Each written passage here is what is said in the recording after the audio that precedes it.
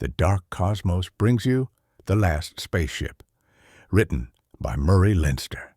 This dystopian science fiction tale was first published in 1949. Strap in, dear cosmonauts, as we begin our dystopian journey. Kim Rendell stood by the propped-up Starshine in the transport hall of the primary museum on Alphen 3. He regarded a placard under the spaceship with a grim and entirely mirthless amusement. He was unshaven and hollow-cheeked. He was even ragged. He was a pariah because he had tried to strike at the very foundation of civilization.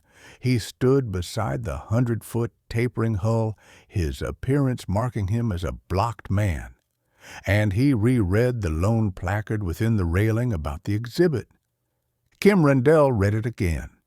He was haggard and hungry. He had been guilty of the most horrifying crime imaginable to a man of his time. But the law would not, of course, allow him or any other man to be coerced by any violence or threat to his personal liberty.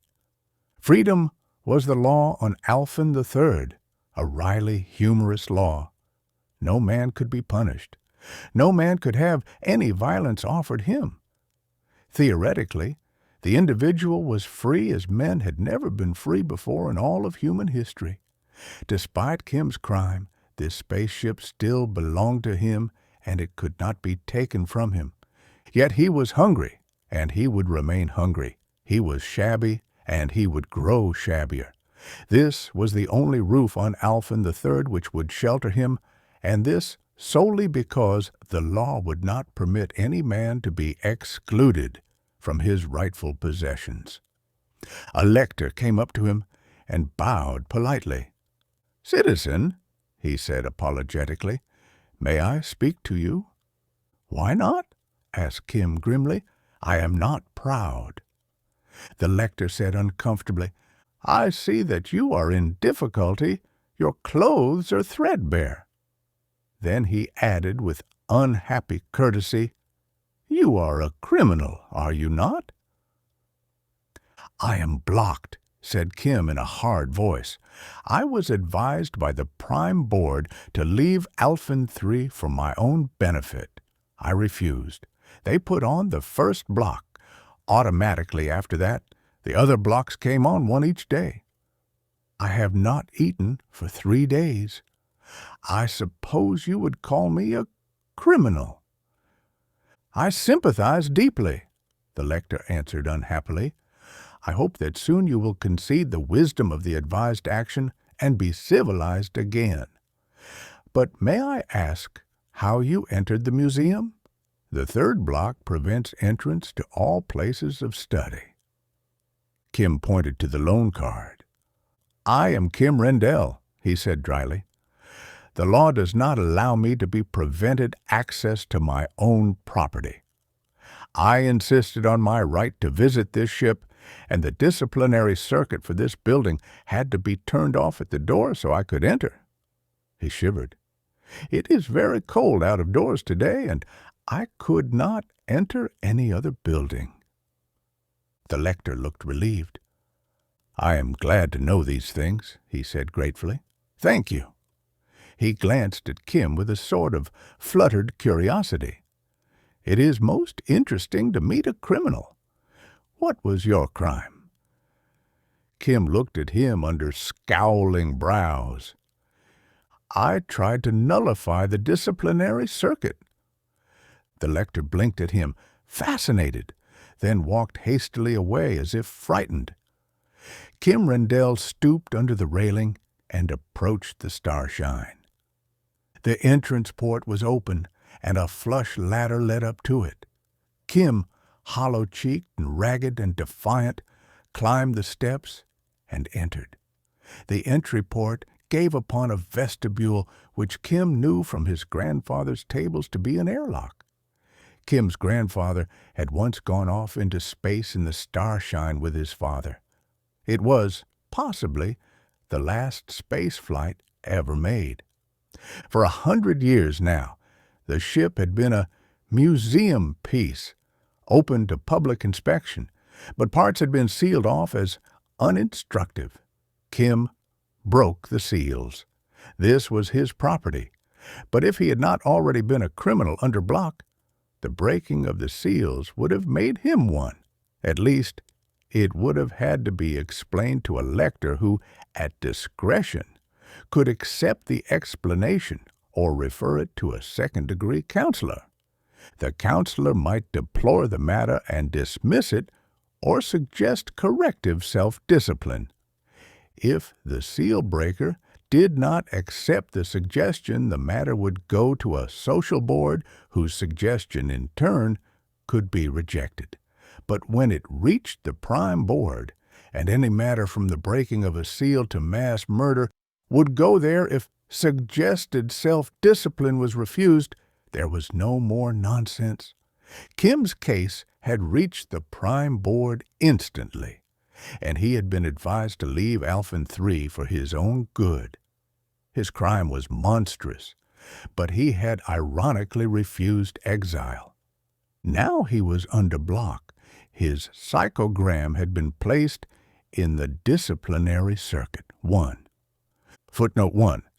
Disciplinary Circuit, the principal instrument of government during the so-called era of perfection in the first galaxy. In early ages, all the functions of government were performed by human beings in person. The electric chair, QY, was possibly the first mechanical device to perform a governmental act, that of the execution of criminals. The disciplinary circuit was a device based upon the discovery of the psychographic patterns of human beings, which permitted the exact identification of any person passing through a neuronic field of the type IX2H, a development which permitted the induction of alternative electric currents in any identified person, made the disciplinary circuit possible. It was first used in prisons, permitting much less supervision of prisoners, see prisons and prisoners, with equal security. Later, because it allowed of an enormous reduction in the personnel of government, all citizens were psychographed. Circuits were set up in all cities of the first galaxy. When a broadcast adaptation became possible, the system was complete. Every citizen was liable to discipline at any time. No offender could hide from government. Wherever he might be, he was subject to punishment focused upon him because of his completely individual psychographic pattern. Worship of efficiency and the obvious reduction in taxes, sea taxes, at first obscured the possibilities of tyranny inherent in such a governmental system. C1, Era of Perfection. 2, Revolts. 3, Ardis. 4, First Galaxy, Reconquest of. For typical developments of government based upon the disciplinary circuit, see articles on Serious Fate, Algol 2, Norton Fears, and the almost unbelievable but authenticated history of government on Vortinda 2. Encyclopedia of History. Volume 24th. Cosmopolis. Second Galaxy. On the first day, he was blocked from the customary complete outfit of new garments, clean, sterile, and of his own choice. These garments normally arrived by his bedside in the carrier, which took away the old ones to be converted back to raw material for the garment machines. On the second day, he could enter no place of public recreation. An attempt to pass the door of any sport field, theater, or concert stadium caused the disciplinary circuit to act. His body began to tingle. He could turn back then. If he persisted, the tingling became more severe. If he was obstinate, it became agony, which continued until he turned back. On the third day, he found it impossible to enter any place of study or labor. The fourth day blocked him from any place where food or drink was served. On the fifth day, his own quarters were barred to him. After 7 days, the city and the planet would be barred. Anywhere he went, his body would tingle gently in the morning, more and more strongly as the day wore on, until the torment became unbearable. Then he would go to the matter transmitter, name his chosen place of exile, and walk off the planet, which was Alphen 3. But it happened that Kim was a matter transmitter technician. It happened that he knew that the disciplinary circuit was tied into the matter transmitter, and blocked men were not sent to destinations of their own choosing. Blocked men automatically went to Ardis, and they did not come back. Ever, behind the sealed-off parts of the spaceship, Kim searched hungrily and worked desperately. Not for food, of course. He had determined to attempt the impossible. He had accomplished only the first step toward it when he felt an infinitesimal tingling all over his body. He stood rigid for a second, and then smiled grimly. He closed the casing of the catalyzer he had examined and worked on. "Just in time," he said. "The merciless brutes."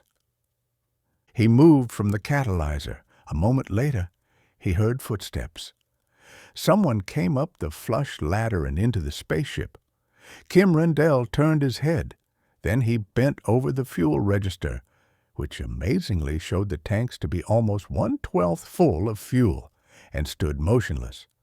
The footsteps moved here and there.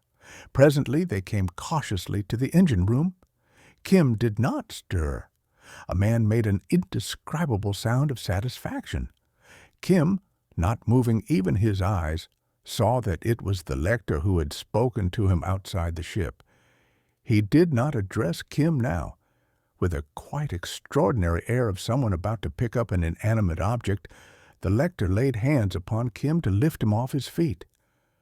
"Citizen," Kim said severely, "what does this mean?" The lector gasped.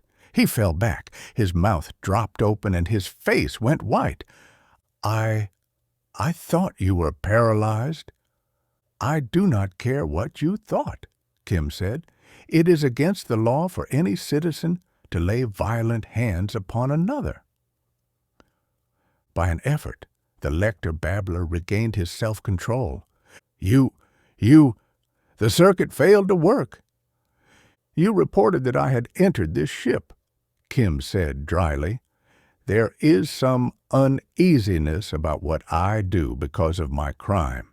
So the circuit was applied to paralyze me, and you were ordered to bring me quietly to the matter transmitter.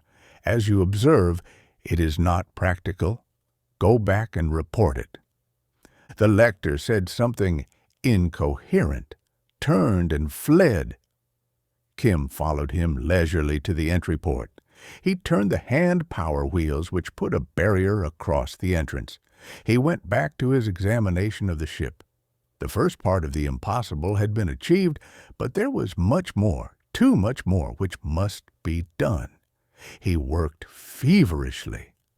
His grandfather had told him many tales of the Starshine.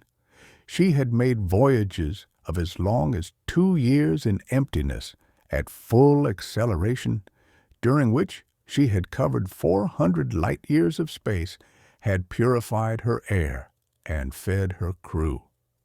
Her tanks could hold fuel for 6 years' drive at full acceleration, and her food synthesizers, primitive as they were by modern standards, could yet produce some 400 foodstuffs from the carbon, hydrogen, nitrogen, and traces of other elements into which almost any organic raw material could be resolved. She was, in fact, one of the last and most useful spaceships ever constructed at the last spaceship yard in existence. She was almost certainly the last ever to be used, but she was only a museum piece now, and her switches were opened and her control cables severed lest visitors to the museum injure her. But Kim's grandfather had lectured him at great length upon her qualities. The old gentleman had had an elderly man's distaste for modern perfectionism. Kim threw switches here and there. He spliced cables wherever he found them cut. He was hungry, and he was gaunt, and he worked with a bitter anticipation of failure. He had been in the museum for almost an hour, and in the ship for half of that, when voices called politely through the barrier grill, "Citizen Kim Rendell, may we enter?" He made sure it was safe, then opened the way. "Enter and welcome, citizens," he said ironically, in the prescribed formula. But his hands were clenched, and he was all ready to fight for his life. Slowly, the prime board of Alphen III filed up the flush ladder and into the cabin of the Starshine. There was Malby, who looked like an elderly sheep. There was Ponta, who rather resembled an immature frog. There was Shimlo, who did not look like anything but an advanced case of benevolent imbecility, and Bert, who at least looked intelligent and whom Kim Rendell hated with a corrosive hatred. "Greeting, citizen," Malby said. Even his voice had a bleating quality. "Despite your crime, we have broken all precedent to come and reason with you. You are not mad, yet you act like a madman." Kim grinned savagely at him. "Come now. I found a material that changes a man's psychogram so he's immune to the disciplinary circuit. I was immune to discipline, so you four had me seized and my little amulet taken away from me. And then you sealed up every other bit of that material on the planet. Not so?" "Naturally," Bert said pleasantly. "The disciplinary circuit is the basis of civilization nowadays. All discipline, and hence all civilization, would cease if the circuit were nullified. Naturally, you must be disposed of. But carefully, so if there is anyone who shares my secret, he'll be betrayed by trying to help me," said Kim. "And quietly, too, so those amiable sheep, my fellow citizens, won't suspect there's anything wrong. They don't realize that they're slaves. They don't know of your pleasure palaces on the other side of the planet. They don't realize that when you take a fancy to a woman and she's blocked in her quarters until she's hysterical with fear and loneliness, you advise her to take psychological treatments which make her a submissive inmate of the harems you keep there. They don't know what happens to men you put under block for being too inquisitive about those women and who enter the matter transmitter for exile." Bert looked mildly inquiring. "What does happen to them?" "AIDS," Kim said furiously.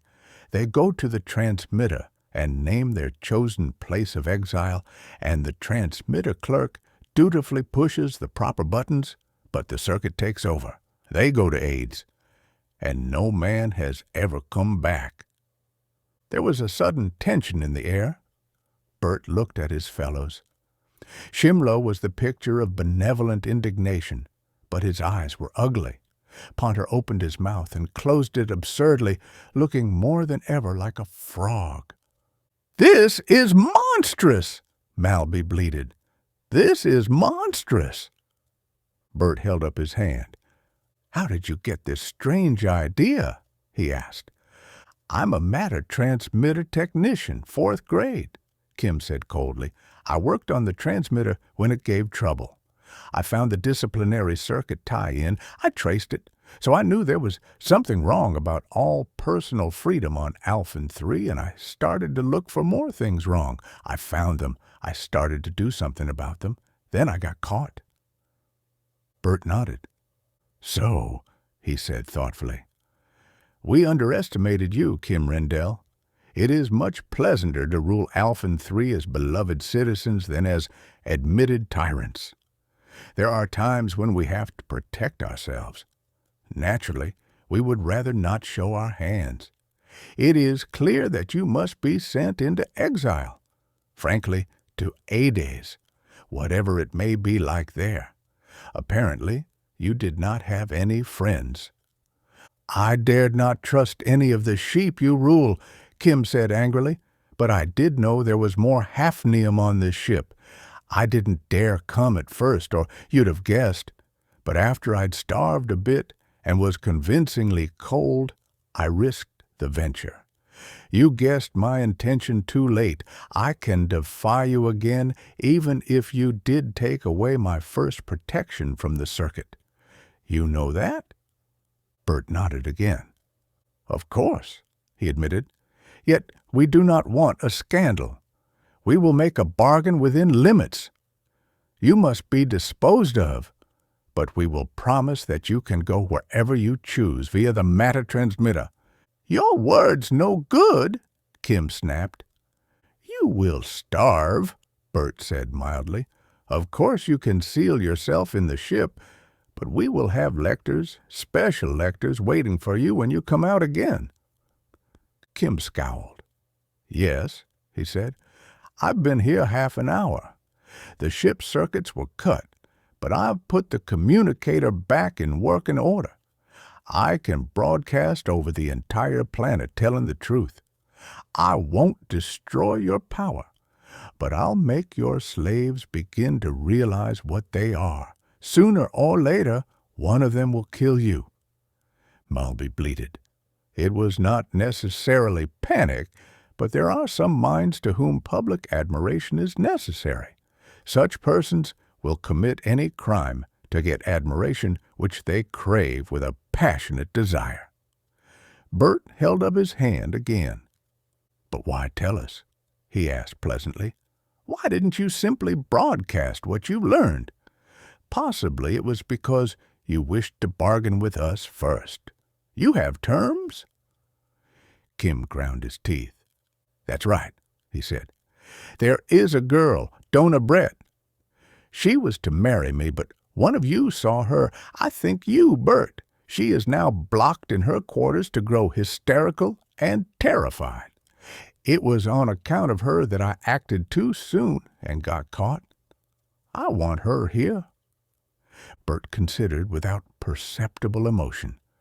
She is quite pretty, but there are others, he said in his detached way. If we send her, you will not broadcast? I'll kill her and myself, Kim said. It's apparently the only service I can do her. Get out now.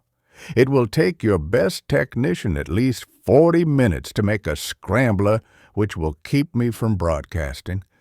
I'll give you 20 minutes to get her to me. I'll talk to all the planet if she isn't here. Bert shrugged. Almost. I overestimated you, he said mildly. I thought you had an actual plan. Very well. She will come. But if I were you, I would not delay my suicide. Bert's eyes gleamed for an instant. Then he went out, followed by the others. Kim worked the controls which sealed the ship. He got feverishly to work again.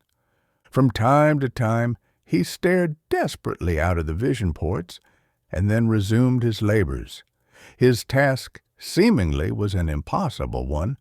The Starshine had been made into a mere museum exhibit. It was complete, but Kim's knowledge was inadequate and his time far too short. 18 minutes passed before he saw Dona. She stood quietly beside the railing outside the spaceship, alone and quite pale. He opened the outer airlock door. She came up.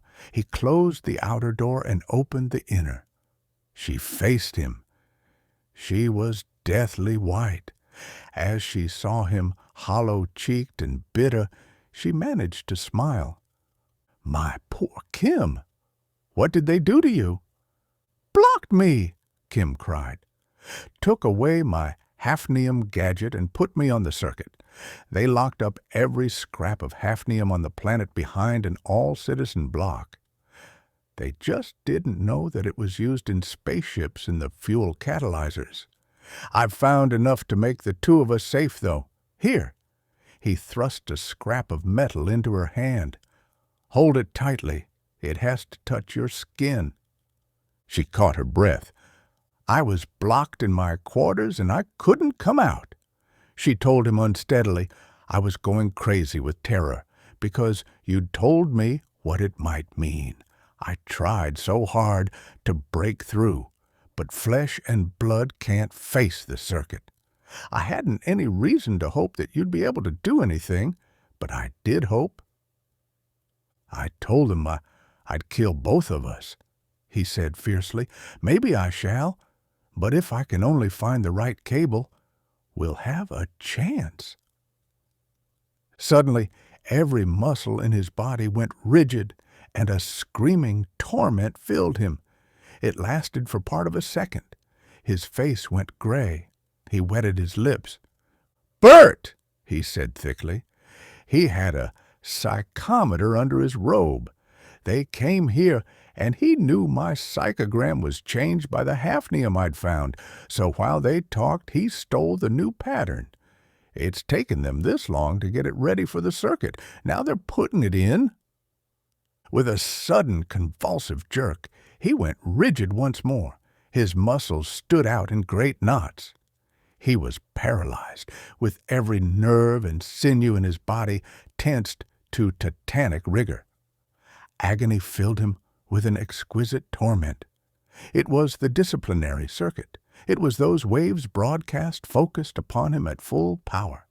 They would have found him anywhere upon the planet, and their torment was unspeakable. Dona sobbed suddenly. "Kim!" she cried desperately. "I know you can hear me.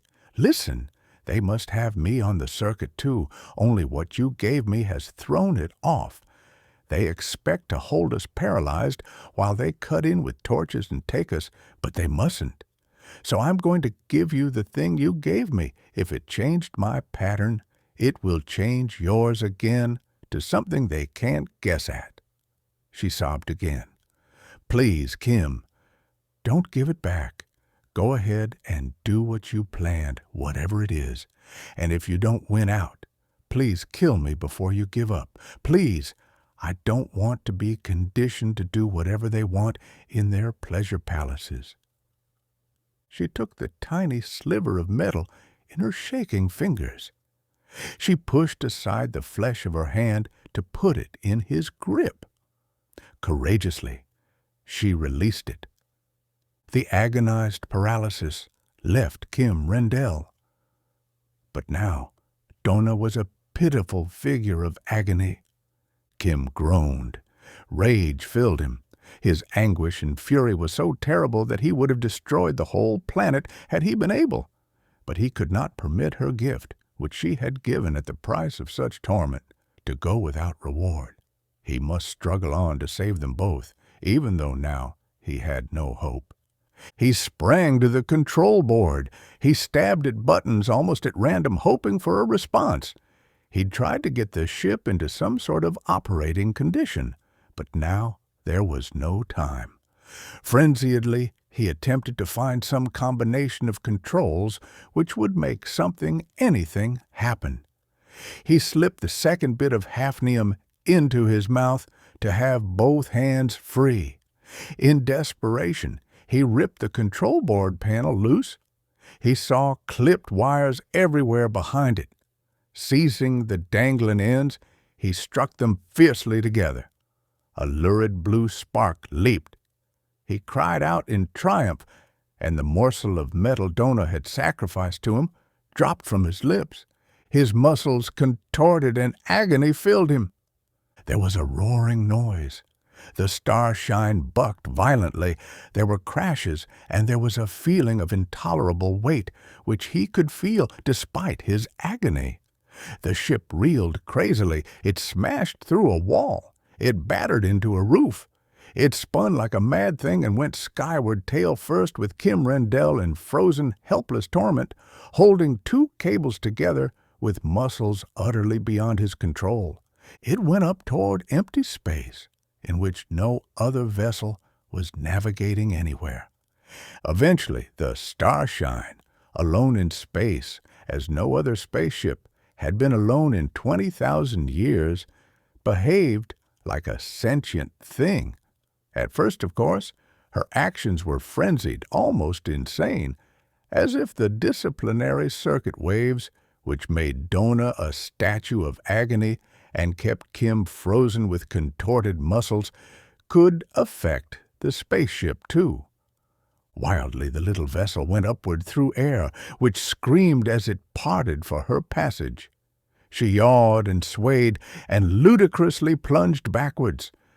The screaming of the air rose to a shriek, and then to a high, thin whistle, and then ceased altogether.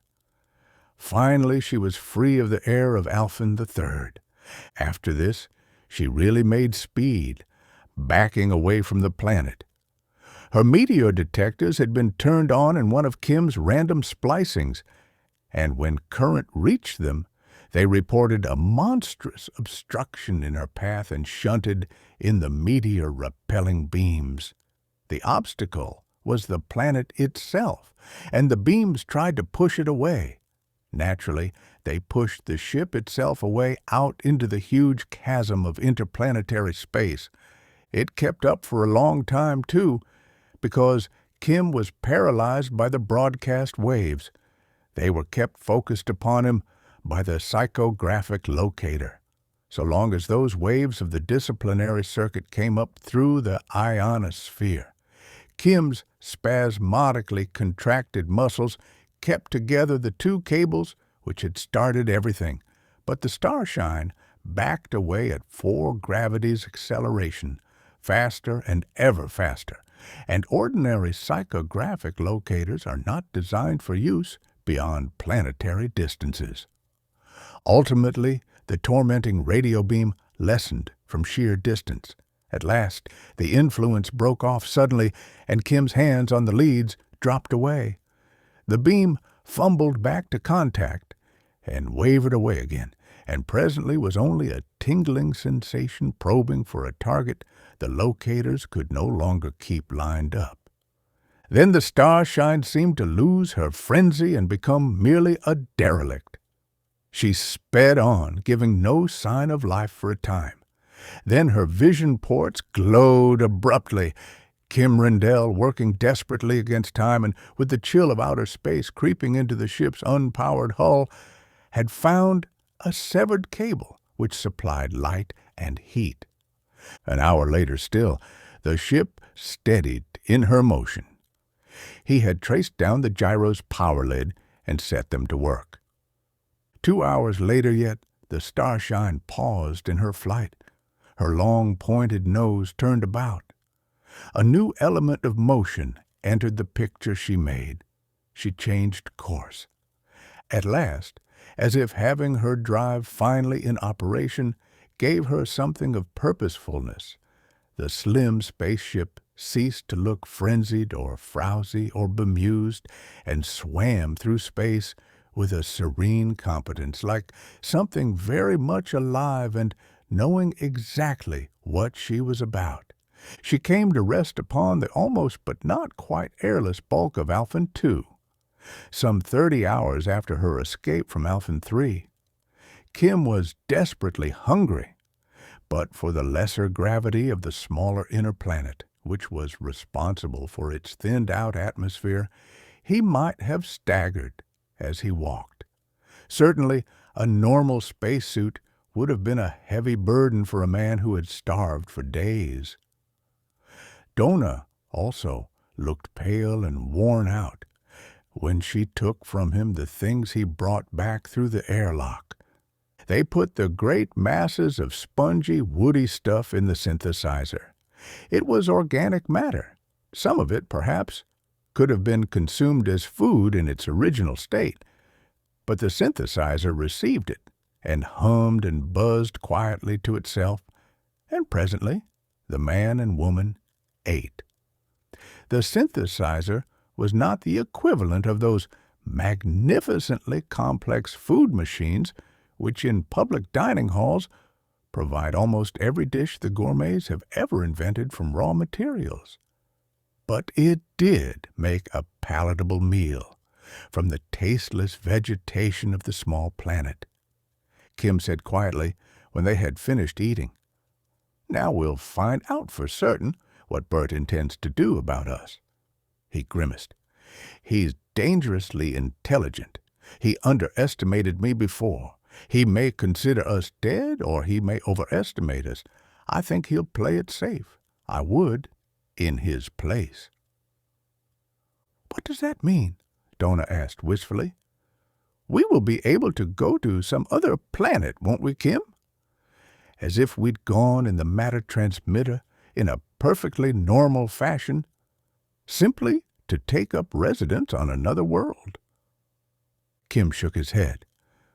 "I'm beginning to doubt it," he said slowly. "The discovery that with a bit of hafnium a man can change his psychographic pattern is high explosive.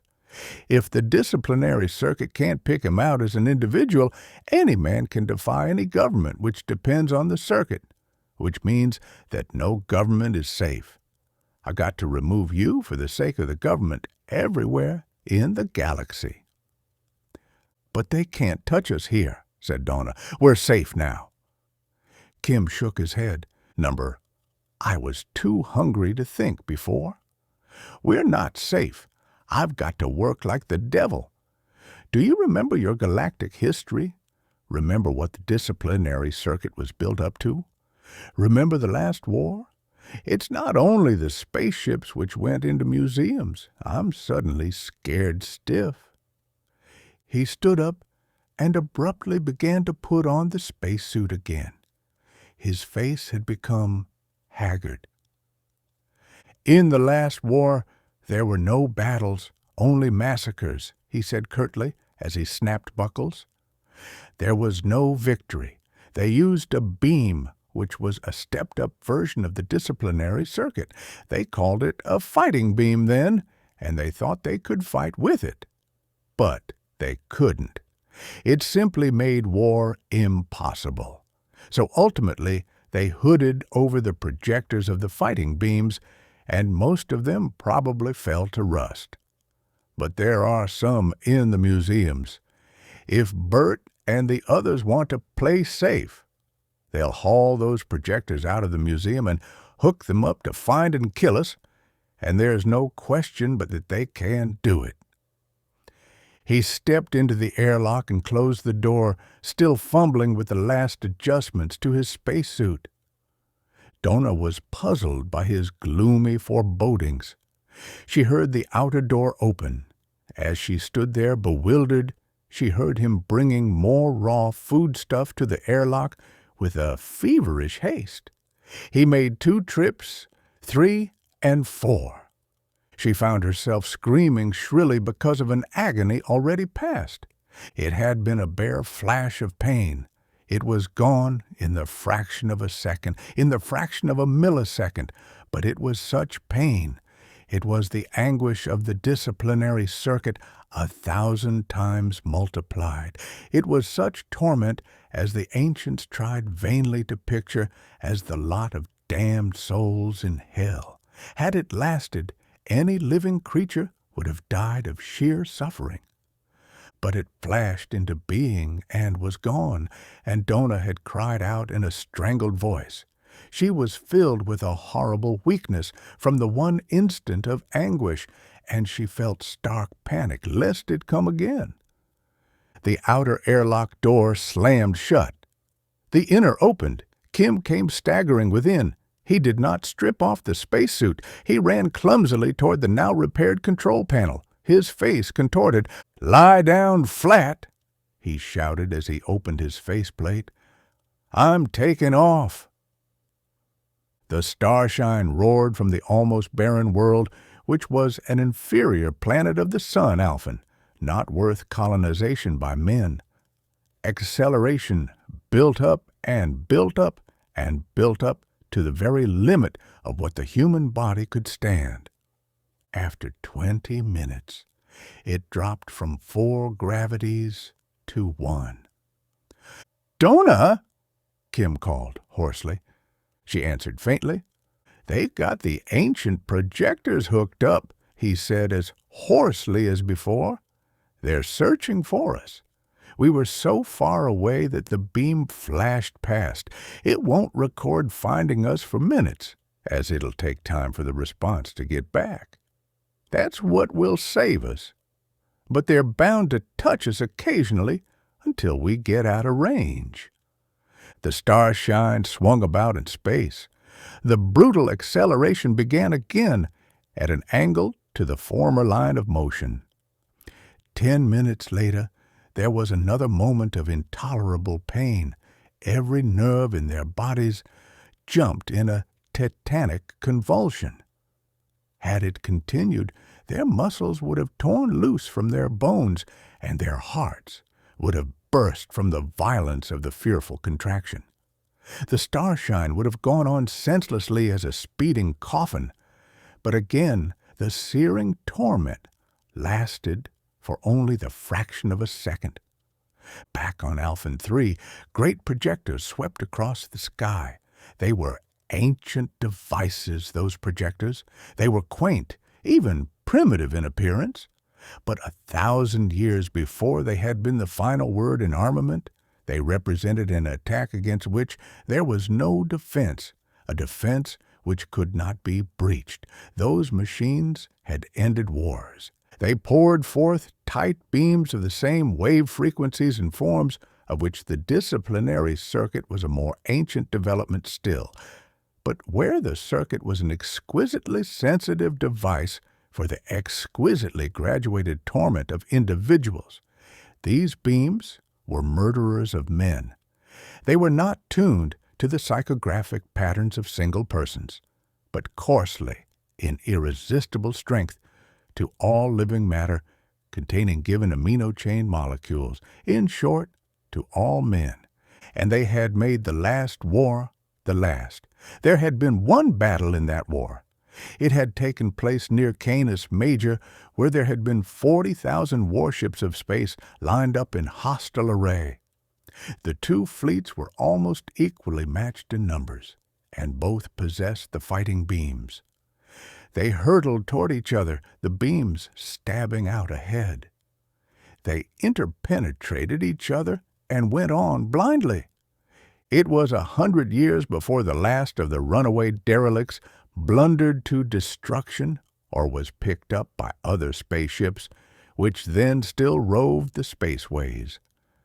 Because there was no defense against the fighting beams, which were aimed by electronic devices, a ship did not cease to fight when its crew was dead, and every crew had died when a fighting beam lingered briefly on their ship. There was not one single survivor of the Battle of Canis Major. The fleets plunged at each other, and every living thing in both fleets had perished instantly. Thereafter, the empty ships fought on as robots against all other ships. So there were no more wars. For 200 years after that battle, the planets of the galaxy continued to mount their projectors and keep their detector screens out. But war had defeated itself. There could be no victories, but only joint suicides. There could be no conquests, because even a depopulated planet's projectors would still destroy all life in any approaching spaceship for as many years as the projectors were powered for. But in time, more especially after matter transmitters had made spacecraft useless, they were forgotten, all but those which went into museums for the instruction of the young. These resuscitated weapons were now at work to find and kill Kim and Dona. In a sense, it was like trying to kill flies with a 16-inch gun. The difficulties of aiming were extreme. To set up a detector field and neutralize it would take time and skill which were not available. So the beams swept through great arcs, with operators watching for signs of contact. It was long minutes after the first contact before the instruments on the projectors recorded it, because the news could only go back at the speed of light. Then the projectors had to retrace their path, and the Starshine had moved. The beams had to fumble blindly for the fugitives, and they told of each touch but only after it occurred, and Kim struggled to make his course unpredictable. In 10 hours, the beam struck 4 times only, because Kim changed course and acceleration so fiercely and so frequently that a contact could only be a matter of chance. Then for a long time, there was no touch at all. In 2 days, Alphen, the sun, had dwindled until it was merely the brightest of the stars, with a barely perceptible disk. On the 3rd day, the beam found them yet again, and Dona burst into hysterical sobs. But it was not really bad this time. There is a limit to the distance to which a tight beam can be held together in space by technicians who have no space experience and instinctive know-how. Within hours after this 5th contact, Kim Rendell found the last key break in the control cables of the ship and was able to throw on the overdrive, by which the Starshine fled from Alphen at 200 times the speed of light. Then, of course, they were safe. Even had the beam of agony been trained directly upon the ship, it could not have overtaken them. But Dona was a bundle of shrinking nerves when it was over, and Kim raged as he looked at her scared eyes. "I know," she said unsteadily, when he had her in the control room to look at the cosmos as it appeared at faster-than-light speed. "I know I'm silly, Kim. It can't hurt us any more. We're going to another solar system entirely. They won't know anything about us. We're all right, quite all right, but I'm just all in little pieces." With somber brow, Kim stared at the vision plates about him. The universe, as seen at 200 light speeds, was not a reassuring sight. All stars behind had vanished. All those on either hand were dimmed to near invisibility.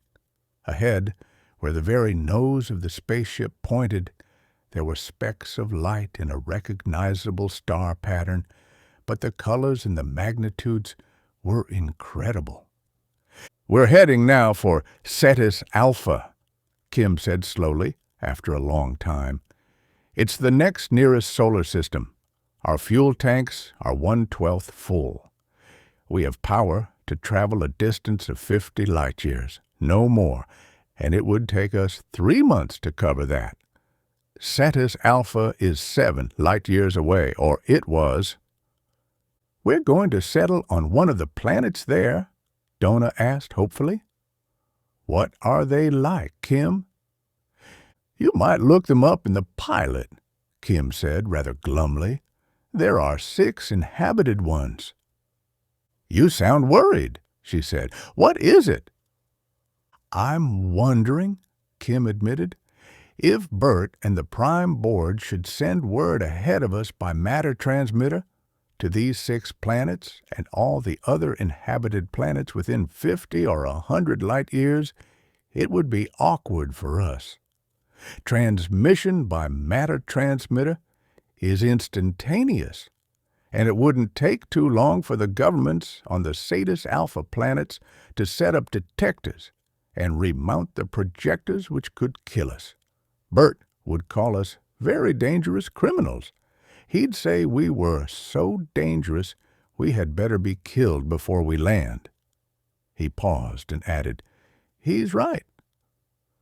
I don't see why they should do anything so cruel." "We've struck at the foundation of government," Kim said savagely. "On Alphen 3, there's a pretense that all men are free, and we know it's a lie. But on the other planets, they don't even pretend. On Lore 4, they have a king. On Markov 2, the citizens wear collars of metal, slave collars, and members of the aristocracy have the right to murder social inferiors at pleasure. On Andromeda 9, the Disciplinary Circuit, and so the government, is in the hands of a bloodthirsty lunatic. The circuit backs all governments alike, the supposedly free and the frankly despotic governments impartially. We're a danger to all of them. Even a decent government, if there is one, would dread having its citizens able to defy the circuit. Yet in 10 words I can tell how to nullify the one instrument on which all government is based. Once that knowledge gets loose, nothing can suppress it." Dona sighed. "I was hoping we could go someplace where we would be safe," she said. "Isn't there any such place?" Kim's laugh was bitter. "I wonder if there's any place where we can be free," he said. "I planned big, Dona, but it didn't work out. There wasn't another man on Alphen 3 who wanted to be free as much as I did. I'd about decided that just the two of us would put on protectors and journey from one planet to another in search of freedom. But then Bert saw you, and you were locked up, so you go frantic with fear and loneliness. Later, they'd have given you a psychological conditioning to cure you of terror, and sent you away to Bert's pleasure palace." "Why didn't you take me away before Bert saw me?" she asked. "Why did you wait?" Kim groaned. "Because I wasn't ready. When I realized the danger, I tried to get you, and I was caught. They found out what I had, and everything became hopeless. They put me on block to see if anyone would try to befriend me, but I hadn't any friends. I didn't know anyone else who wouldn't have been frightened if I'd told him he was a slave. I threatened the Prime Board with a broadcast, but I'm afraid nobody would have believed me." "It all happened because of me," Dona said. "Forget what I said about wanting to be safe, Kim.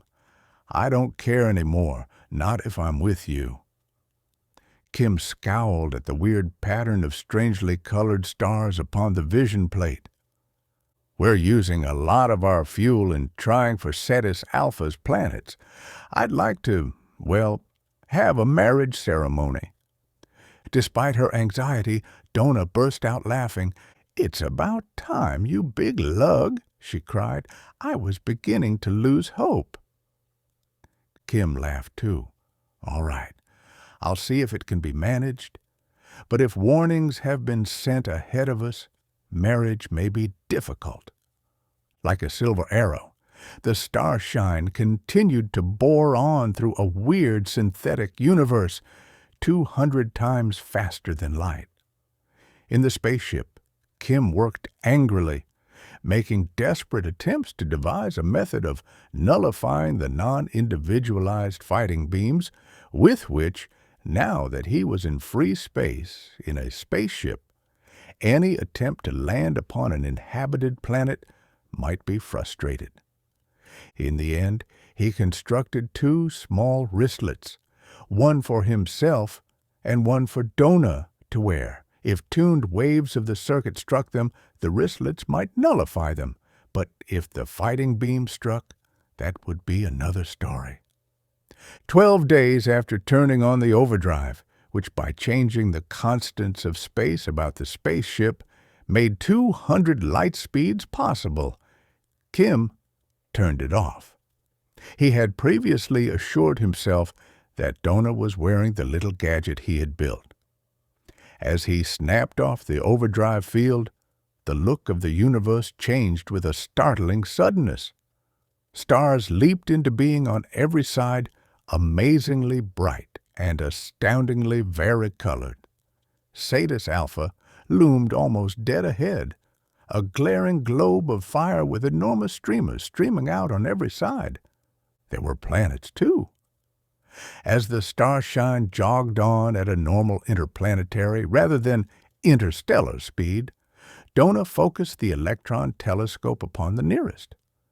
It was a great round disk with polar ice caps and extraordinarily interconnected seas, so that there were innumerable small continents distributed everywhere.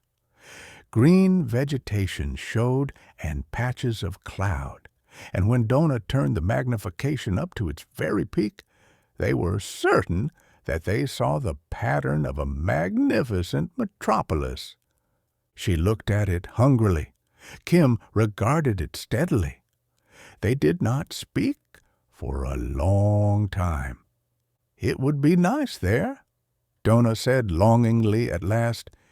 "Do you think we can land, Kim?" "We're going to try," he told her. But they didn't. They were 40 million miles away when a sudden, overwhelming anguish smote them both. All the universe ceased to be.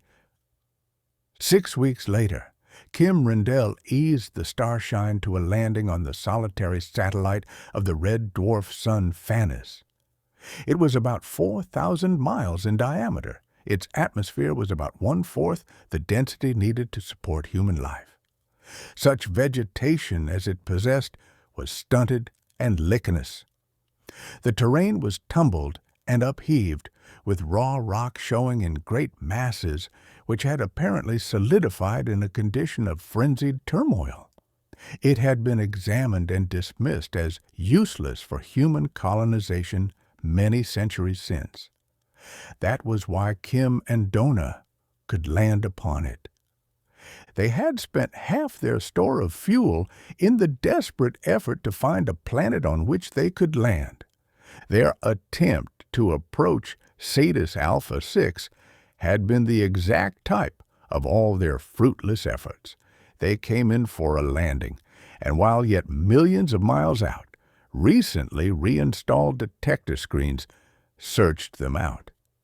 Newly stepped-up long-distance psychographic finders had identified the Starshine as containing living human beings. Then projectors taken out of museums had hurled at them the deadly pain beams which had made war futile 1,000 years before. They might have died within 1 second from the bursting of their hearts and the convulsive rupture of every muscular anchorage to every bone, except for one thing. Kim's contrived wristlets had saved them. The wristlets, plus a relay on a set of controls to throw the Starshine into overdrive travel through space. The wristlets contained a morsel of hafnium, so that any previous psychographic record of them as individuals would no longer check with the psychogram a search beam would encounter. But also, on the first instant of convulsive contraction of muscles beneath the wristlets, they emitted a frantic, tiny signal. That signal kicked over the control relay. The Starshine flung itself into overdrive escape, faster than light, faster than the pain beams could follow. They had suffered, of course, horribly. But the pain beams could not play upon them or more than the 1/10 of a millisecond before the Starshine vanished into faster-than-light escape. They had tried each of the 6 planets of Cetus Alpha. They had gone rather desperately to Cetus Gamma, with 4 inhabited planets, and Serene, with 3. Then the inroads on their scant fuel supply and their dwindling store of vegetation from Alphen 2 made them accept defeat. The massed volumes of the galactic pilot for this sector, age-yellowed, brittle volumes now, had told them of vegetation on the useless planet of the dwarf star Phanis. They came to it. Kim was stunned and bitter, and they landed. After the ship had settled down in a weird valley with fantastic overhanging cliffs and a frozen small waterfall nearby, the 2 of them went outside. They wore spacesuits, of course, because of the extreme thinness of the air. "I suppose we can call this home now," Kim said bitterly. It was night. The sky was cloudless, and all the stars of the galaxy looked down upon them as they stood in the biting cold. His voice went by a space phone to the helmet of Dona by his side. "I guess I can stand it if you can, Kim," she said quietly. "We've got fuel for 6 weeks' drive," he said ironically. "That means we can go to any place within 25 light years. We've tried every solar system in that range. They're all warned against us. They all had their projectors in operation. We couldn't land. and we'd have starved unless we got to some new material for the synthesizer. This was the only place we could land on, so we have to stand it, if we stand anything." Dona was silent for a little while. "We've got each other, Kim," she said slowly. "For a limited time," he said. "If we use our fuel only for heat and to run the synthesizer for food, it will probably last several years, but ultimately it will run out, and we'll die." "Are you sorry you threw away everything for me, Kim?" asked Dona. "I'm not sorry I'm with you. I'd rather be with you for a little while and then die. Certainly death is better than what I've faced." Kim made a furious gesture. "It's recognized everywhere that the population of a planet has the right to make all the laws of that planet. We are the population here. We could be married by our own act. But suppose we had children. When our fuel gives out, they'd die with us. I think we'd go mad anticipating that. We can't even have each other. We're imprisoned here as they used to imprison criminals. For life. We can have no hope. There is nothing we can work at. We can't even try to do anything." He clenched his hands inside his space gloves. Dona looked at him. "Are you going to give up, Kim?" "Give up what?" Then he said bitterly, "No, Dona. I'm going to find some excuse for hoping, some lie I can tell myself, but I'll know I'm simply trying to deceive myself." There was a long silence, hopelessness, futility. "I've been thinking, Kim," Dona said softly at last. "There are 300 million inhabited planets.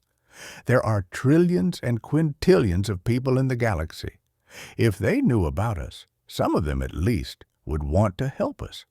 There are some, probably, who'd hope we could help them.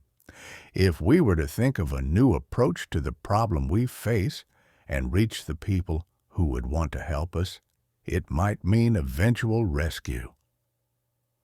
"Signals travel at the speed of light," Kim said. "We'd be dead long before even a tight beam signal could reach another star cluster if there were anybody there to receive or act on it. But there aren't any spaceships except the Starshine. It was the last ship used in the galaxy," Dona said stoutly. "We've been regarding our predicament as if it were unique, as if nobody else in the universe wanted to be free, as if there was only one problem, ours. I heard a story once, Kim. It was about a man who had to carry a certain particular grain of dust to another place. A silly story, of course, but this was the top grain in a dust pile. The man tried to find something that would pick up the one grain of dust and something that would hold it quite safe, but he couldn't solve the problem. There wasn't any box that would hold a single grain of dust. He couldn't even pick up a solitary dust grain. And how could he carry it if he couldn't pick it up? "That's a fable," Kim said harshly. "There's a moral?" Dona smiled. "Yes," she said. "There is. He picked up the dust grain with a shovel. He picked up a lot of others too, but that didn't matter. And he could find a box to hold 100,000 dust grains when he couldn't find a box to hold one." Kim was silent. Dona nodded and smiled at him. There was silence. The bright, many-colored stars overhead moved perceptibly toward what would be called the west by age-old custom. Weird shapes of frozen rock loomed above the spaceship, and the starlight glimmered up on thin hoar frost which settled everywhere upon this small planet in the dark hours. Kim stirred suddenly and was still again. Dona continued to watch him. She could not see his face, but it seemed to her that he stood straighter somehow. Then, suddenly, he spoke gruffly. "Let's go back in the ship," he said. "Spacesuits are admirable inventions, Dona, but they have limitations. I can't kiss you through a space helmet." He did not wait until they were out of the airlock, and she clung to him. Then he grinned for the first time in many days. "My dear," he said contentedly, "not only are you the best-looking female I ever saw, but you've got brains. Now watch me." "What are you going to do?" she asked breathlessly. "Too much to waste time talking about it," he told her. "Want to help? Look up Ardis in the pilot. I had completely forgotten I was a matter transmitter technician." He kissed her again, exuberantly, and strode for the Starshine record room, shedding the parts of his spacesuit as he went. He pulled down the microfilm reels covering the ship's construction and zestfully set to work to review them, making notes and sketches from time to time. The reels, of course, contained not only the complete working drawings of the entire ship, showing every bolt and rivet, but also every moving part in stereoscopic relationship to its fellows, with full data, so that no possible breakdown could take place without full information being available for its repair. Dona watched him furtively as she began the tedious task of hunting through the galactic pilot of this sector, 200-odd volumes, for even a stray reference to the planet Ardis. Ultimately, she did find Ardis mentioned, not in the bound volumes of the pilot, but in the microfilm abbreviated Galactic Directory. Ardis rated just 3 lines of type: its space coordinates, the spectral type of its sun, a climate-atmosphere symbol which indicated that 3/4 of its surface experienced subarctic conditions, and the memo, its borderline habitability, caused it to be chosen as a penal colony at a very early date. Landing upon it is forbidden under all circumstances.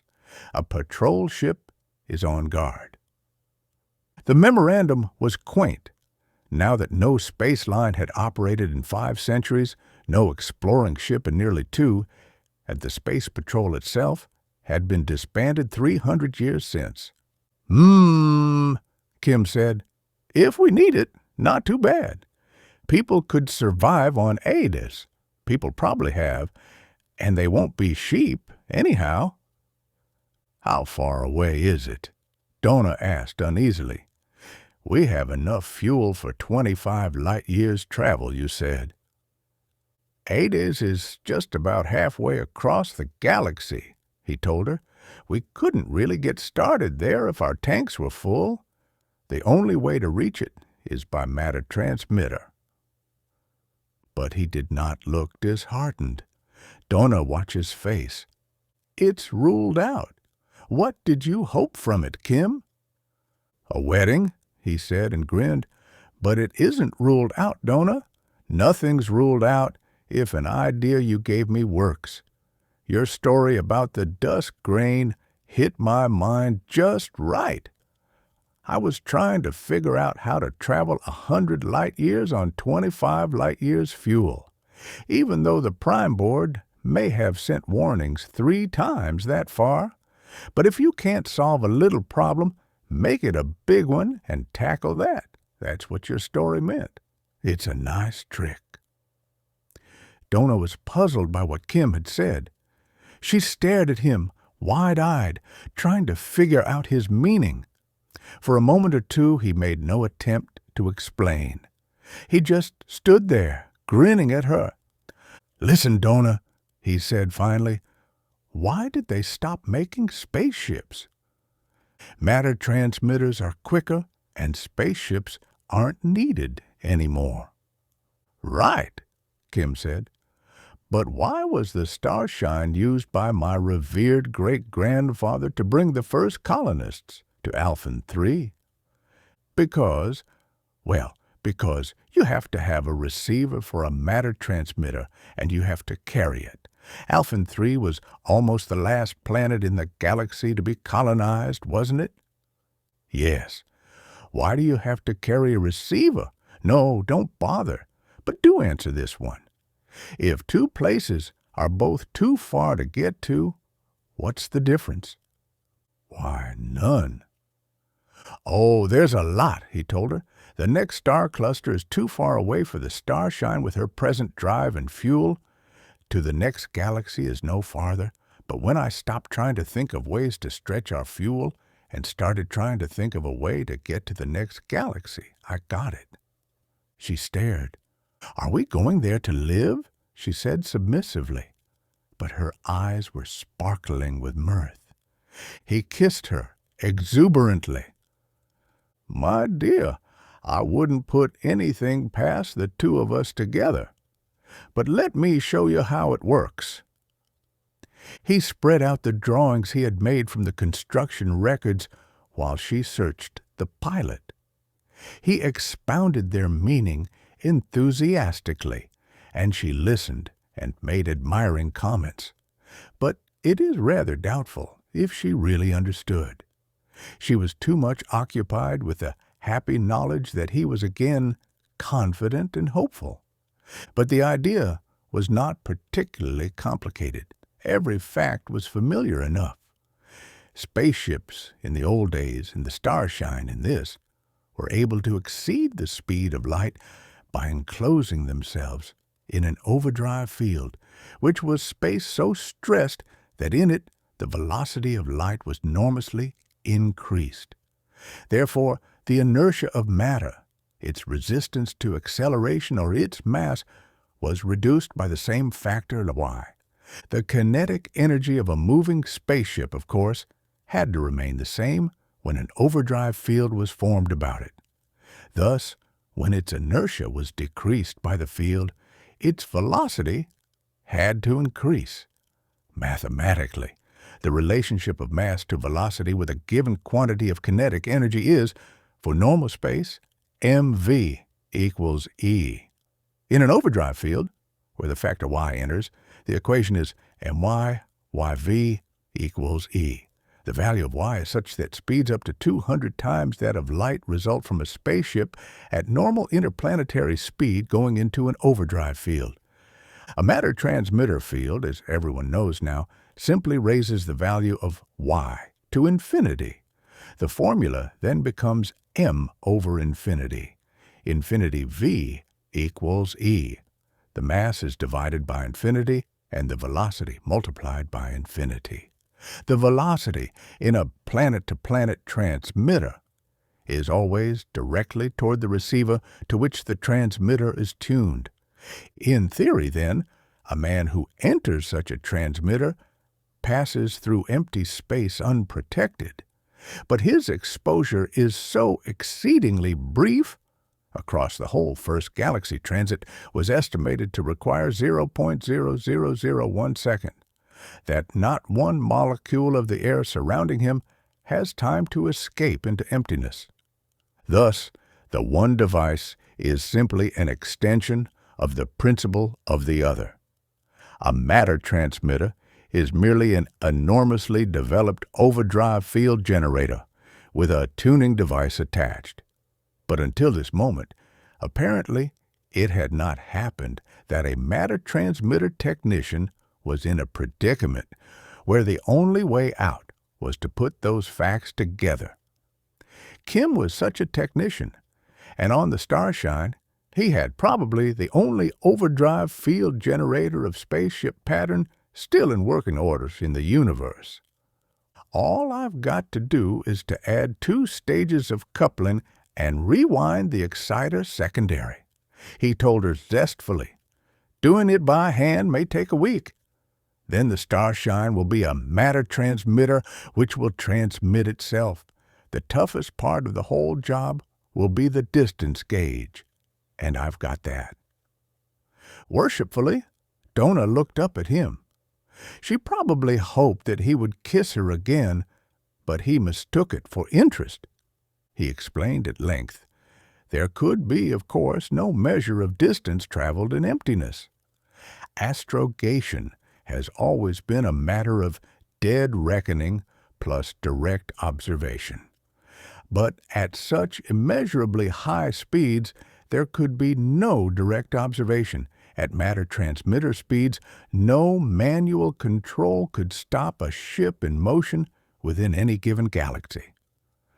So Kim had planned a photo gauge, which would throw off the transmitter field when a specific amount of radiation had reached it. At thousands of light speeds, the radiation impinging on the bow of a ship would equal in seconds the normal reception of years. When a specific total of radiation had struck it, a relay would cut off the drive field. Among other features, such a control would make it impossible for a speeding ship to venture too close to a sun. Kim set joyously to work to make 3 changes in the overdrive circuit and to build a radiation-operated relay. Outside the spaceship, the sky turned deep purple. Presently, the dull red sun arose, and the white hoarfrost melted and glistened wetly, and most of it evaporated in a thin white mist. The frozen waterfall dripped and dripped, and presently flowed freely. The lichenous plants rippled and stirred in the thin, chill winds that blew over the small planet, and even animals appeared, stupid and sluggish things, which lived upon the lichens. Hours passed. The dull red sun sank low and vanished. The little waterfall flowed more and more slowly, and at last ceased altogether. The sky became a deep, dense black, and multitudes of stars shone down on the grounded spaceship. It was a small, starved world, this planet, swinging in lonely isolation around a burned-out sun. About it lay the galaxy, in which were 300 million inhabited worlds, circling brighter, hotter, much more splendid stars. But the starveling little planet was the only place in all the galaxy, save one, where no disciplinary circuit held the human race in slavery. Nothing happened visibly upon the planet during many days. There were nights in which the hoar-frost glistened whitely, and days in which the frozen waterfall thawed and splashed valiantly. The sluggish, stupid animals ignored the spaceship. It was motionless, and they took it for a rock. Only twice did its 2 occupants emerge to gather the vegetation which was raw material for their food synthesizer. On the second expedition, Kim seized upon an animal to add to the larder, but its helpless, futile struggles somehow disgusted him. He let it go. "I prefer test tube meat," he said distastefully. "We've food enough anyhow for a long, long time. At worst, we can always come back for more." They went into the ship and stored the vegetable matter in the synthesizer bins. They returned, then, to the control room. "I think it's right," Kim said soberly as he took the seat before the control panel. "But nobody ever knows. Maybe we have a spaceship now which makes matter transmitters absurd.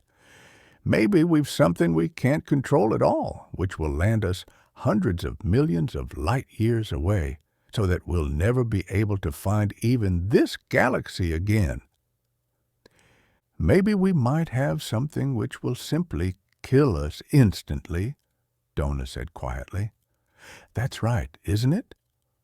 He nodded. "When I push this button, we find out." She put her hand over his. She bent over and kissed him.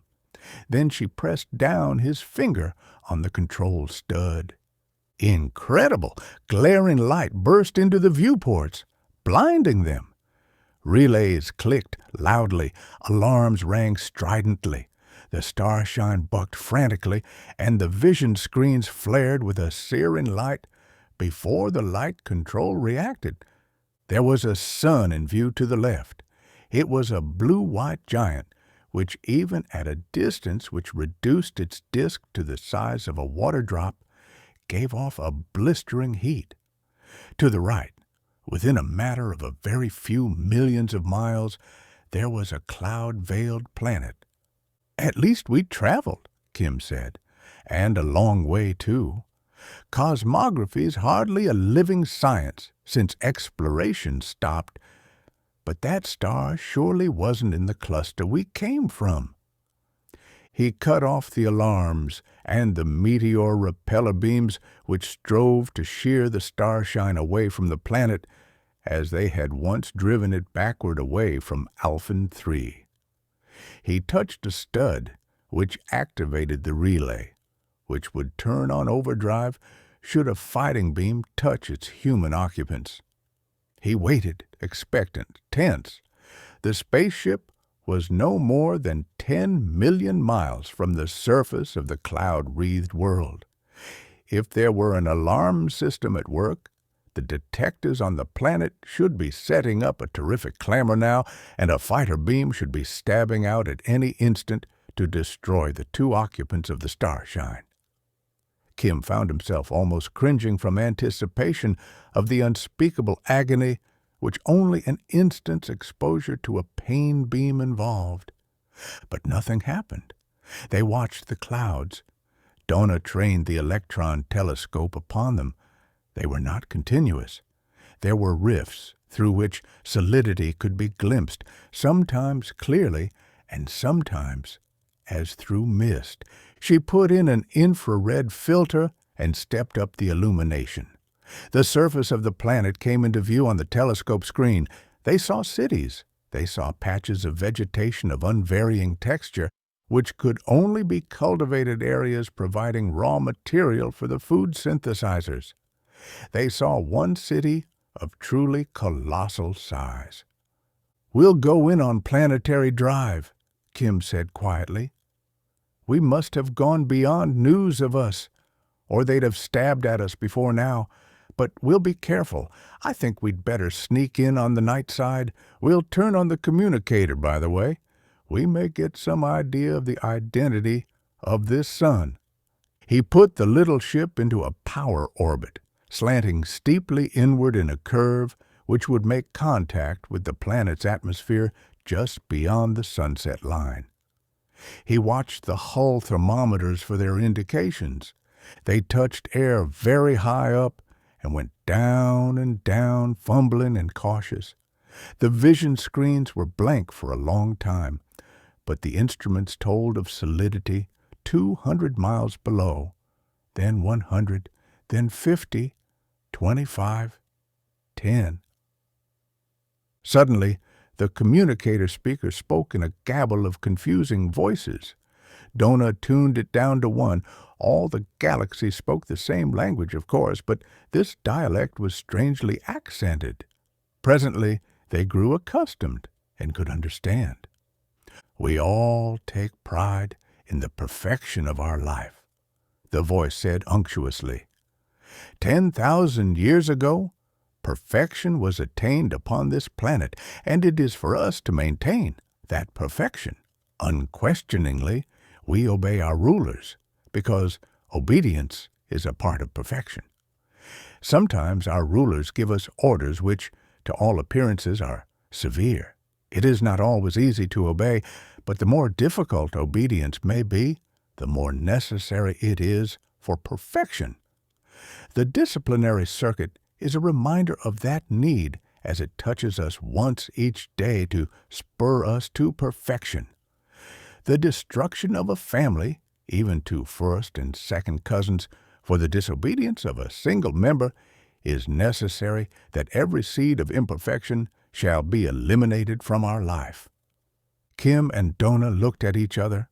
Dona turned to another of the voices. "People of Uvan." The tones were harsh and arrogant.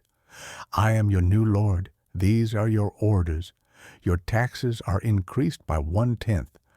I require absolute obedience not only to myself, but to my guards.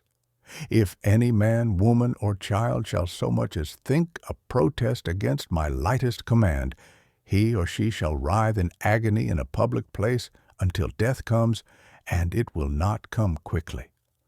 Before my guards you will kneel. Before my personal attendants, you will prostrate yourselves, not daring to lift your eyes.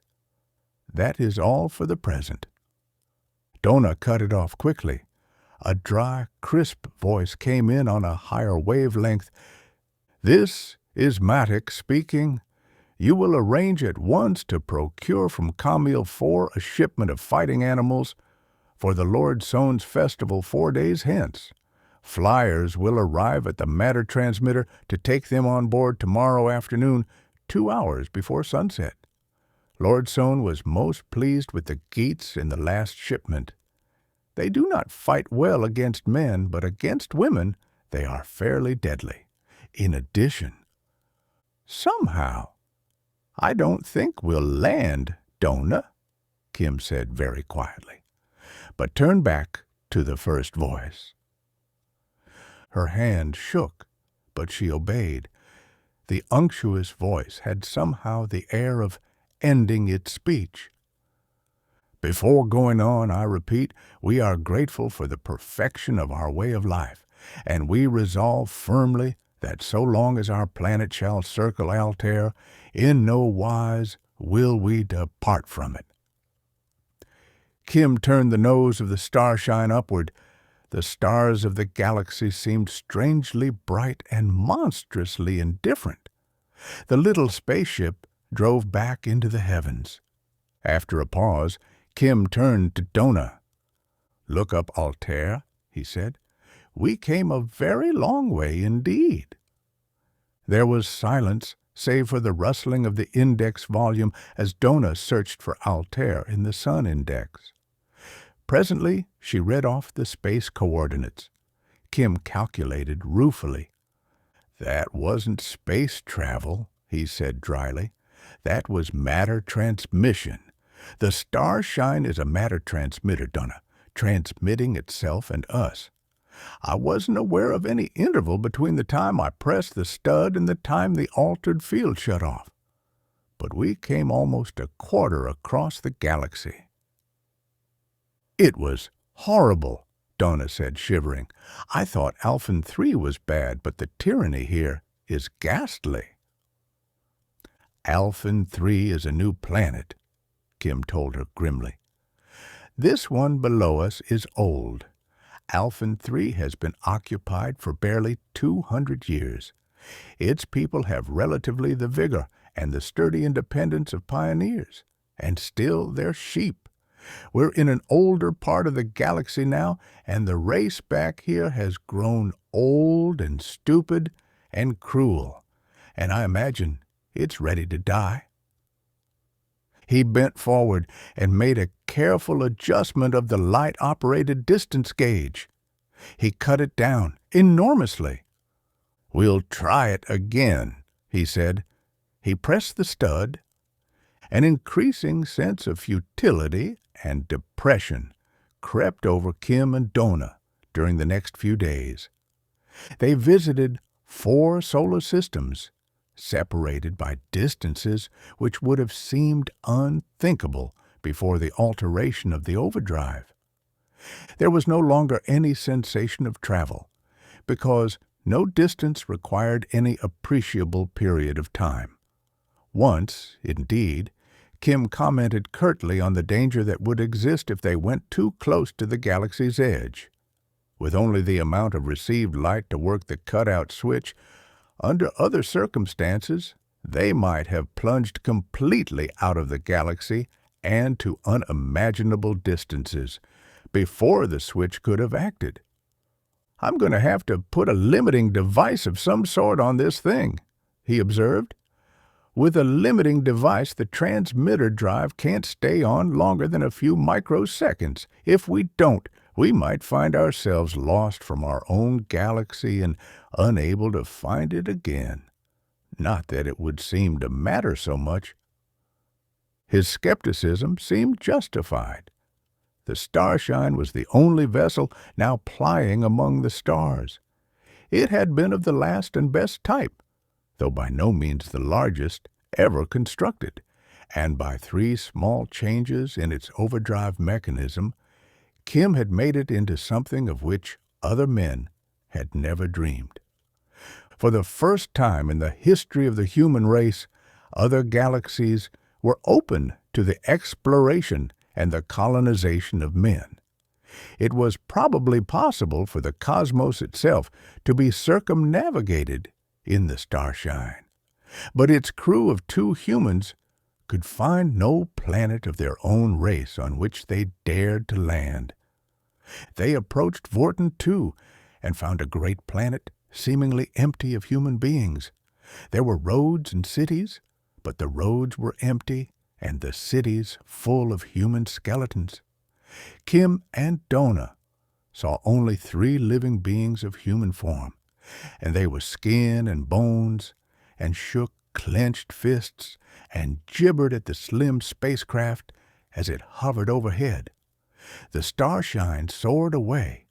It hovered over Macabre 6, and there were towers which had been powerhouses rusting into ruin, and human beings naked and chained, pulling plows while other human beings flourished whips behind them. The great metropolis where the matter transmitter should have been was ruins. Unquestionably, the matter transmitter here had been destroyed, and the planet was cut off from the rest of civilization.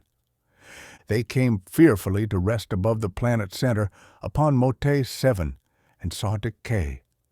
The people reveled in the streets, but listlessly, and the communicator brought only barbarous sensual music and howled songs of a beastliness that was impossible to describe. The vessel actually touched ground upon Zan and Vipperkim, and Dona actually talked to 2 citizens. But those folk were blank-faced and dull. Yet what they told Kim and Dona apathetically, in response to questioning, was so disheartening that Dona impulsively offered to take them away. But the 2 citizens were frightened at the idea. They fled when Dona would have urged them. Out in clear space again, on interplanetary drive, Kim looked at Dona with brooding eyes. "It looks as if we can't find a home, Dona," he said quietly. "The human race is finished. We completed a job, we humans. We conquered a galaxy and we occupied it, and the job was done. Then we went downhill. You and I, we came from the newest planet of all, and we didn't fit. We're criminals there, but the older planets like these are indescribably horrible." He stopped and asked wryly, "What shall we do, Dona? I'd have liked a wedding ceremony. But what are we going to do?" Dona smiled at him. "There's one place yet. The Prime Board called us criminals. Let's look up the criminals on Ardis. Maybe, and it's just possible, people who have mustered energy and independence enough to commit political crimes would be bearable. If we don't find anything there, why, we'll go to another galaxy, choose a planet, and settle down. And I promise I won't be sorry, Kim."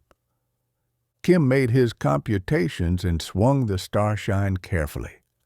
He was able to center the course of the spaceship with absolute precision upon the sun around which Ades circled slowly in lonely majesty. He pressed the matter transmission stud, and the alarm bells rang stridently, and there was the sun and the planet Ades barely 500,000 miles from their starting point. It was not a large planet, and there was much ice and snow. The electron telescope showed no monster cities either, but there were settlements of a size that could be picked out.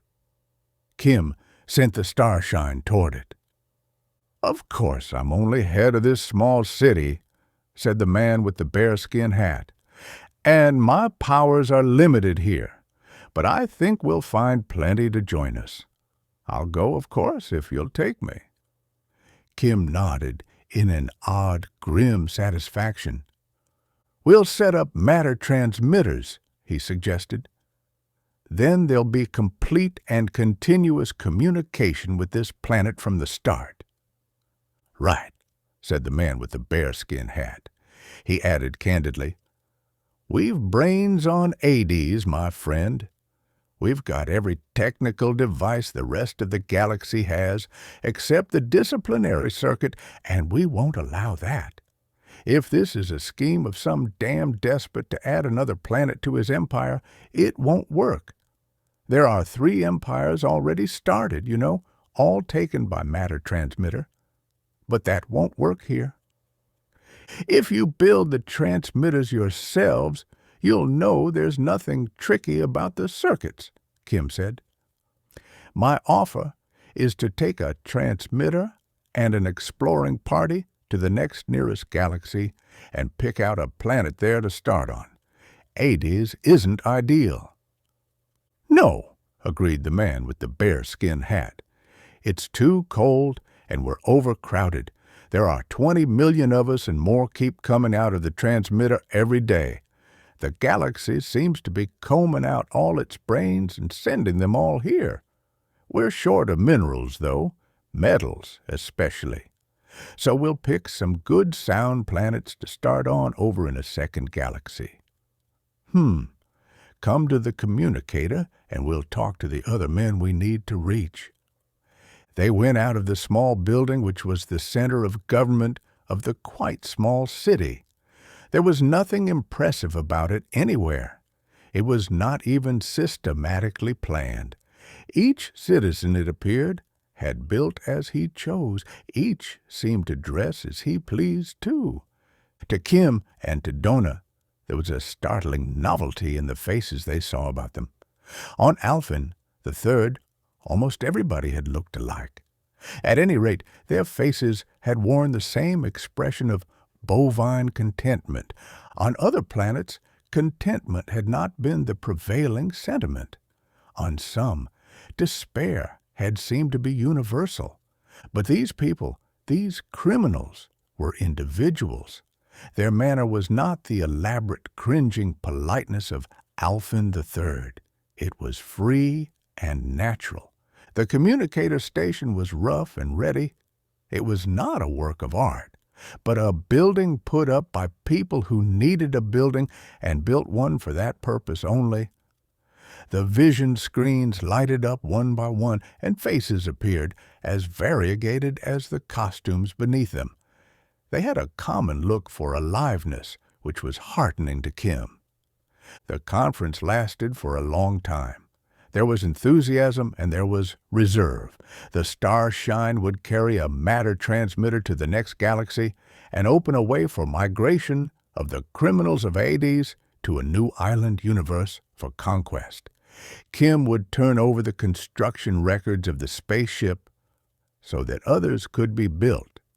He would give the details of the matter transmitter alteration. No spaceships had been attempted by the inhabitants of Ardis, because fighting beams would soon have been mounted on useful planets against them, and all useful planets contained only enemies. "What do you want?" asked a figure in one vision plate. "We don't do things for nothing here, and we don't take things without paying for them either. Dona and I want only a place to live and a people to live among who are free," Kim answered sharply. "You've got that," the man in the bearskin hat said. "All right? We'll all call public meetings and confirm these arrangements." The heads of other cities nodded. "We'll pass on the news to other cities at once," another man said. He was one of those who had nodded. "Everybody will wish to come in on it, of course. If not now, then later." "Wait," Kim said suddenly. "How about the planets around us? Are we going to leave them enslaved?"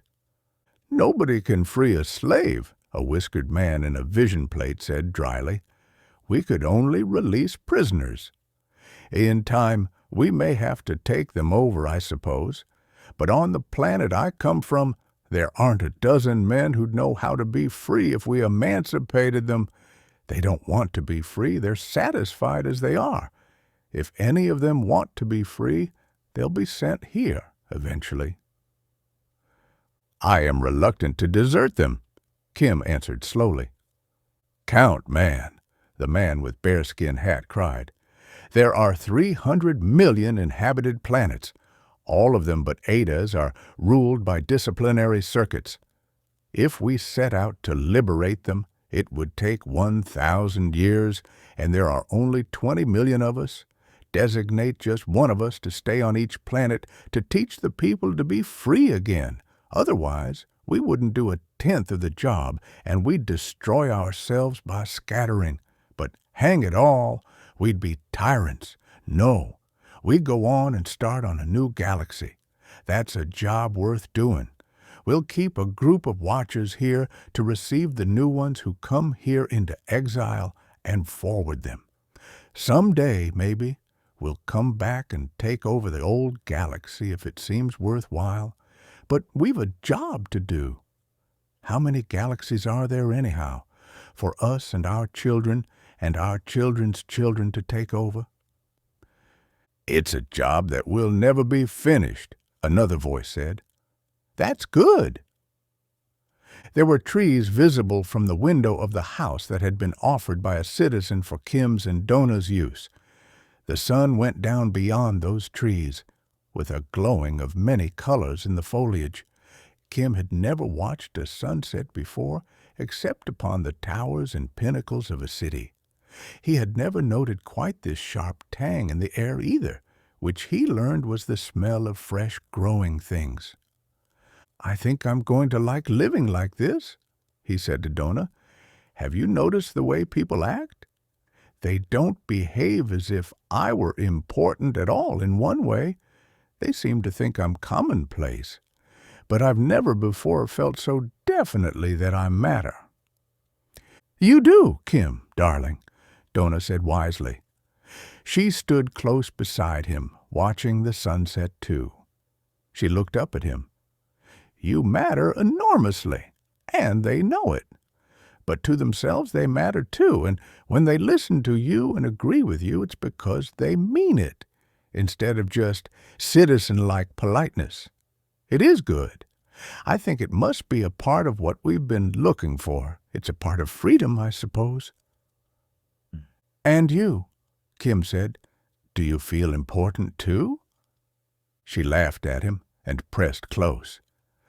"My dear," she said, "could I help it? Can any woman help feeling important on her wedding day? Do you realize that we've been married 2 whole hours?" The speaker inside the house spoke softly. "Guests for Kim Rendell asking permission to land." Kim stared up at the unfamiliar stars of the second galaxy and picked out a tiny winking light with his eyes. He moved to a speaker disc. "Land and be welcomed." To Dona he added, "It's a flyer. I've been expecting something like this. We need fuel for the Starshine if we're not to be stuck on this one planet forever. My guess is that somebody has come through the matter transmitter from Ardis to argue about it." He moved to the edge of the terrace to watch the landing. Dona came and stood beside him, her hand twisting into his. The night was very dark, and the 2 small moons of Terra Nova cast no more than enough light to outline nearby objects. The house behind Kim and Dona was low and sprawling, and on its polished outer surface, unnamed second galaxy constellations glinted faintly. The flyer came down, black and seemingly ungainly, with spinning rotors that guided and controlled its descent, rather than sustaining it against the planet's gravity. The extraordinarily flexible vegetation of Terra Nova bent away from the hovering object. It landed, and the rotors ceased to spin. Figures got out. "I'm here," said Kim Rendell into the darkness. 2 men came across the matted lawn to the terrace. One was the colony organizer for Terra Nova, and the other was the definitely rough and ready mayor of Stedheim, a small settlement on Ardis back in the first galaxy. "I am honored said Kim in the stock phrase of greeting. The two figures came heavily up on the terrace. Dona went indoors and came back with refreshments, according to the custom of Ardis and Terra Nova. The visitors accepted the glasses in which ice tinkled musically. "You seem depressed," said Kim politely, another stock phrase. It was a way of getting immediately to business. "There's trouble," growled the mayor of Stedheim.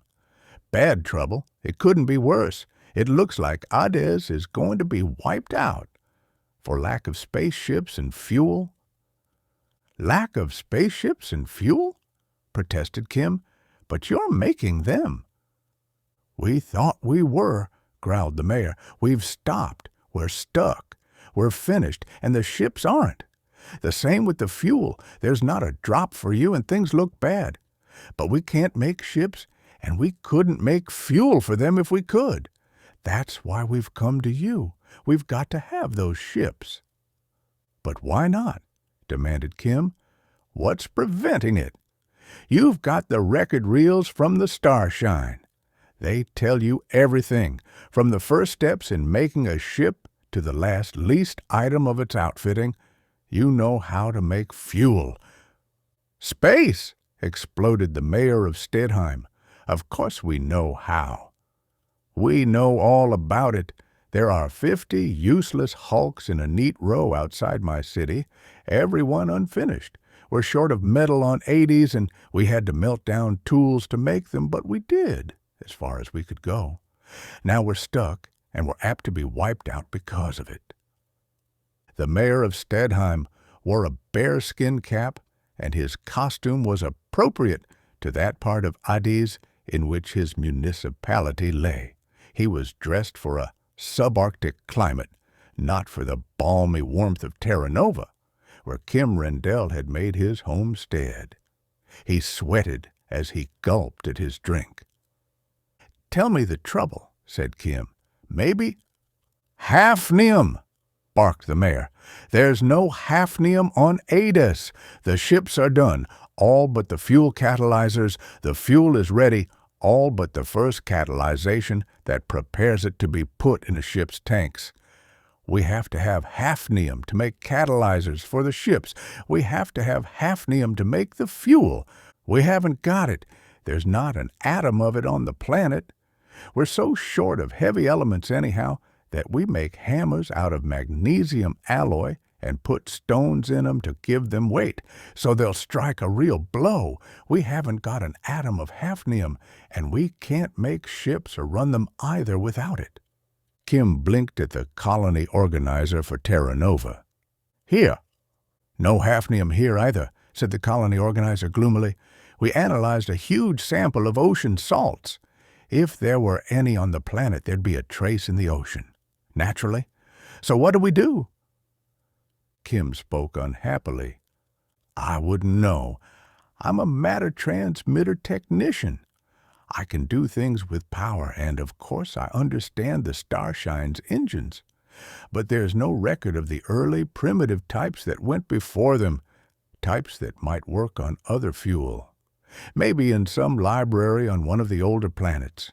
But at that, the fuel the Starshine used was so perfect that it would be recorded thousands of years back." "Take a year to find it," said the mayor of Stedheim bitterly. "If we could search, and it might be no good then. We haven't got a year. Probably we haven't a month." "We're beaten," mourned the colony organizer. "All we can do is get as many through the transmitter from Ardis as possible and go on half rations, but we'll starve." "We're not beaten," roared the mayor of Stedheim. "We'll get hafnium and have a fighting fleet and fuel to power it. There's plenty of the blasted stuff somewhere in the galaxy. Kim Rendell, if I find out where it is, will you go get it?" "The Starshine," said Kim grimly, "barely made it to port here. There's less than 6 hours' fuel left." "And who'd sell us hafnium?" demanded the colony organizer bitterly. "We're the men of AIDS, the rebels, the outlaws. We were sent to aids to keep us from contaminating the sheep who live under governments with disciplinary circuits and think they're men. We'd be killed on sight for breaking our exile on any planet in the first galaxy. Who'd sell us hafnium?" "Who spoke of buying?" roared the mayor. "I was sent to Ardis for murder. I'm not above killing again for the things I believe in. I've a wife on Ardis where there are 10 men for every woman. I've 4 tall sons. Do you think I won't kill for them?" "You speak of piracy," said the colony organizer distastefully. "Piracy? Murder. What's the difference? When my sons are in danger—" "What's this danger?" Kim said sharply.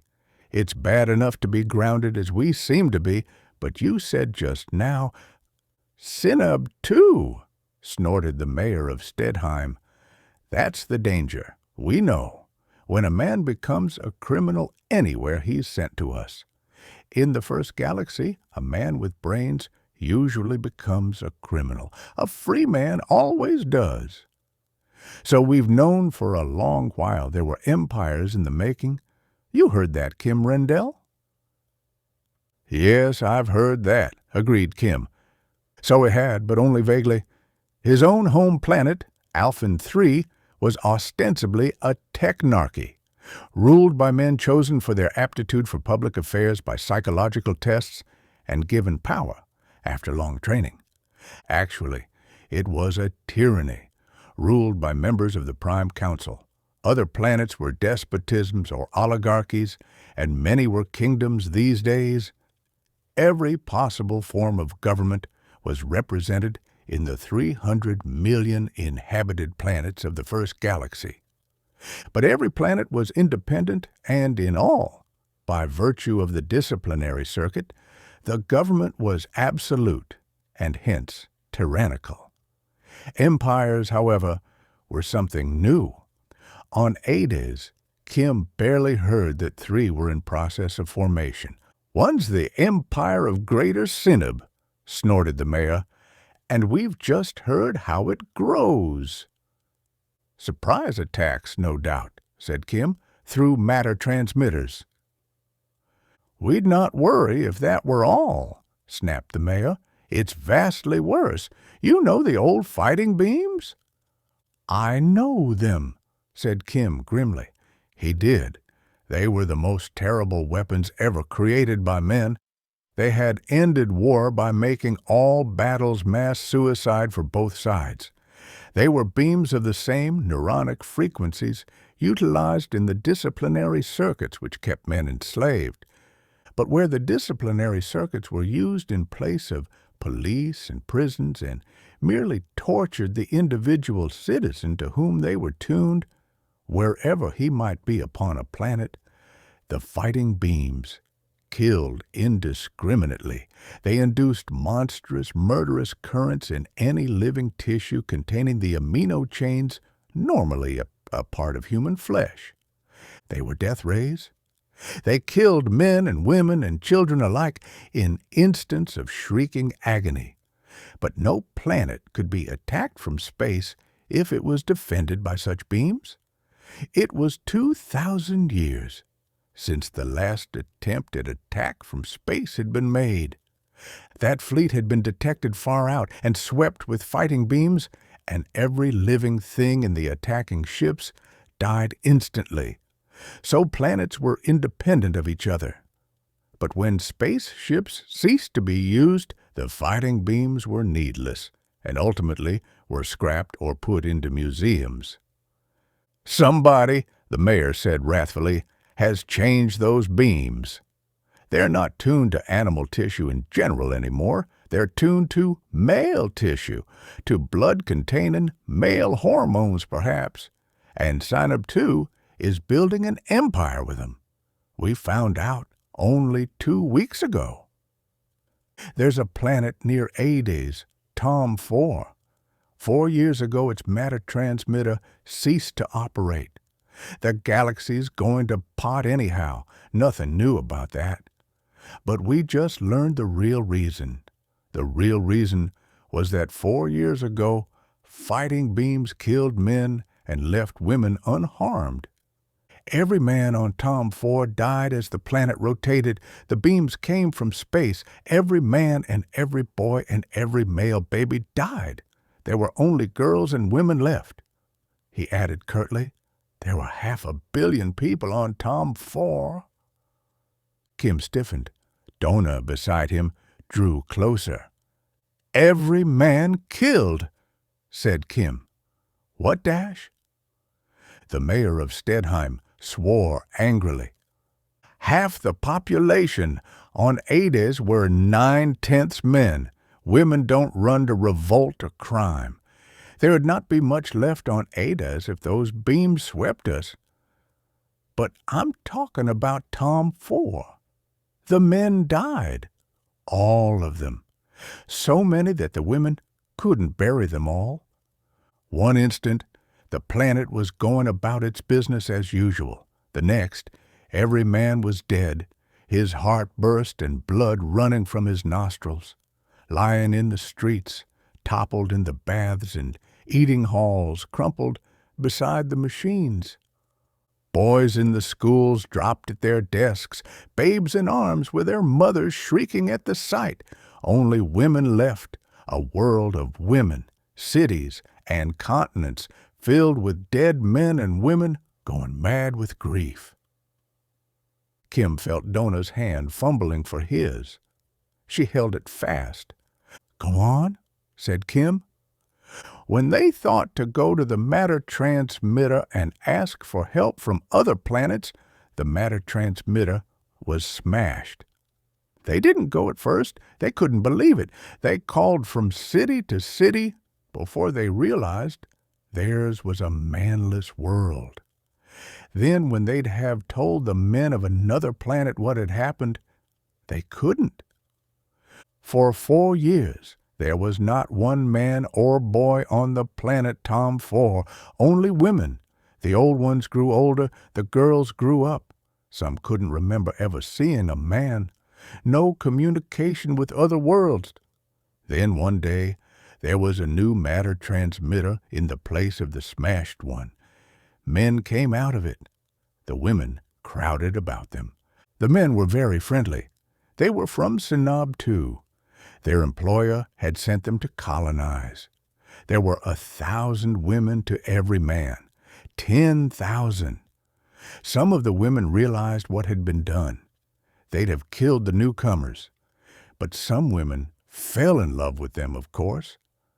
In a matter of days, every man had women ready to fight all other women who would harm him. Their own men were dead 4 years. What else could they do? More and more men colonists came. Presently, things settled down. The men were happy enough. They'd no need to work with all the women about.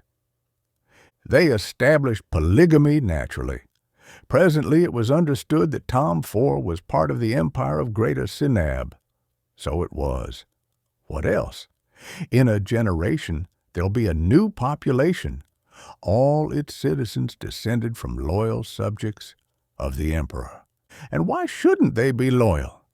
1 million colonists inherited the possessions and the women of a planet. It was developed. Everything was built. Every man was rich and with a harem. A darn clever way to build an empire. Who'd want to revolt, and who could? He stopped. The 2 moons of Terra Nova floated tranquilly, higher in the sky. The soft, sweet, unfamiliar smells of a Terra Nova night came to the small group on the terrace of Kim Rendell's house. That's what's ahead on Ardis, raged the mayor of Stedheim. And I've 4 sons. A woman of Tom 4 smashed the lock on the new matter transmitter, which set it to send only to Sinab, and traveled to Kiv 5 to warn them. But they laughed at her, and when she begged to be sent to a distant planet, they grinned and sent her to Ardis. He paused. Not long after, a criminal from Kiv 5, he'd struck a minor noble for spitting on him, came to Ardis.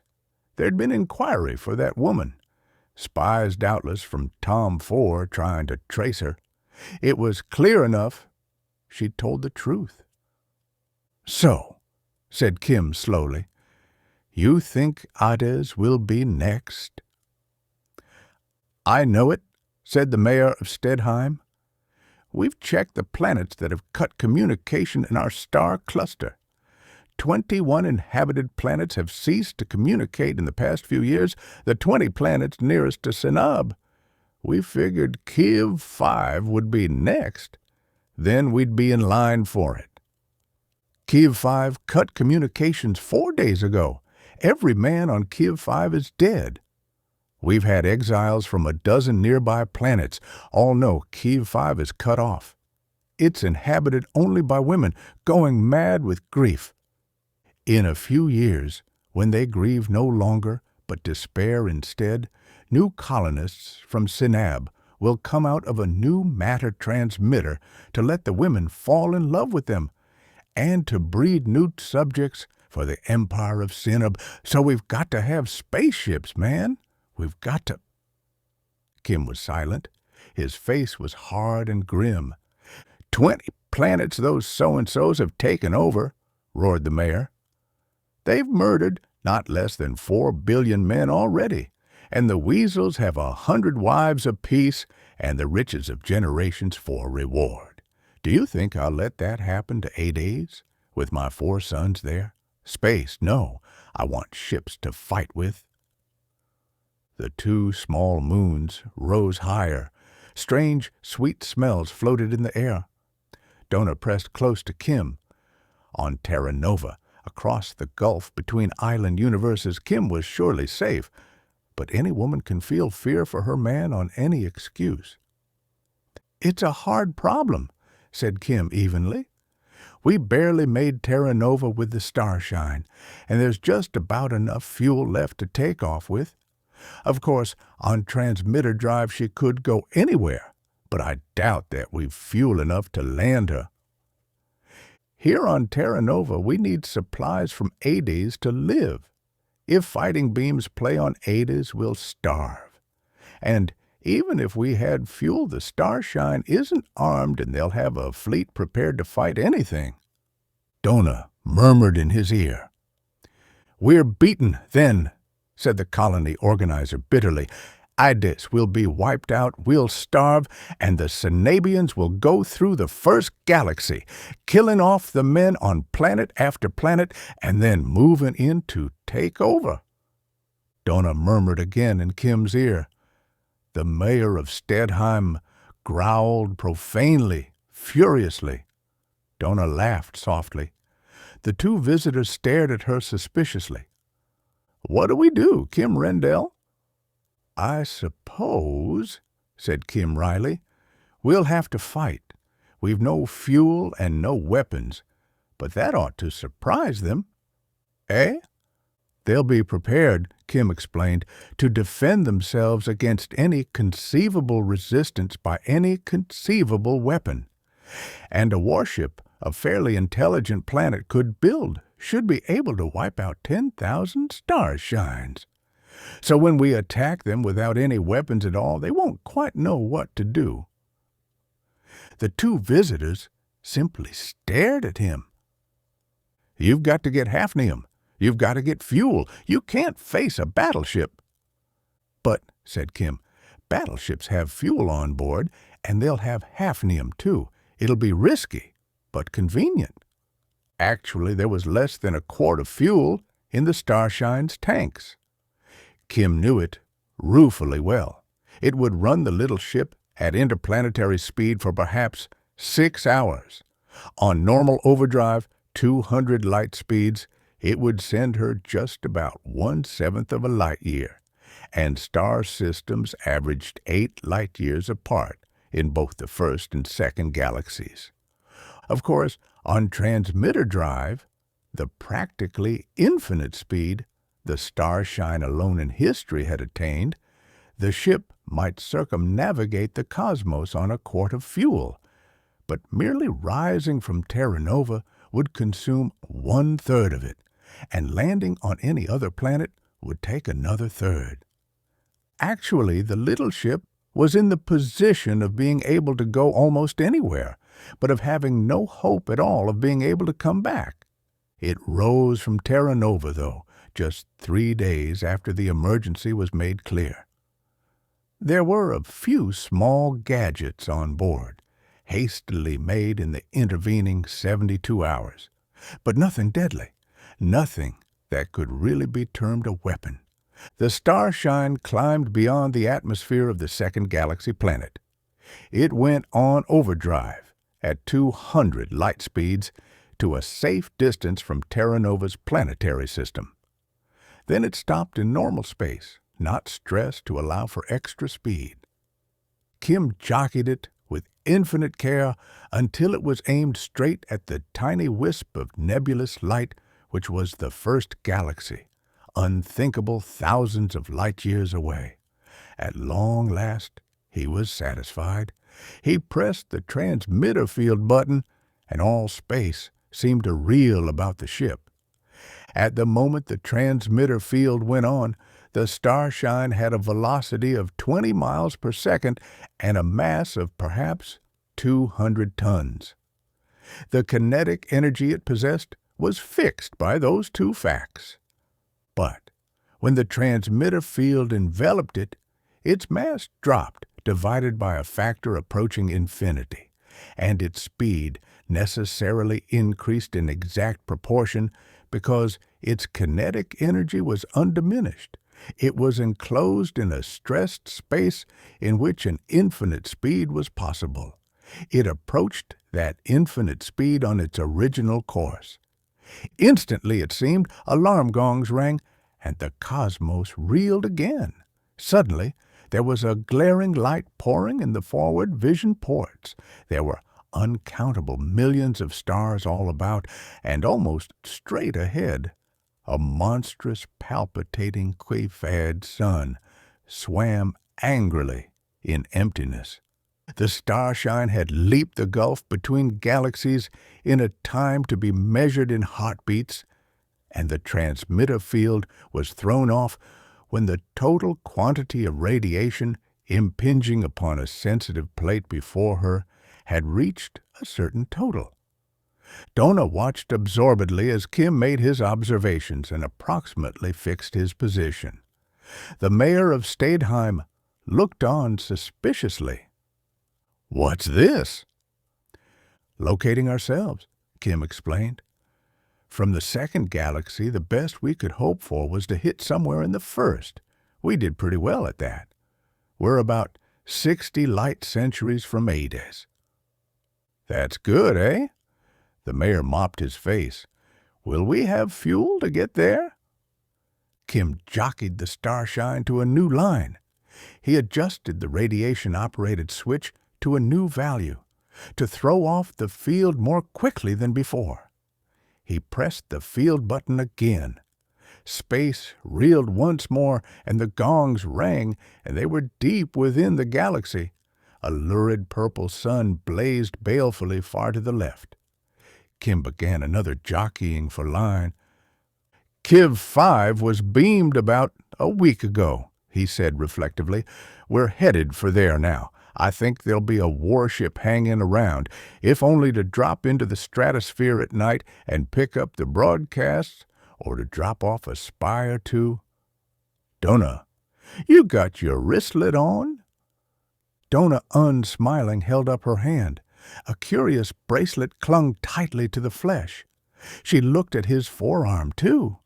He wore a duplicate. The mayor of Stadeheim rumbled puzzledly. "These will keep the fighting beams from killing us," Kim told him wryly. "And you, too. But they'll hurt like the dickens. When they hit, though, these wristlets trip a relay that throws us into transmitter drives, and we get away from there in the thousandth of a second. The beams simply won't have time to kill us, but they'll hurt." He made other adjustments to a newly installed switch on the instrument board.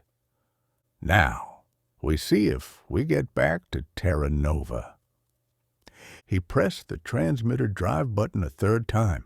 Stars swirled insanely. with all their colors changing. Then they were still, and there was the ringed sun Kiv with its family of planets about it. Kiv 5 was readily recognizable by the broad, straight bands of irrigated vegetation across its otherwise desert middle, where the water of the melted ice caps was pumped to its winter hemisphere. It was on the far side of its orbit from the stopping place of the Starshine, though, and Kim went on overdrive to reach it. This used as much fuel as all the journey from the second galaxy. The 3 speed ranges of the Starshine were, if Kim had but known it, quaintly like the 3 speeds of ancient internal combustion land cars. Interplanetary drive was a low speed, necessary for taking off and landing, but terribly wasteful of fuel. Overdrive had been the triumph of space navigation for thousands of years. It was like the second gear of the ancient land cars, and the transmitter drive of Kim's devising was high speed, almost infinite speed, but it could not be used within a solar system. It was too fast. Kim drove to the farther orbit of Kiv 5 and then went into a long, slow, free fall toward the banded planet below. In the old days, it would have been changed to a landing parabola at an appropriate moment. "Now," said Kim grimly, "my guess is that we haven't enough fuel to make anything but a crash landing, which would mean that we should all get killed. So we will hope very earnestly that a warship is still hanging about Kiv 5 and that it comes and tries to wipe us out." Dona pointed to a tiny dial. Its needle quivered ever so slightly from its point of rest. Said Kim, "right at the limit of the detector's range. Something using power. We should know how a worm on a fish hook feels right now. We're bait." He waited and waited and waited. The small 100-foot hull of the spaceship seemed motionless, seen from without. The stars were infinitely far away. The great ringed sun was 120 million miles distant. Even the belted planet Kiv 5 was a good 500,000 miles below. Such motion as the Starshine possessed was imperceptible. It floated with a vast leisureliness in what would be a parabolic semi-orbit. But it would take days to make sure. And meanwhile, the Starshine seemed to spawn. A small object appeared astern. Suddenly, it writhed convulsively. Light glinted upon it. It whirled dizzily, then more dizzily still, and abruptly it was a shape. It was, in fact, the shape of a spaceship, practically the size of the Starshine itself. But somehow it was not quite substantial. For minutes it shimmered and quivered. "You'll find it instructive," said Kim dryly to the mayor of Stedheim, "to look out of a stern port." The mayor lumbered toward a stern port. A moment later they heard him shout. Minutes later he lumbered back. "What's that?" he said angrily. "I thought it was another ship. When I first saw it, I thought it was ramming us." "It's a gadget," said Kim abstractedly. His eyes were on the indicator of one of the detectors. The needle was definitely away from its point of rest. "There's something moving toward us. My guess is that it's a warship with fighting beams and hafnium and fuel." The mayor of Stedheim looked from one to the other of them. Dona was pale. She looked full of dread. Kim's lips were twisted wryly, but his eyes were intent on the dial.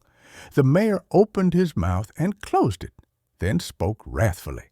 "I don't understand all this. Where'd that other ship come from?" "It isn't a ship," said Kim, watching the dial that told of the approach of something that could only be an enemy.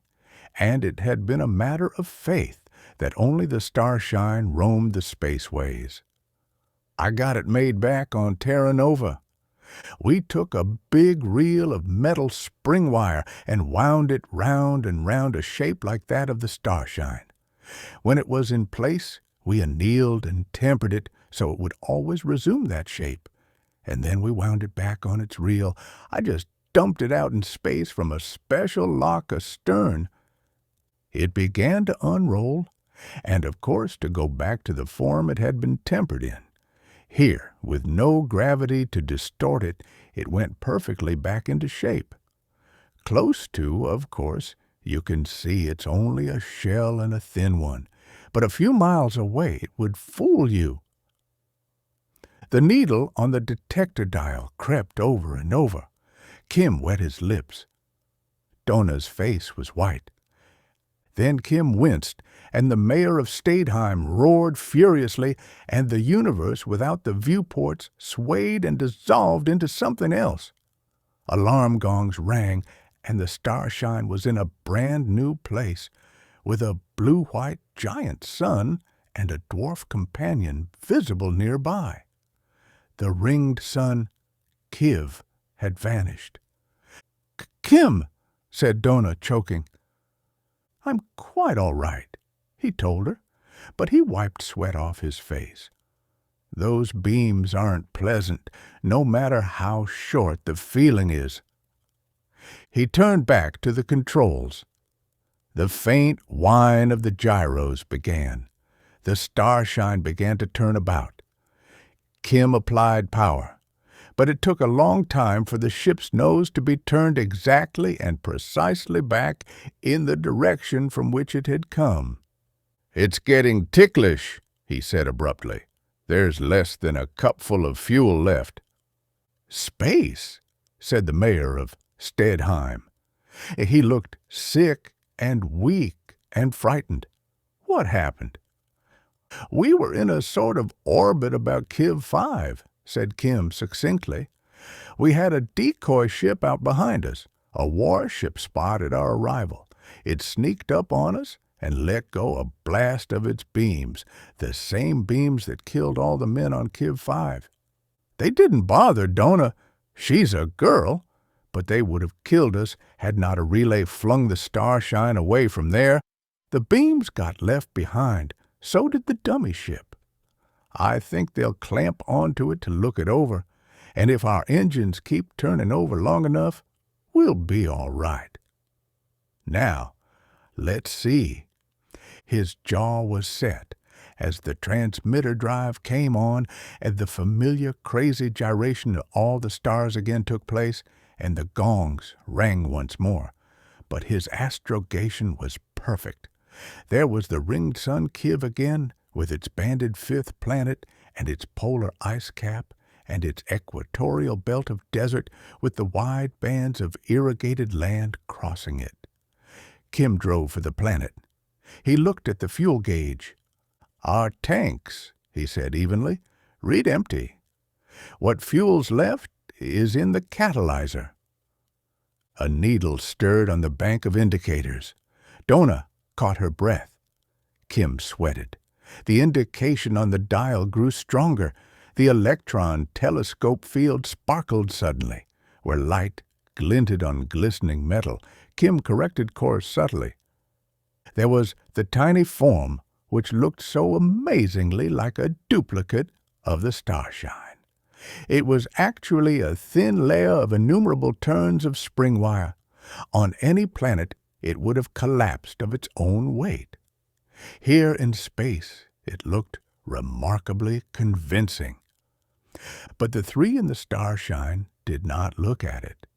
They looked at the shape that had come alongside it and made fast with magnetic grapples that distorted the thin decoy wildly, the shape that gave no sign of any activity or any motion or any life. That shape was a monster spaceship 1,000 feet long. It looked as if it bulged with apparatus of death. It was gigantic. It was deadly. "Our trick worked," said Kim uneasily. "We should begin to feel uncomfortable, you and I, in minutes, if only our engines keep running." He spoke to the mayor of Stedheim. Almost as he spoke, a tiny tingling began all over his body. As the ship went on, that tingling grew noticeably stronger. "What dash?" "We've no weapons," said Kim, "nor time to devise them. But when we were slaves on the planets we came from, we were held enslaved by a circuit that could torture us or paralyze us at the will of our rulers. The disciplinary circuit, remember? I put a disciplinary circuit generator in that little decoy ship. I took a suggestion from what our friends yonder did to the fighting beams. I tuned the disciplinary circuit to affect any man but no woman within its range.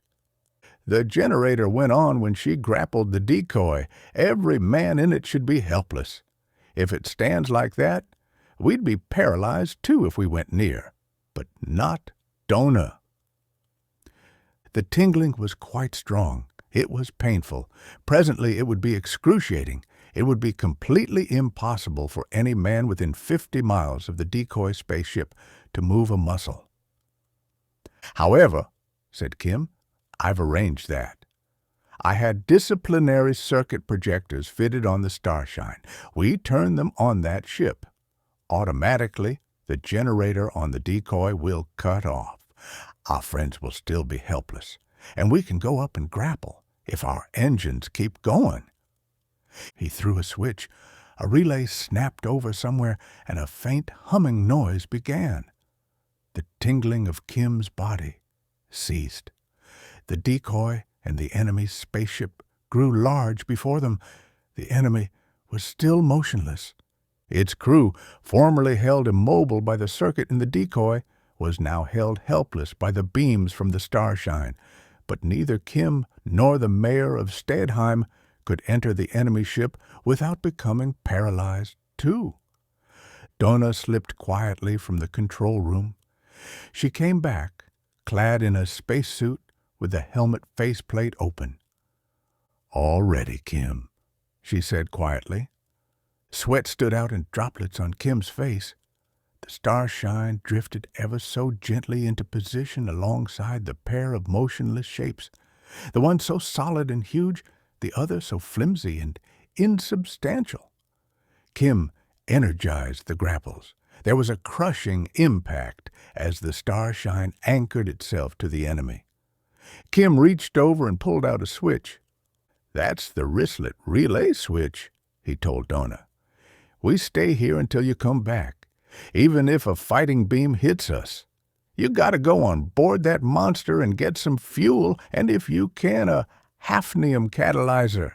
If another battleship around and comes up, you drive the Starshine home with what fuel you can get. We'll be dead, but you do that. You hear?" "I'll hurry, Kim," Dona said.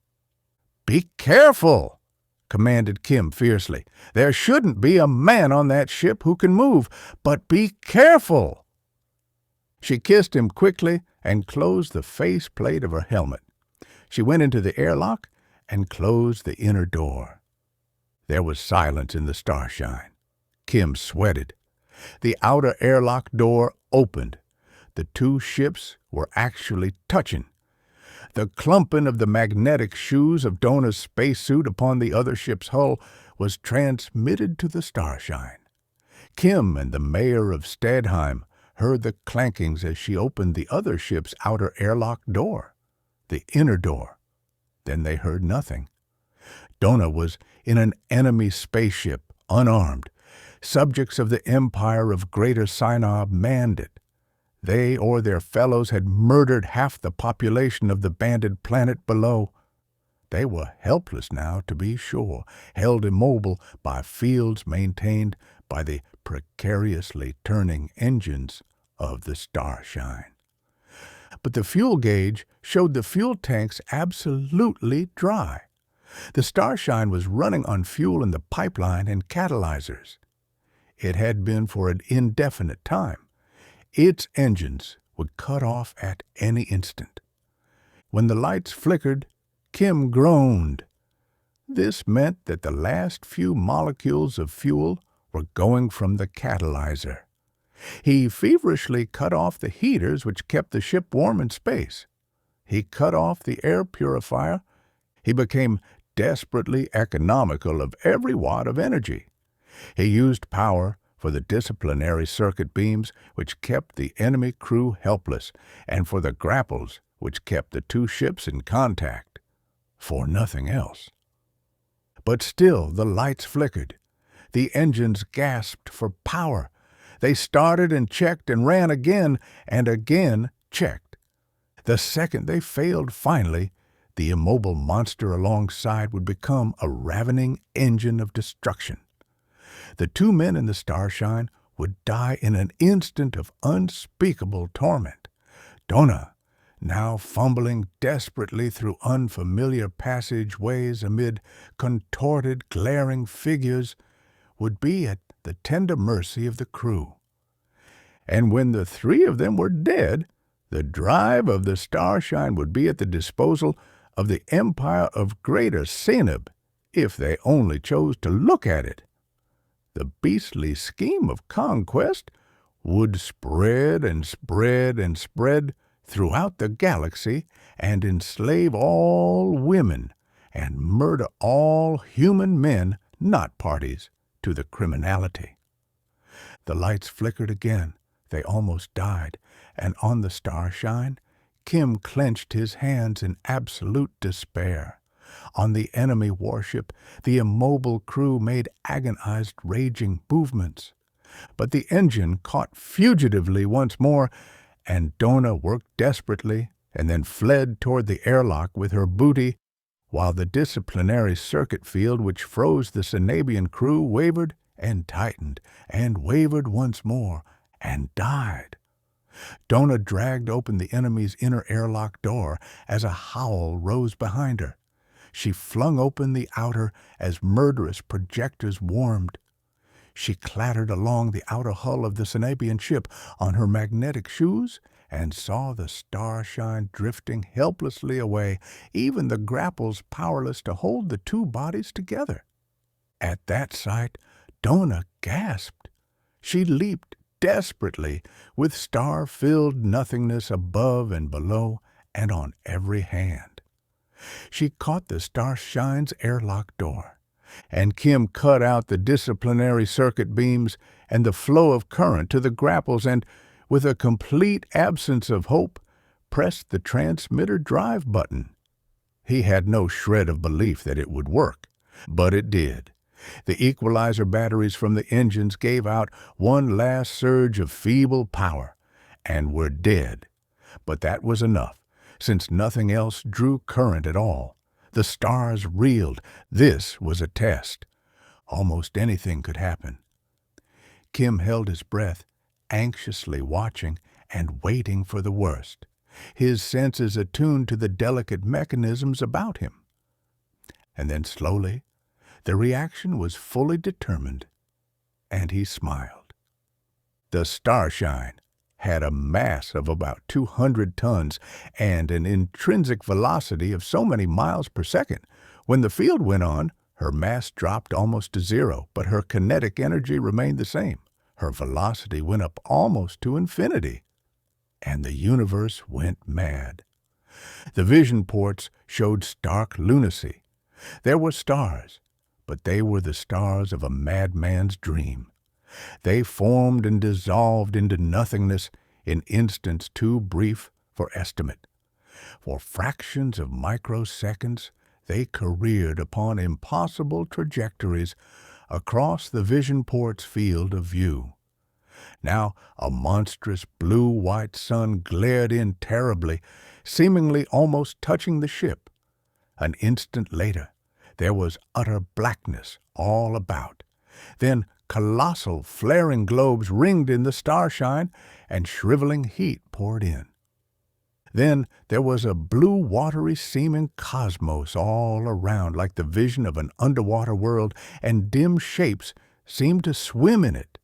And then stars again, and then it was stark, gibbering madness. But Kim reached the instrument board. With the end of the last morsel of power, He had ceased to have weight and had floated clear of the floor and everything else.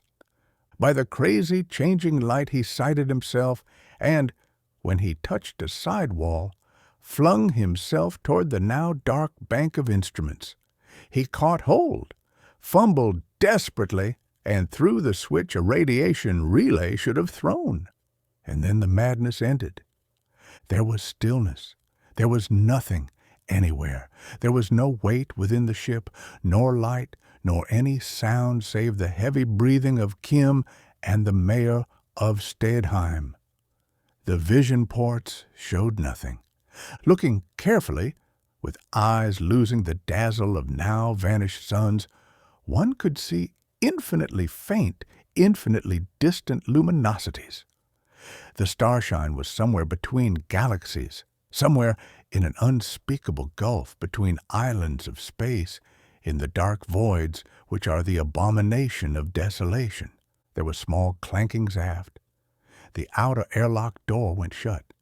A little later, the inner door opened, and then Kim swam fiercely through weightlessness and clung to Dona, still in her spacesuit, unable to speak for his emotion.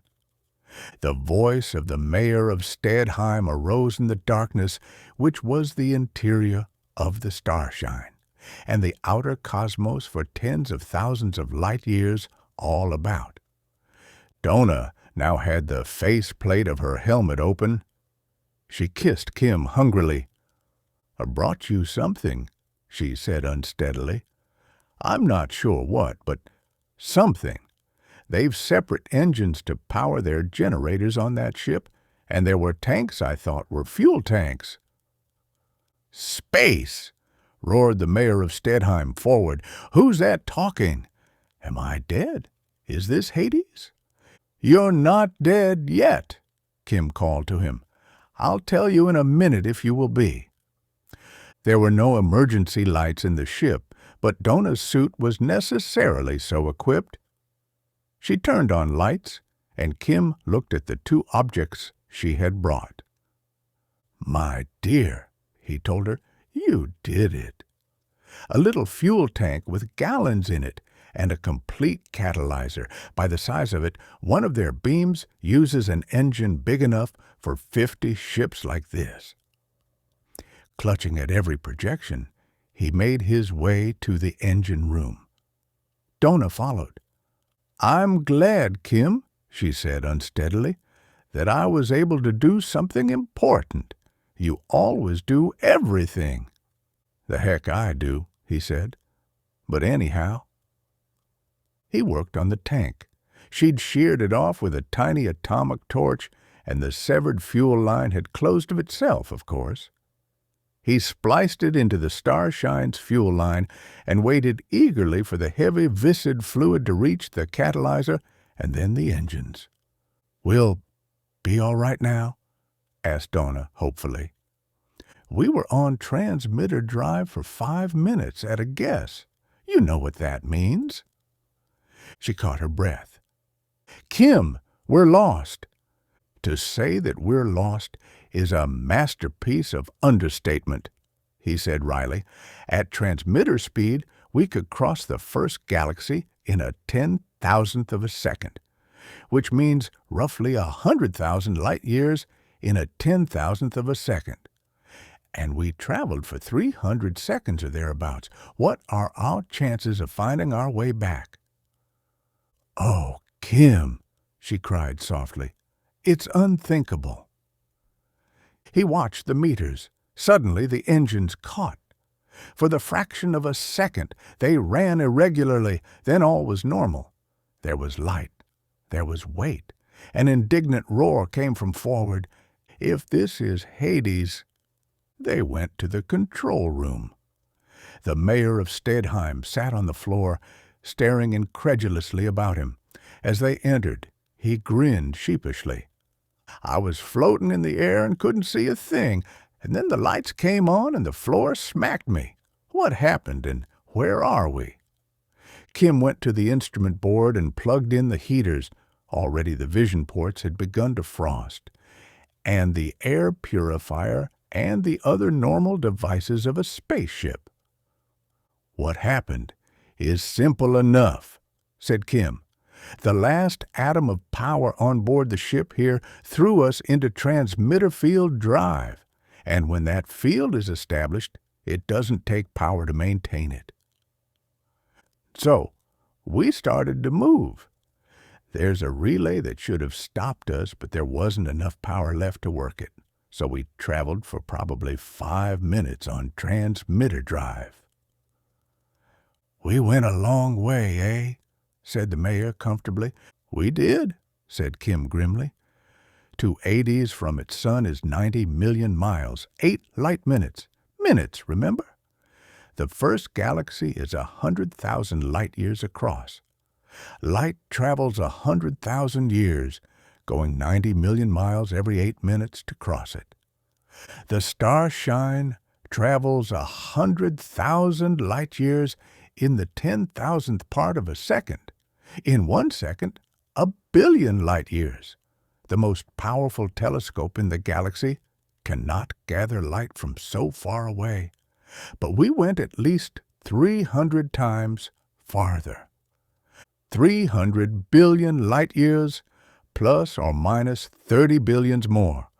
We went beyond the farthest that men have ever seen, and kept on beyond the farthest that men have ever thought of. The light from the island universes we can see through the ports has never yet reached the first galaxy since time began. It hasn't had time.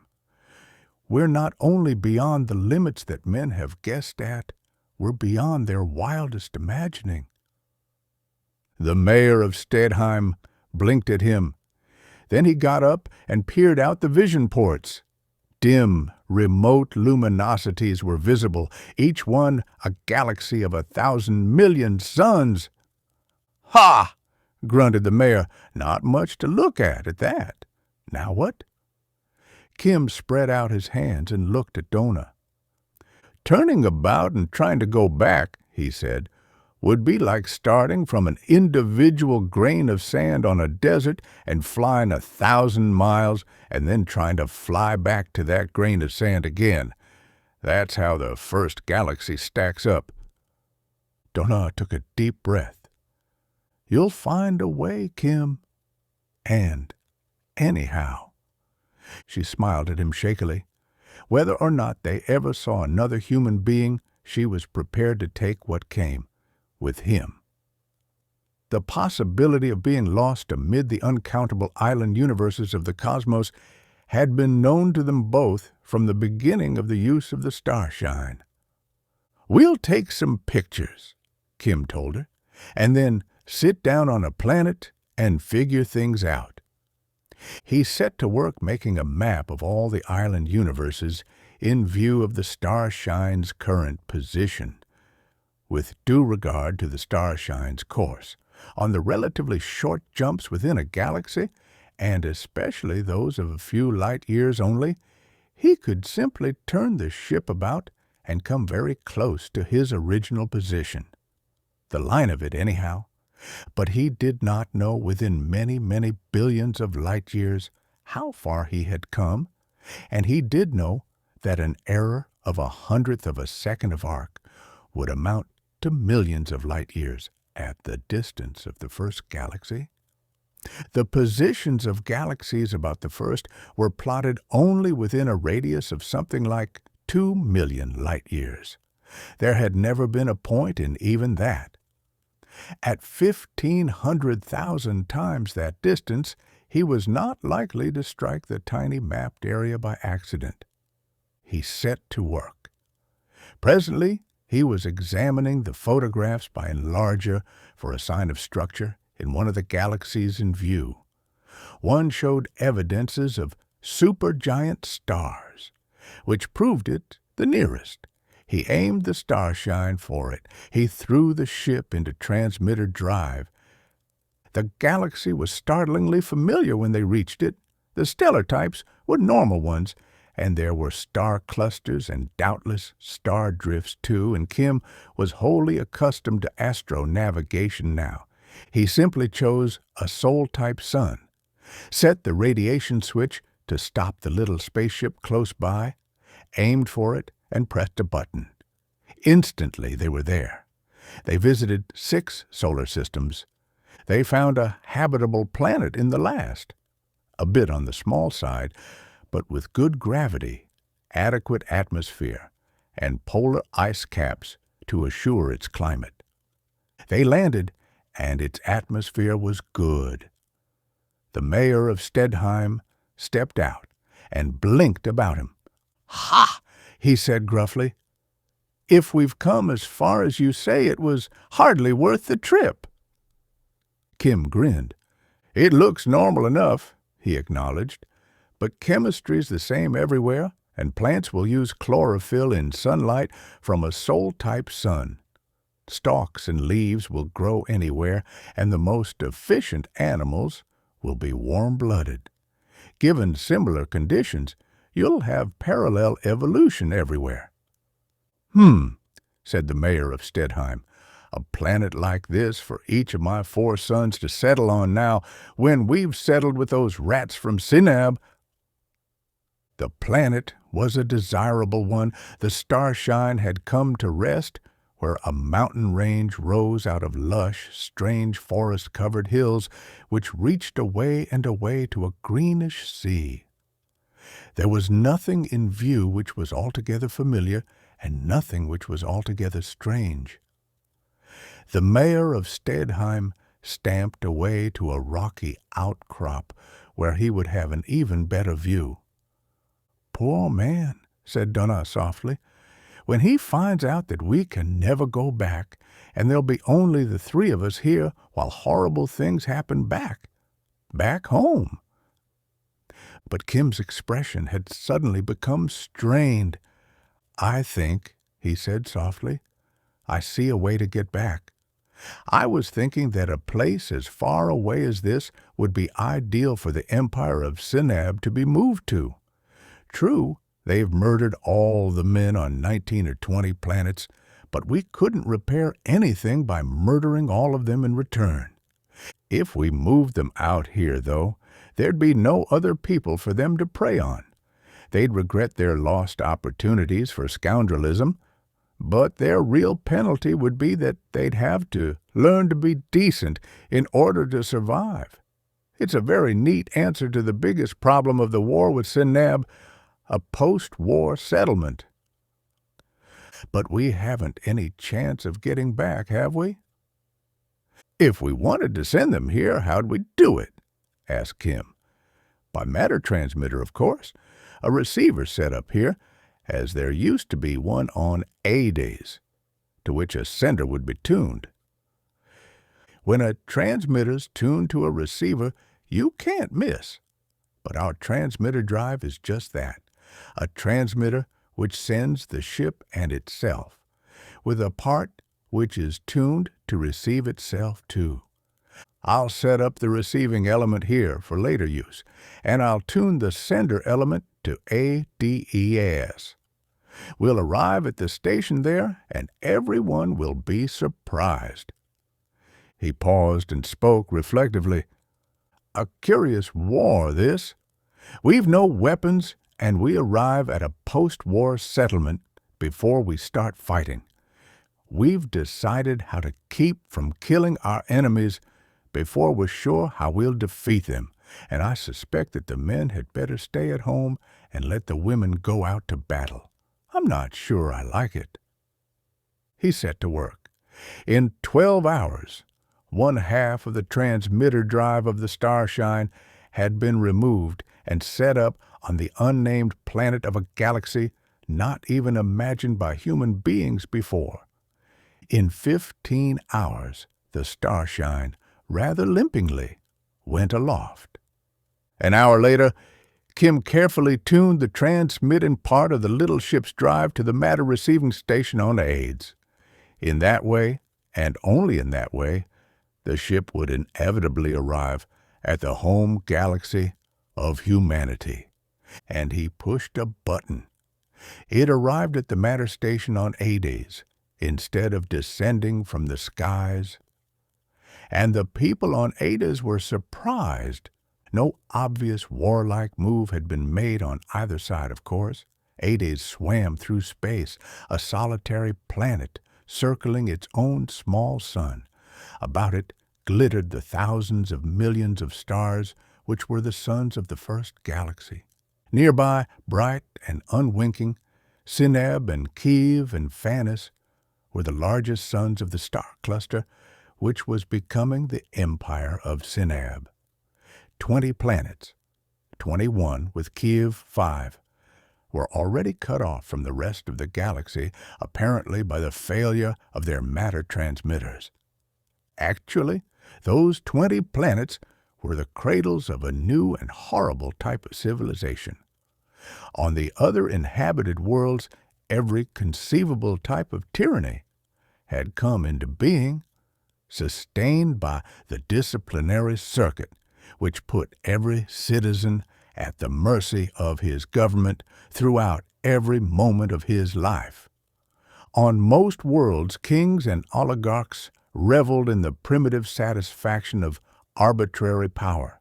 There is an instinct still surviving among men which allows power as such to become an end in itself, and when it is attained, to be exercised without purpose, save for its own display. Some men use power to force abject submission or fawning servility or stark terror. In the empire of Greater Sineb, there was merely the novelty that the rulers craved adulation, and got it. The rulers of Sineb were without doubt served by the most enthusiastic, most loyal, most ardently cooperative subjects ever known among men.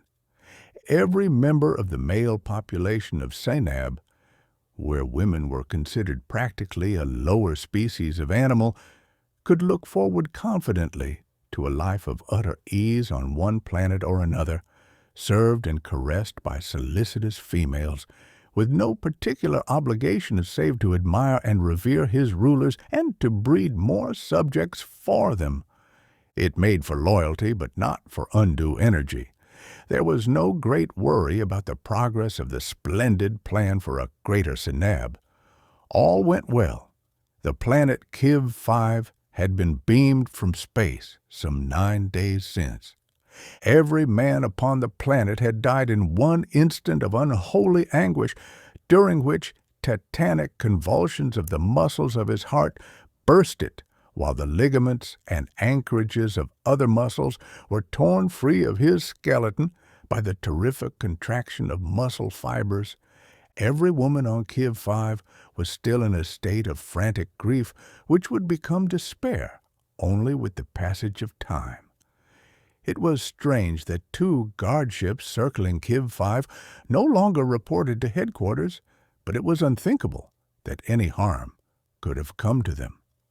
Records showed that no other planet had practiced space travel for centuries or millennia. Only the Empire of Sinab had revived the ancient art for purposes of conquest. There was no reason to be solicitous, so the Empire of Sinab waited somnolently for time to pass, when colonists would be called upon to take over the manless Kiv 5 and all its cities and its women. There was another small planet called Ardis, next in order for absorption into the empire. A squadron had been dispatched to beam it to manlessness, though volunteers for its chilly climb would not be numerous. The failure of 2 guard ships to report, of course, could have no meaning to that other squadron. Of course not. There were no spaceships save the fleet of Greater Sinab. There were no weapons mounted for use against spacecraft anywhere. There was nothing to hinder the expansion of Greater Sinab to include every one of the galaxy's 300 million inhabited planets. So nobody worried on Sinab. On Ades, it was different. That small planet hummed with activity. It was not the ordered, regimented, from above sort of activity any other planet in the galaxy would have shown. It was individual activity, often erratic, and doubtless inefficient. But it made for progress. First, of course, a steady stream of human beings filed into the matter transmitter, which communicated with Terra Nova in the second galaxy. Gangling boys mostly, and mothers with small boy children made the journey, taking them to Terra Nova, where the beams of Cenabian murdercraft could not cause their death. The adults of Terra Nova were not anxious to flee from Ardis. The men with wives, though there were only 1/10 as many women as men on Ardis, savagely refused to abandon them. Those without wives labored furiously to complete the spaceships that waited for their finishing touches on the outskirts of every community on the planet. The small drum of fuel taken by Dona from the warship off Kiv 5 was depleted by Kim's use of it, but the rest was enormously useful. The catalyzer from the same warship was taken apart and its precious hafnium parts recovered, and then the values of individualism appeared. A physicist who had been exiled from Moharam II for the crime of criticizing a magistrate presented himself as an expert on autocatalysis. With a sample of the catalyzed fuel to start the process, he shortly had a small plant turning out space fuel without hafnium at all. The catalyzed fuel itself acted as a catalyst to cause other fuel to take the desired molecular form. A power plant engineer from Hlon 3 seized upon the principle and redesigned the catalyzers to be made for the ships. For safety's sake, a particle of hafnium was included, but the new type catalyzers required only a microscopic speck of the precious material, hafnium, from the one bit of machinery from the one beam generator of an enemy warcraft was extended to supply the engine rooms of 1,000 spacecraft of the Starshine's design. In a myriad other ways, individuals worked at their chosen problems. Hundreds undoubtedly toiled to contrive a shield for the fighting beams, tuned to kill men only, which were the means by which Ardis was to be devastated. The scientists of half a galaxy had tried that 5,000 years before, without success. But one man did come up with a plausible device. He proposed a shielding paint containing crystals of the hormone to which the fighting beams were tuned. The crystalline material should absorb the deadly frequencies so they could not pass on to murder men. It would have been simple enough to synthesize any desired organic substance, but Kim pointed out grimly that the shield would be made useless by changing the tuning of the beams. Other men devised horrific and generally impractical weapons. But again, one man came up with a robot ship idea, a ship which could be fought without humans on board and controlled even at interstellar distances. Radio signals at the speed of light would be fantastically too slow. He proposed miniature matter transmitters automatically shuttling a magnetic element between ship and planet station and back to the ship again. The solid object conveying all the information to be had from the ship's instruments to the planet station and relaying commands to the ship's controls. The trick could have been made to work, and it would be vastly faster than any radiation beam. But there was no time to manufacture them. Actually, only 4 days after the return of the partly dismantled Starshine from the farther side of nowhere, Kim took off again from Ardis with 50 other ships following him. There were 20 other similar squadrons ready to take space in days more. But for a first operation, he insisted on a small force to gain experience without too much risk. At transmitter speeds, there could be no such thing as cruising in fleet formation, nor of arriving at any destination in a unit. Guerrilla warfare was inevitable. The navy of the criminals of Ardis, though, went swirling up through the atmosphere of that cold planet like a column of voyaging wild geese. It broke through the upper atmosphere, and there were all the suns of the galaxy shining coldly on every hand. The ships headed first for Kiv 5, lining up for it with such precision as the separate astrogators, hurriedly trained by Kim, could manage. It was a brave small company of tiny ships, forging through space away from the sunlit little world behind them. The light of the local sun was bright upon their hulls. Glinting reflections of many-colored stars shimmered on their shadowed sides. They drove on, on planetary drive, seemingly motionless in space. Then the Starshine winked out of existence. By ones and twos and half-dozens, the others vanished from space. It was the transmitter drive, of course. The repaired Starshine vanished from space near Ardis because it went away from Ardis at such speed that no light could possibly be reflected from it.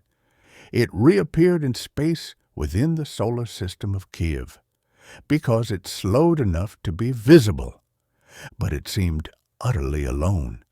Yet presently an alarm gong rang, and there was one of its sister ships a bare 10,000 miles away. The rest were scattered over parsecs. Kim drove for the banded planet on which dead men still lay unburied. His fleet was to rendezvous above its summer pole, as shown by the size of the ice cap. There had been 2 guard ships circling Kiv 5 to keep account of the development of grief into despair. Dona had robbed one of them, while its crew was held helpless by projectors of the Disciplinary Circuit field. A second had been on the way to its aid when the Starshine reeled away with the last morsel of energy in its equalizing batteries.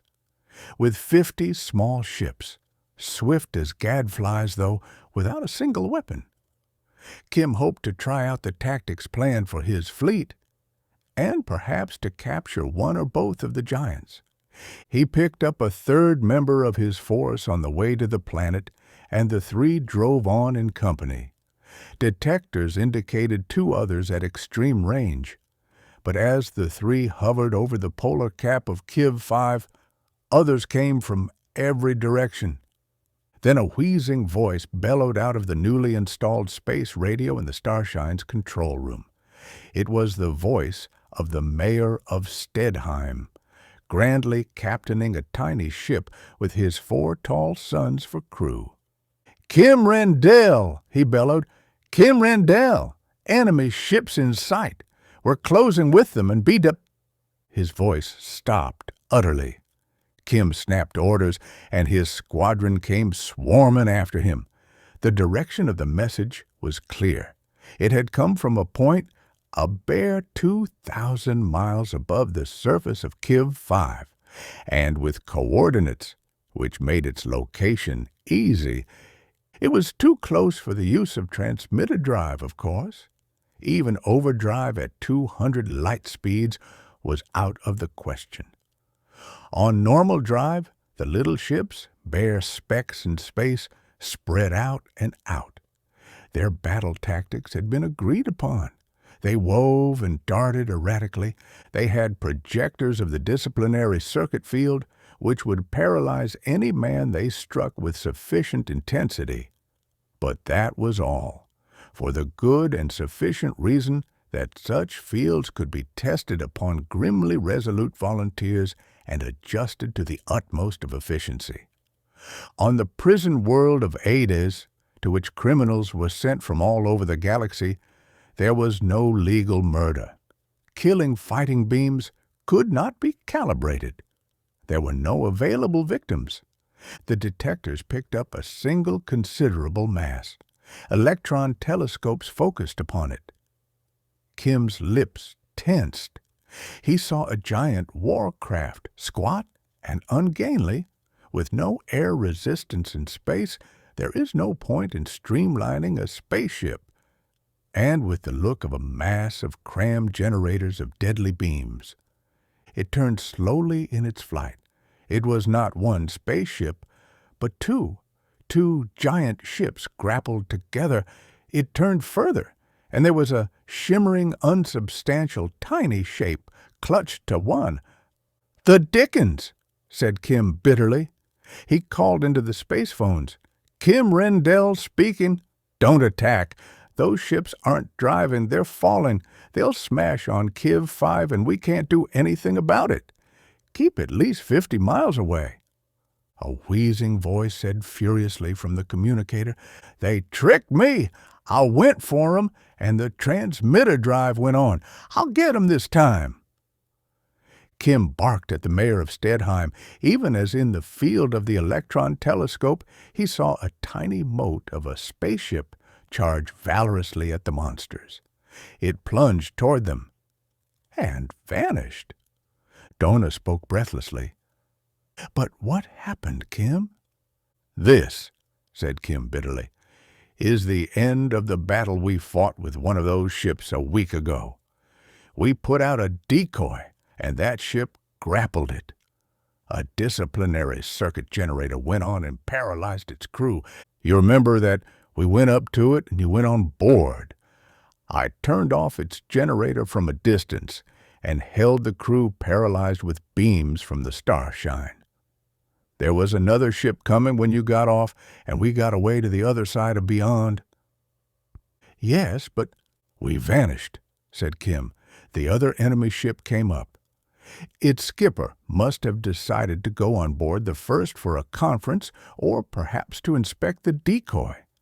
It grappled to the first, and the magnetic surge turned on the disciplinary field again in the gadget, in the decoy. Every man in both ships were paralyzed all over again. Both ships were drifting with power off. They've been falling toward Kiv 5. Every man of both crews must be dead by now, but the field's still on, and it will stay on. They'll crash." "But can't we do anything?" demanded Dona anxiously. "I know you want a ship." "It would be handy to have those beams modified so we could paralyze a planet from a distance," said Kim grimly. "But these ships are gone." "I could go on board again," said Dona. "No! They'll hit atmosphere in minutes now. And even if we could cut off the paralyzing field and get to the control room, nobody could pull an unfamiliar ship out of that fall. I wouldn't let you try it anyhow. They're falling fast, miles a second. They'll hit with the speed of a meteor." "But try, Kim." For answer, he pulled her away from the electron telescope and pointed through the forward vision port. The falling ships had seemed almost within reach on the electron telescope screen. But through the vision port, one could see the whole vast bulk of Kiv 5. 2/3 of it glowed brightly in sunlight, but night had fallen directly below. The falling ships were the barest specks the eye could possibly detect. Too far for hope of overhauling on planetary drive, too close to risk any other. Any speed that would overtake the derelicts would mean a crash against the planet's disk.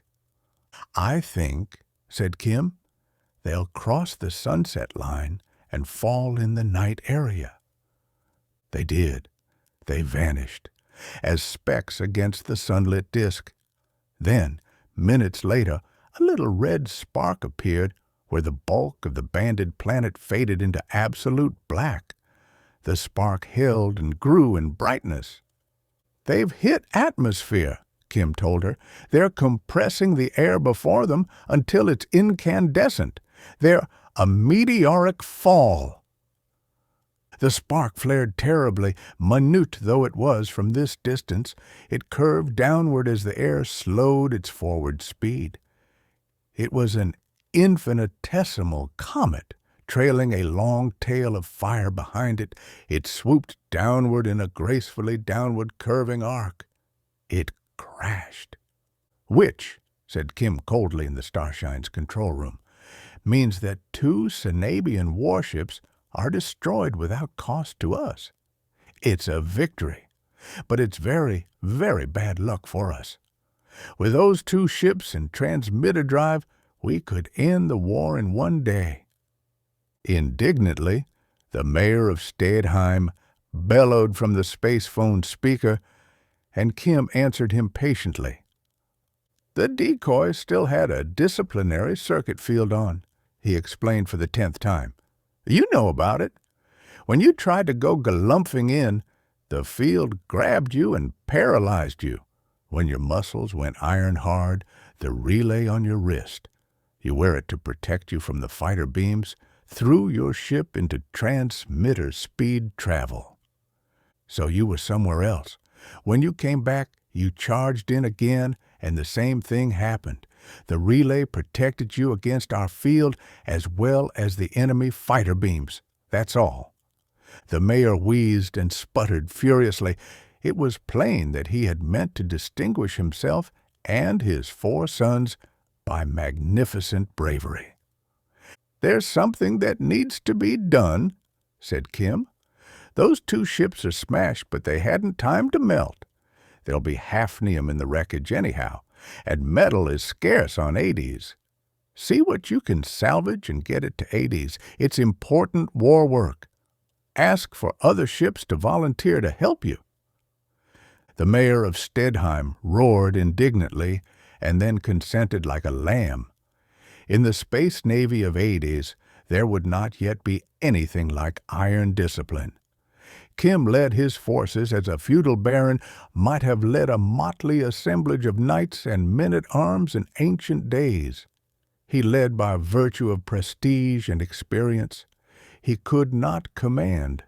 The fleet grew minute by minute as lost ships came in, and Kim worked out a new plan of battle to meet the fact that he could not hope to appear over Seneb with gigantic generators able to pour out disciplinary circuit beams over the whole planet.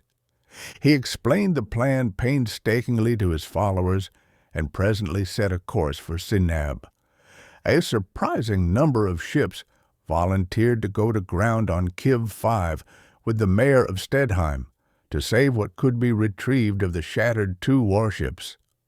No more than 30 little craft of Ardis pointed their noses toward Seneb. They went speeding toward it in a close-knit group, matching courses to almost microscopic accuracy, and keeping their speed identical to a hair in hopes of arriving nearly in one group. "So we'll try it again," said Kim into the space phone. "Here we go." He pressed the transmitter drive button, and all the universe danced a momentary saraband, and far off to the left, the giant sun, Seneb, glowed fiercely. 5 of the little ships from Ardis were within detector range. But there were 4 monstrous moving masses which by their motion and velocity were spaceships rising from the planet and setting out upon some errand of the murder empire. The same thought must have come instantly to those upon each of the little ships. They charged. There had been no war in space for 5,000 years. The last space battle was that of Canis Major, when 40,000 warships plunged toward each other, with their fighting beams stabbing out savagely, aimed and controlled by every device that human ingenuity could contrive. That battle had ended wars for all time, the galaxy believed, because there was no survivor on either side. In seconds, every combatant ship was merely a mass of insensate metal, which fought on in a blind futility. The fighting beams killed in thousandths of seconds. The robot gunners aimed with absolute precision.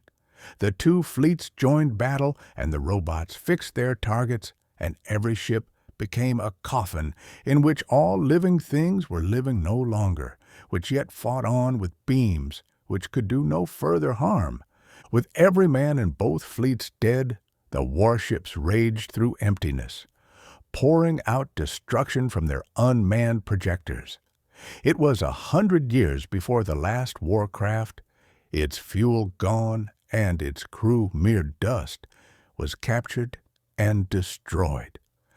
But there had been no space fight since, until now. And this one was strangeness itself. 4 huge, squat ships of war rose steadily from the planet Synab II. They were doubtless bound on a mission of massacre. The Empire of Synab gave no warning of its purpose. It did not permit the option of submission. Its ships headed heavily out into space, crammed with generators of the murder frequency. They had no inkling of any ships other than those of their own empire as being in existence anywhere. Suddenly, out of nowhere, a slim and slender spacecraft winked into being. A member of Kim's squadron just arrived. Within a fraction of an instant, it was plunging furiously for the Synabian monster. The Starshine also flung itself into headlong attack, though it was unarmed save for projectors of a field that would not kill anyone. The other ships, and more as they appeared, darted valorously for the giants. Meteor repellers lashed out automatically. Scanners had detected the newcomers and instantly flung repeller beams to thrust them aside. They had no effect. Meteor repellers handle inert mass, but by the nature of its action, an interplanetary drive neutralizes their effect. The small ships flashed on. Kim found himself grinning sardonically. There would be alarms ringing frantically in the enemy ships, and the officers would be paralyzed with astonishment at the sudden appearance and instant attack by the spacecraft, which could not, to Synabian knowledge, exist. 4 ships plunged upon one monster, 3 dashed at another. 8 little motes streaked for a third, and the 4th seemed surrounded by deadly mites of spaceships, flashing toward it with every indication of vengeful resolution. The attacks were sudden, unexpected, and impossible. There was no time to put the murder beams into operation. They took priceless seconds to warm up. In stark panic, the control room officer of the ship at which the Starshine drove jammed his ship into overdrive travel. The Synabian flashed into flight at 200 times the speed of light. It fled into untraceable retreat. Stressed space folded about it. Kim spoke comfortably into the space phone. "Everything's fine. If the others do the same." A second giant fled in the same fashion. The small ships of Ardis were appearing on every hand and plunging toward their enemies. A third huge ship made a crazy, irresolute half-turn and also took the only possible course by darting away from its home planet on overdrive. Then the 4th. "They'd no time to give an alarm," said Kim crisply. "Into atmosphere now, and we do our stuff." The tiny craft plunged toward the planet below them. It swelled in the Starshine's forward vision ports. It filled all the firmament. Kim changed course and aimed for the limb of the planet. The ship went down and down. A faint trembling went through all the fabric of the ship. It had touched atmosphere. There was a monstrous metropolis ahead and below. Kim touched control. A little thing went tumbling down and down. He veered out into space again. He watched by electron telescope. Like tiny insects, the fleet of Ades flashed over the surface of the planet. They seemed to have no purpose. They seemed to accomplish nothing. They darted here and there and fled for open space again, without ever touching more than the outermost reaches of the planet's atmosphere. But it took time. They were just beginning to stream up into emptiness again when the first of the giant warships flashed back into view. This time, it was ready for action. Its beam projectors flared thin streams of ions that were visible even in empty space. The ships of Ades plunged for it in masses. The fighting beams flared terribly, and the little ships vanished. Diving for it, plunging for it, Raging toward it with every appearance of deadly assault, they flicked into transmitter drive when the deadly beams touched them, because the crews of everyone were fitted with the wristlets and the relays which flung them into infinite speed when the fighting beam struck. In seconds, when the second and third and fourth Cenabian warships came back from the void prepared for battle, they found all of space about their home planet empty. They ragingly reported their encounter to headquarters. Headquarters did not reply. The big ships went recklessly, alarmedly, down to ground to see what had happened. They feared annihilation had struck Synab too. But it hadn't. The fleet of Ades had bombed the enemy planet, to be sure, but in a quite unprecedented fashion. They had simply dropped small round cases containing apparatus, which was very easily made, and to which not even the most conscientious of the exiles on Ades could object. They were tiny broadcasting units, very much like one Kim had put in a decoy ship, which gave off the neuronic frequencies of the disciplinary circuit, tuned to men. The cases were seamless spheres, made of an alloy that could only be formed by powder metallurgy, and could not be melted or pierced at all. It was the hardest substance developed in 30,000 years of civilization, and at least one of those cases had been dropped on every large city of Synab too, and when they struck, they began to broadcast. Every man in every city of the capital planet of the Empire was instantly struck motionless. From the gross and corpulent emperor himself down to the least considered scoundrel of each city's slums, every man felt his every muscle go terribly and impossibly rigid. Every man was helpless and convulsed, and the women were unaffected. On Synab too, which was the capital of a civilization which considered women inferior animals, the women had not been encouraged to be intelligent. For a long time they were merely bewildered.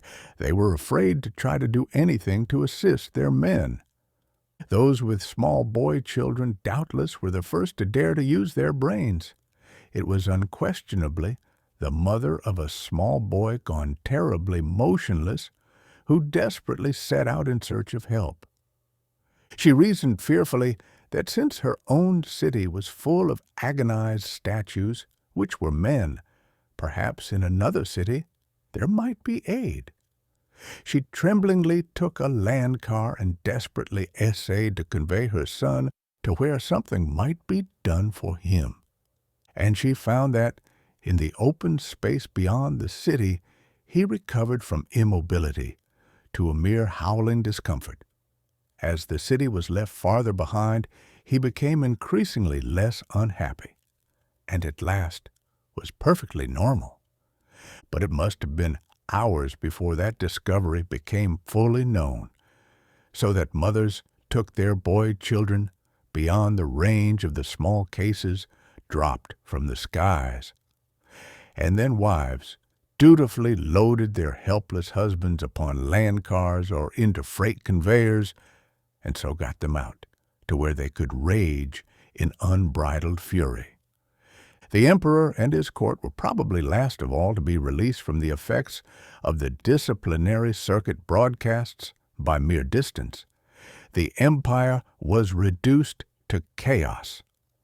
For 50 miles about every bomb, it was impossible for any man to move a muscle.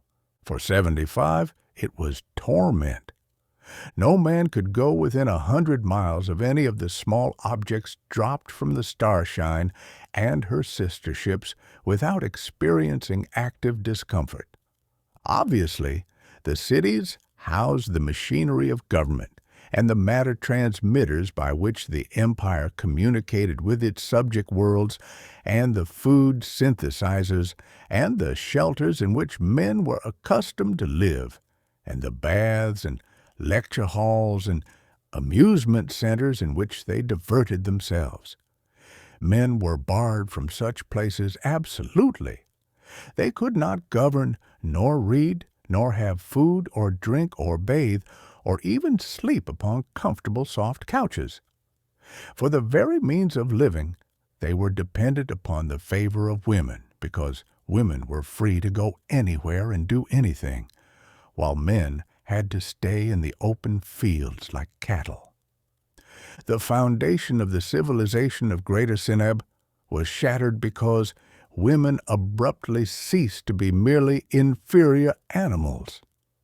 The defenses of that one planet were non-existent, and even the 4 ships just taken off went down recklessly to the seemingly unharmed cities, to land with monstrous crashes and every man in them helpless. The ships were out of action for as long as the broadcast should continue, but the fleet of Ardis rendezvoused at Ardis and again put out into space. They divided now and attacked the subjugated planets. They had no weapons save the devices which every government in the galaxy used. It was as if they fought a war with the nightsticks of policemen. But the disciplinary circuit which made governments absolute, by the most trivial of modifications, became a device by which men were barred from cities and therefore from government. All government ceased. Active warfare by the Empire of Seneb became impossible. Space yards, armories, spaceships grounded, and spaceships as they landed from the void. Every facility for war or rule in an empire of 20 planets became useless without the killing of a single man and without the least hope of resistance. Only, a long while since, a squadron of Senabian warships had headed out for Ardis as a part of the program of expansion of the empire. It had lifted from Seneb II, then the thriving, comfortable capital of the empire, and gone into overdrive on its mission. The distance to be covered was something like 30 light years.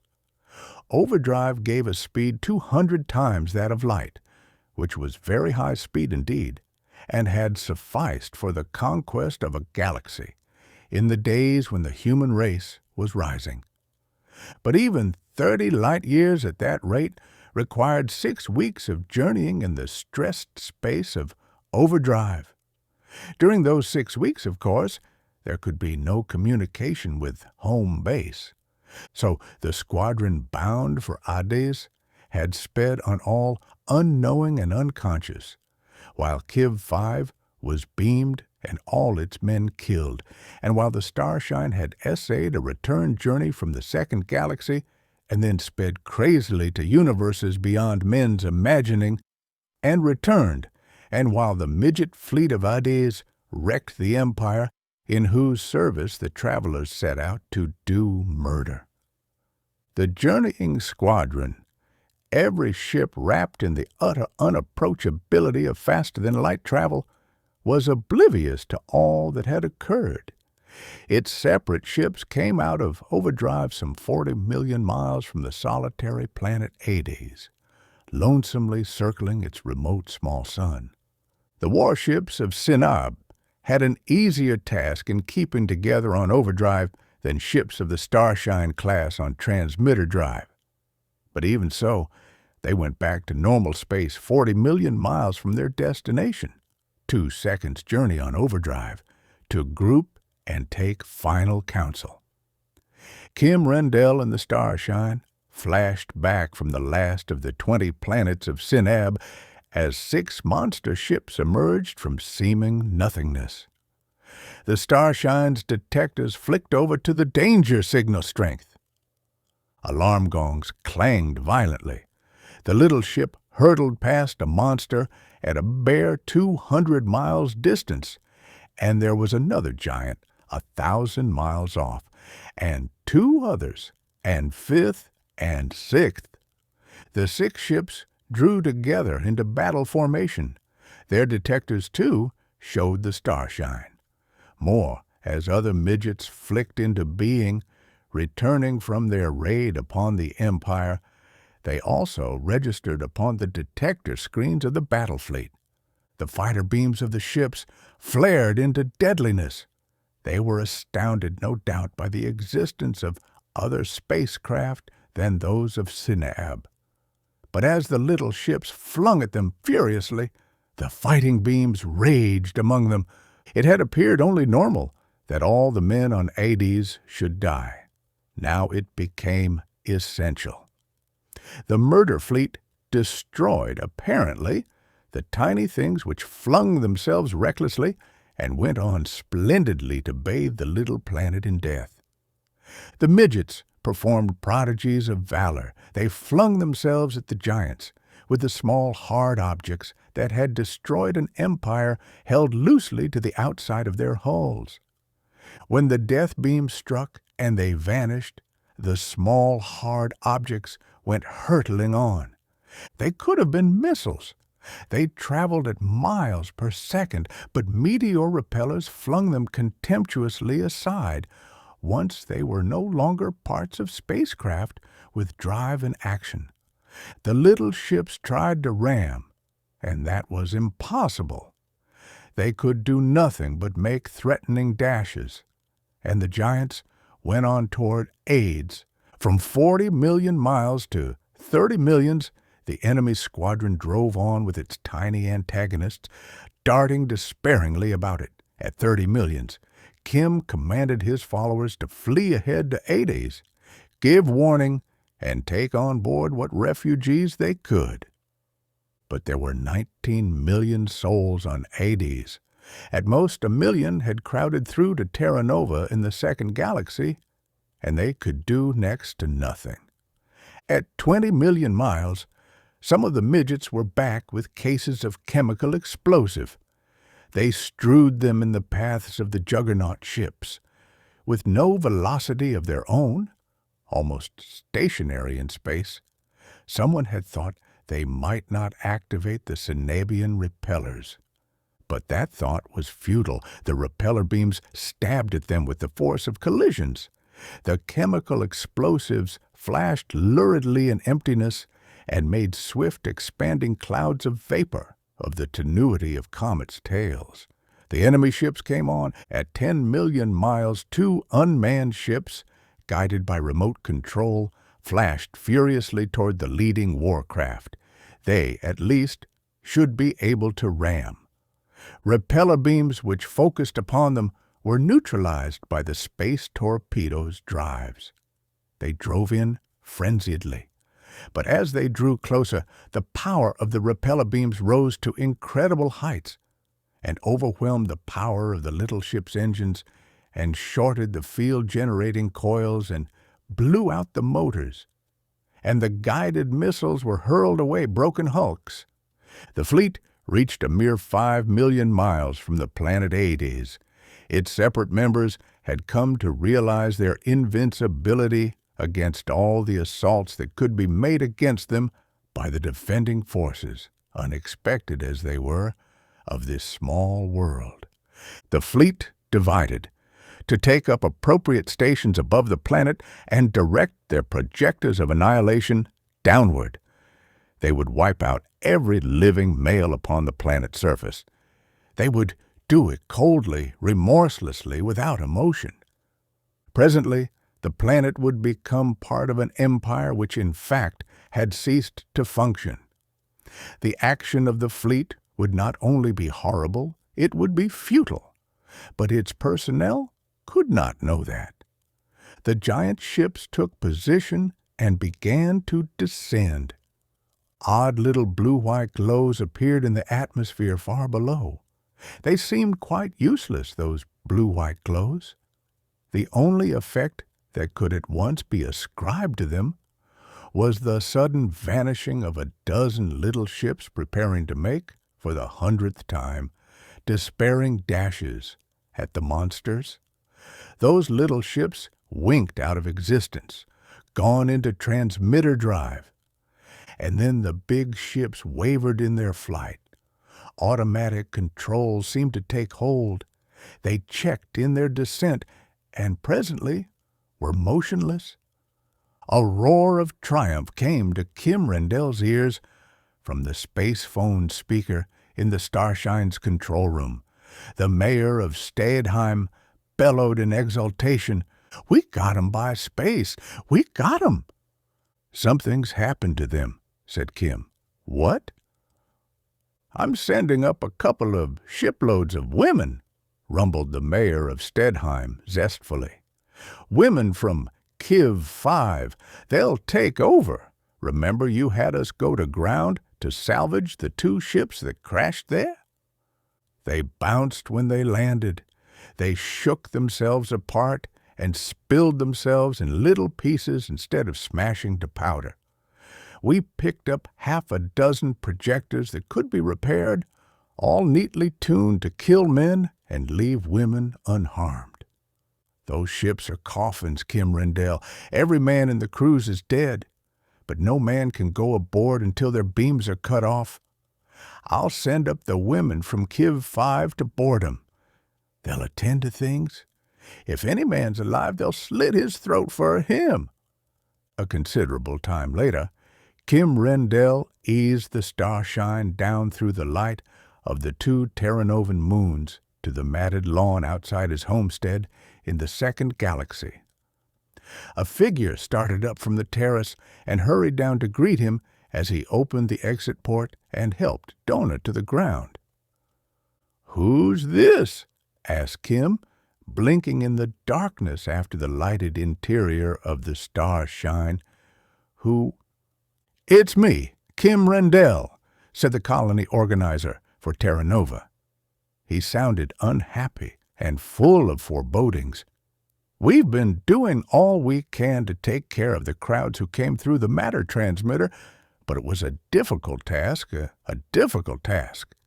Now the crowd of new colonists has dropped to a bare trickle. Everyone has a different story. I was told, though, that you were coming back in the Starshine and could advise me. I need your advice, Kim Rendell. The situation may be terrible." Kim led the way to the terrace of his house. "I wouldn't say it will be terrible," he said cheerfully enough. "It's good to get back home, Dona." "I want to look inside," said Dona firmly. She went within to satisfy the instinct of every woman who has been away from home to examine all her dwelling jealously on her return. Kim stretched himself out in a chair. The stars, unnamed, unexplored, and infinitely promising, of all the second galaxy, twinkled overhead.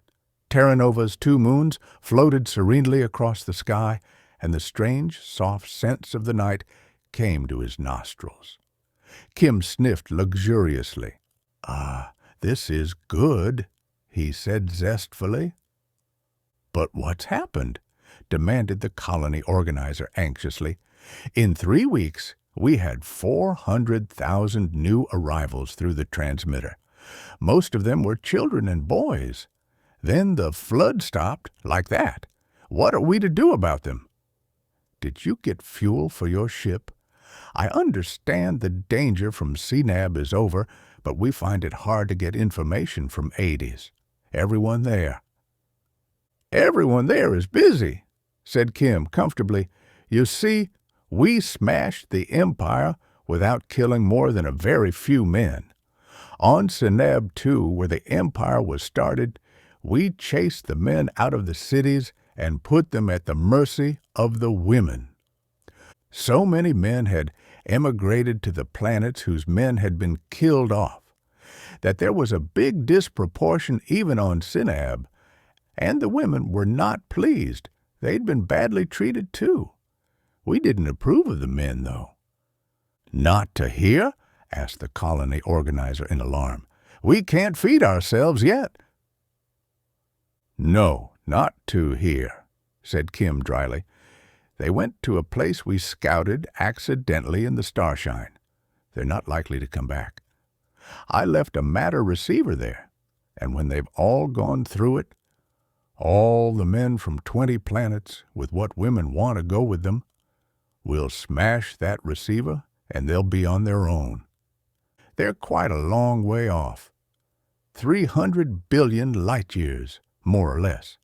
They're not likely to come in contact with our descendants for several million years yet. By that time, they'll either be civilized or else. The colony organizer asked questions in a worried tone. Kim answered them. "But 21 planets with no men on them," said the organizer worriedly. "These women will all want to come here." Not quite all. There were 10 men on Ardis for every woman. A lot of them will settle on the 20 planets where the proportion is reversed. A surprising lot will want to move on to the second galaxy, though. "But we'll be ready for them," said Kim. "We've spaceships enough for exploration now. The mayor of Stedheim wants a planet for each of his 4 sons to colonize. They picked up wives on Kiev 5 and want to get away from the old chap and indulge in a little domesticity. And there'll be plenty of others." He added, "We've some big warcraft to bring over, too, in case there's any dangerous animals or entities here." "But," said the colony organizer again, "we're sending ships through the first galaxy, too," said Kim, "to do a little missionary work. After all, 21 planets are without men. So the Starshine's sister ships will drop down secretly on one planet after another to start whisperings that a man who's sent to Ardis is a pretty lucky man. If he has courage and brains, he's better off than living as a human sheep under kings or technarchs who will clap the disciplinary circuit on him if he thinks for himself. There'll be more criminals and rebels than usual from now on. The flow of men who are not quite sheep will increase. With 300 million planets to draw from, and the way whispers pass from world to world, the adventurous spirits will start getting themselves sent to Ardis. The colony organizer looked worried. But there are Terra Nova and the second galaxy waiting to be explored and colonized. Maybe they'll be satisfied to stay there." Kim laughed. When he ceased to laugh, he chuckled. "I'm here. I've got a wife. Do you suppose that any woman will want her husband to stay on one of those 21 planets for years to come? Where women outnumber men, where, well, a man with a roving eye sees plenty of women about for his eyes to rove to?" The colony organizer still worried, nevertheless, until Dona came out from the inside of the house. She had assured herself that everything was intact and her mind was at rest. She brought refreshments for Kim and their guest. "I was just saying," said Kim, "that I thought there would still be plenty of people coming from Ardis and the 21 planets to Terra Nova, and to settle on the new worlds as they're opened up." "Of course," said Dona, "I wouldn't live there. Any normal woman, when she has a husband, will want to move where he'll be safe." And she might have been referring to the holocausts on those planets, caused by the death beams of the dead Sinabian Empire. But even the colony organizer did not think so. Kim Rendell had almost forgotten that he was ever a matter transmitter technician. But then the matter transmitter on Terra Nova ceased to operate, and they called on him. It happened just like that. One instant, the wavering silvery film seemed to stretch across the arch in the public square of the principal but still small settlement on the first planet to be colonized in the second galaxy. The film bulged and momentarily seemed to form the outline of a human figure as a totally reflecting, pulsating cocoon about a moving object. Then it broke like a bubble film, and a walking figure stepped unconcernedly out. Instantly, the silvery film was formed again behind it, and another shape developed on the film's surface.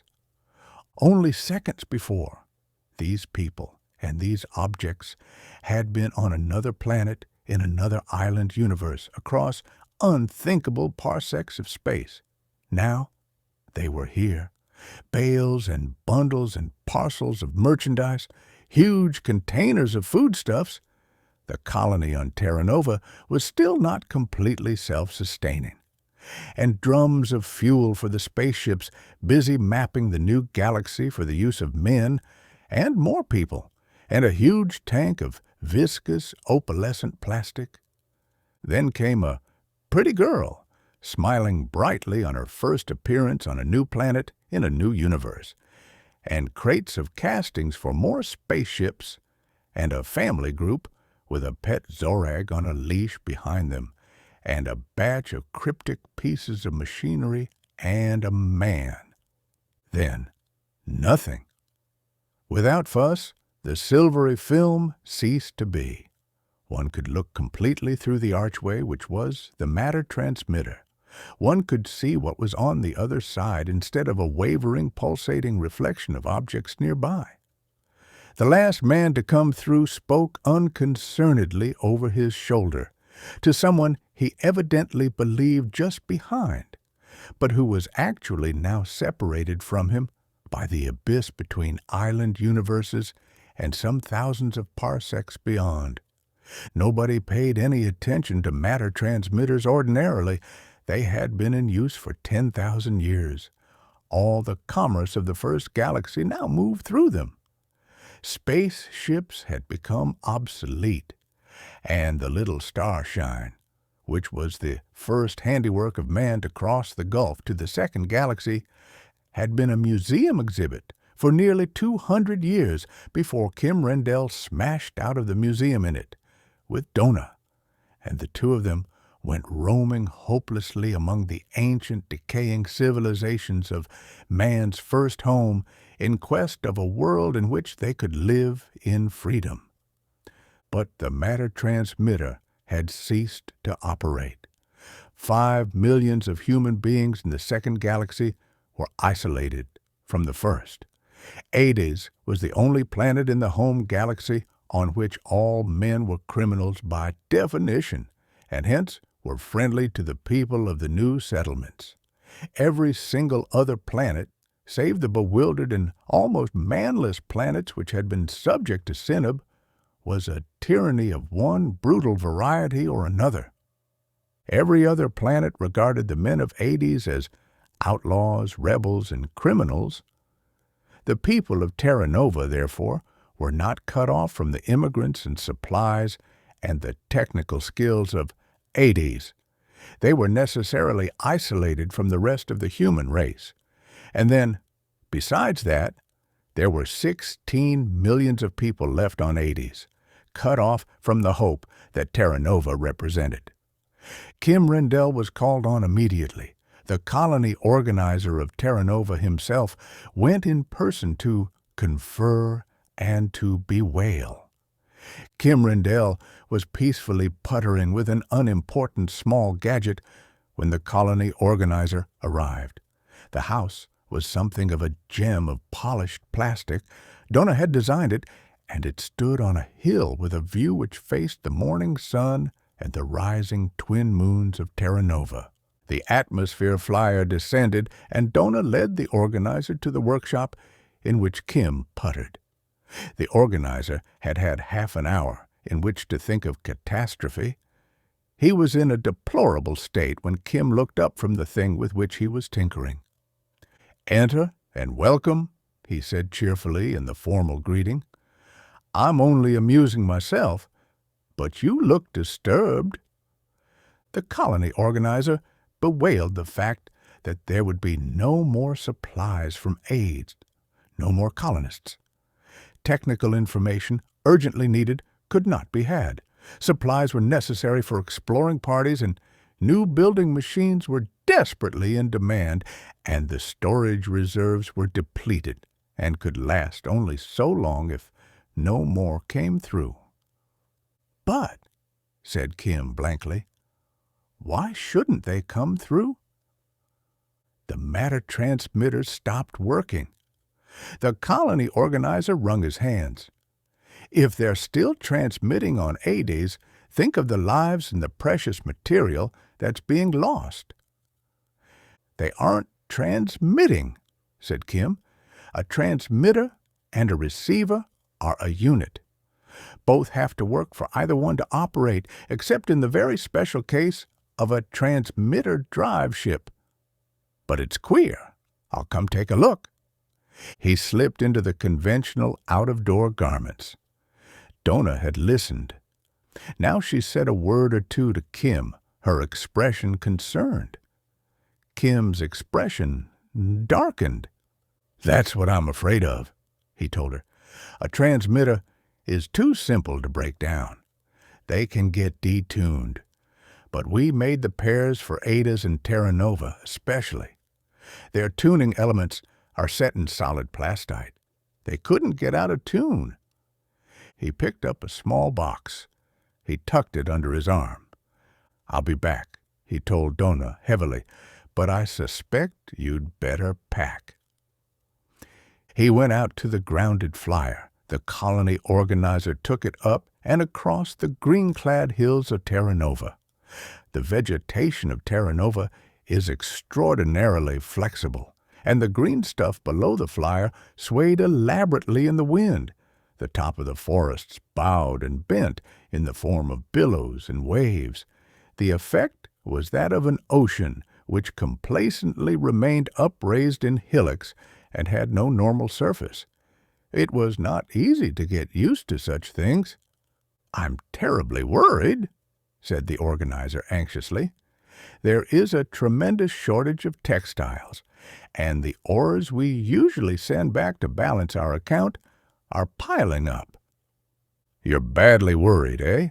said Kim grimly. "Of course. How can we keep our economic system now?" Kim made an angry noise. "I'm a lot more worried than you are," he snapped. "Nothing should have stopped this particular pair of transmitters from working but the destruction of one or the other. This box in my pocket might tell me the answer, but I'm afraid to find out. I assure you that temporary surpluses and shortages of ores and textiles are the least of the things we have to worry about." The little flyer sped on, with the great waving billows of the forest beneath it. On one hillock there was a clearing, with a group of 4 plastic houses shining in the sunlight. They looked horribly lonely in the sea of green, but the population on Terra Nova was spread thin. Far over at the horizon there was another clearing. Sunlight glinted on water, a pleasure pool. There was a sizable village about it. 6 soarers spun and whirled lazily above. Kim said, "The thing is that Ardis and the planets left over after we handled Sinab are the only places in the whole first galaxy where there are no disciplinary circuits. Ardis is the only place where a man can spit in the eye of another man and the two of them settle it between themselves. There's a government of sorts on Ardis, as there is here, but there's no ruler. Also, there's nobody who can strut around and make other men bow to him. A woman on Ardis, and here, belongs to the man she wants to belong to. She can't be seized by some lordling for his own pleasure and turned over to his guards and underlings when he's through with her." "That's true," said the colony organizer, who was still worried. "But the transmitter?" "Gossip of the admirable state of things on Ardis has gone about," said Kim hardly. "Some of our young men appointed themselves missionaries and went roaming around the planets, spreading word that Ardis wasn't a bad place. That if you were exiled to Ardis, you were lucky. They probably bragged that we whipped the Empire of Sinab in a fight." At this, the mouth of the organizer dropped open in astonishment. Of course. The number of exiles arriving at Ardis increased. It was excellent. We need people for the second galaxy, and people who earn exile are usually people with courage, willing to take risks for the sake of hope. Don't you realize that such things have been dangerous? When people on Markab 2 began to hope, Kim said impatiently, when peasants on the planets of Alioth began to imagine that things might be better? When slaves on Utbeg began to tell each other in murmurs that there was a place where people weren't slaves? Don't you see that such things would alarm the rulers of such planets? How can people be held as slaves unless you keep them in despair? The colony organizer corrected his course a trifle. Far away, the walls of the capital city of Terra Nova glinted in the sunlight.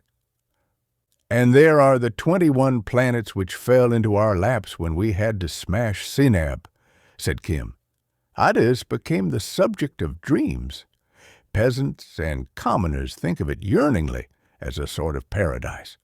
But kings and tyrants dream of it either as a nightmare which threatens the tranquility of their realms, or else as a very pretty bit of loot to be seized if possible.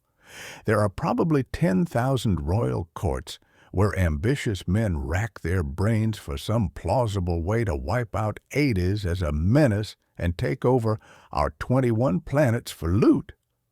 Ardis is already full of spies, sent there in the guise of exiles. There have been men found murdered after torture, seized and tortured by spies, hoping to find out the secrets by which we whipped Sinab. There's one bomb crater on Ardis already, where a bomb smuggled through the transmitter was set off in an effort to wipe out all the brains on the planet. It didn't, but it was bad. Skillfully, the colony organizer sent the flyer into the long, shallow glide that would land it in the planet capital city. There were only 20,000 people in that city. It would rate as a village anywhere, except on Ardis. But it was the largest settlement on Terra Nova. "Then you think," said the harassed organizer, "that some outrage has been committed and the transmitter on Ardis damaged, perhaps by another bomb." "I hope it's no worse than that," said Kim. "I don't know what I fear, but there are still 16 million people on Ardis, and some of them are very decent folk. In a little while, I'll know if it's nothing important or if it's bad. I could have found out back at home, but I wanted to hold on to hope." His lips were tightly compressed. The flyer landed. The two men got out and went along a yielding walk to the central square of the city. Many persons had collected in the square, more people in that one spot than Kim had seen together for a long time. Now at least 1,000 men and women and children had gathered and were standing motionless, looking at the tall arch of the transmitter. There would have been nothing extraordinary about the appearance of the arch to a man from past ages. It would have seemed to be quite commonplace, gracefully designed, to be sure, and with a smooth purity of line which the ancient artists only aspired to, but still not at all a remarkable object. But the throng of onlookers who stared at it did so because they could look through it. That had never before been possible. It had been a matter transmitter. Now it was only an arch. The people stared. Kim went in the technician's door at the base of the arch. The local matter technician greeted him with relief. "I'm glad you have come, Kim Rendell," he said uneasily. "I can find nothing wrong. Every circuit is correct. Every contact is sound, but it simply does not work." "I'll see," said Kim. "I'm sure you're right, but I'll verify it. Yet I'm afraid I'm only postponing a test I should have made before." He went over the test panel, trying the various circuits. All checked up satisfactorily. He went behind the test panel and switched a number of leads. He returned to the front and worked the panel again. The results were widely at variance with the original readings, but Kim regarded them with an angry acceptance. "I reversed some leads just in case a checking instrument was out by the same amount as a circuit," he told the technician. To be frank about it, I made sure you hadn't knocked out the transmitter on purpose. Such things have been done." Then he said grimly, "This one is all right. The transmitter on Ardis is out of action. It not only doesn't work, but they haven't been able to fix it in how long?" "2 hours now," said the technician unhappily. "Too long?" said Kim. He unpacked his box. It was very small, a foot by a foot by a foot. There was a cone-shaped hole in one end, which diminished to a small hole at the other end. Kim sweated a little. "I should have tried this before," he said, "but I wanted to hope.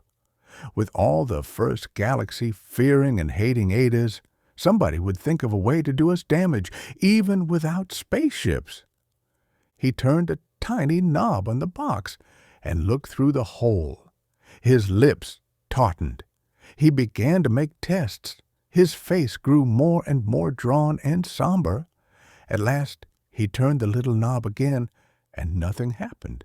His face went quite white. "What is it?" asked the colony organizer. Kim sat down, looking rather sick. "It's bad," he said. Then he gestured toward the box. "When we were fighting CNAB, somebody worked out an idea for the remote control of ships. Beam control would be too slow.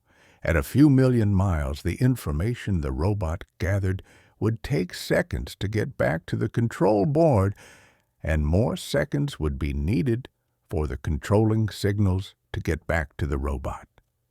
In terms of light years, communications that way would be impossible." Kim glanced at the organizer, who signified by a nod that he understood. "If it took a year each way, there'd be 2 years between the robot's observation of something to be acted on," Kim continued, "and the signal that would make it act. So this man proposed very tiny matter transmitters, one on the robot and one on the home planet. A solid object would receive all the information the robot's instruments gathered. The transmitter would send it back to the control board at transmitter speed, and the board would impress orders on it and send it to the robot again. It could shuttle across the width of a galaxy 100 times a second and make robot control at any distance practical. A few of them were made, but not used. This is one of them. I had it for measuring the actual speed of transmitter travel between here and Ardis. We thought the distance would be enough for a good measurement. It wasn't. But this is a transmitter, like the big one, and it has a mate on Ardis, and its mate is a hemisphere away from Ardis' main transmitter, and neither one works. Something's happened on Ardis that involves both hemispheres, and the transmitter couldn't have been knocked out by something that only killed people. It looks as if Ardis may have been destroyed." There was an instant's uncomprehending silence. Then the realization struck home. In all of human history, no planet had ever been completely destroyed. Dozens, even hundreds, had been devastated before wars came to an end by the discovery of a weapon too terrible to be used. 4 had been depopulated by that weapon, the fighting beam, but never before had it even been imagined that a planet could be wiped out of existence.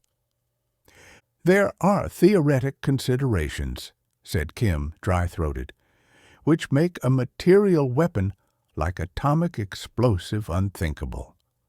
There are other considerations which make it certain that any immaterial weapon that could destroy a planet would have infinite speed and therefore infinite range. If Ardis has been destroyed, all the human race, including us, must sooner or later be subject to those who control such a weapon." Kim Rendell paused and cleared his throat. "If they start off by destroying the only world on which men are free, I don't think I like it. Now I must go back home. I'd better get over to the first galaxy in the Starshine and find out what's happened. The 1,000,000,000 suns of the first galaxy swam in space, attended by their families of planets. 300,000,000 worlds had been populated by the human race.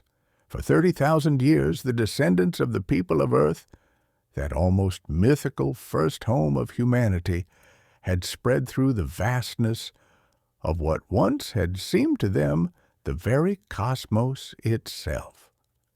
In the older, long-settled planets, civilization rose to incredible heights of luxury and of pride, and then took the long dive down into decadence and futility, while newer, fresher worlds still struggled upward from the status of frontier settlements. But at long last, humanity's task in the first galaxy was ended. The last planet suitable for human occupancy had been mapped and colonized. The race had reached the limit of its growth. It had reached, too, or so it seemed, its highest possible point of development. Matter transmitters conveyed parcels and persons instantly and easily from rim to rim of the galaxy. Disciplinary circuits enforced the laws of planetary governments beyond any hope of evasion or defiance.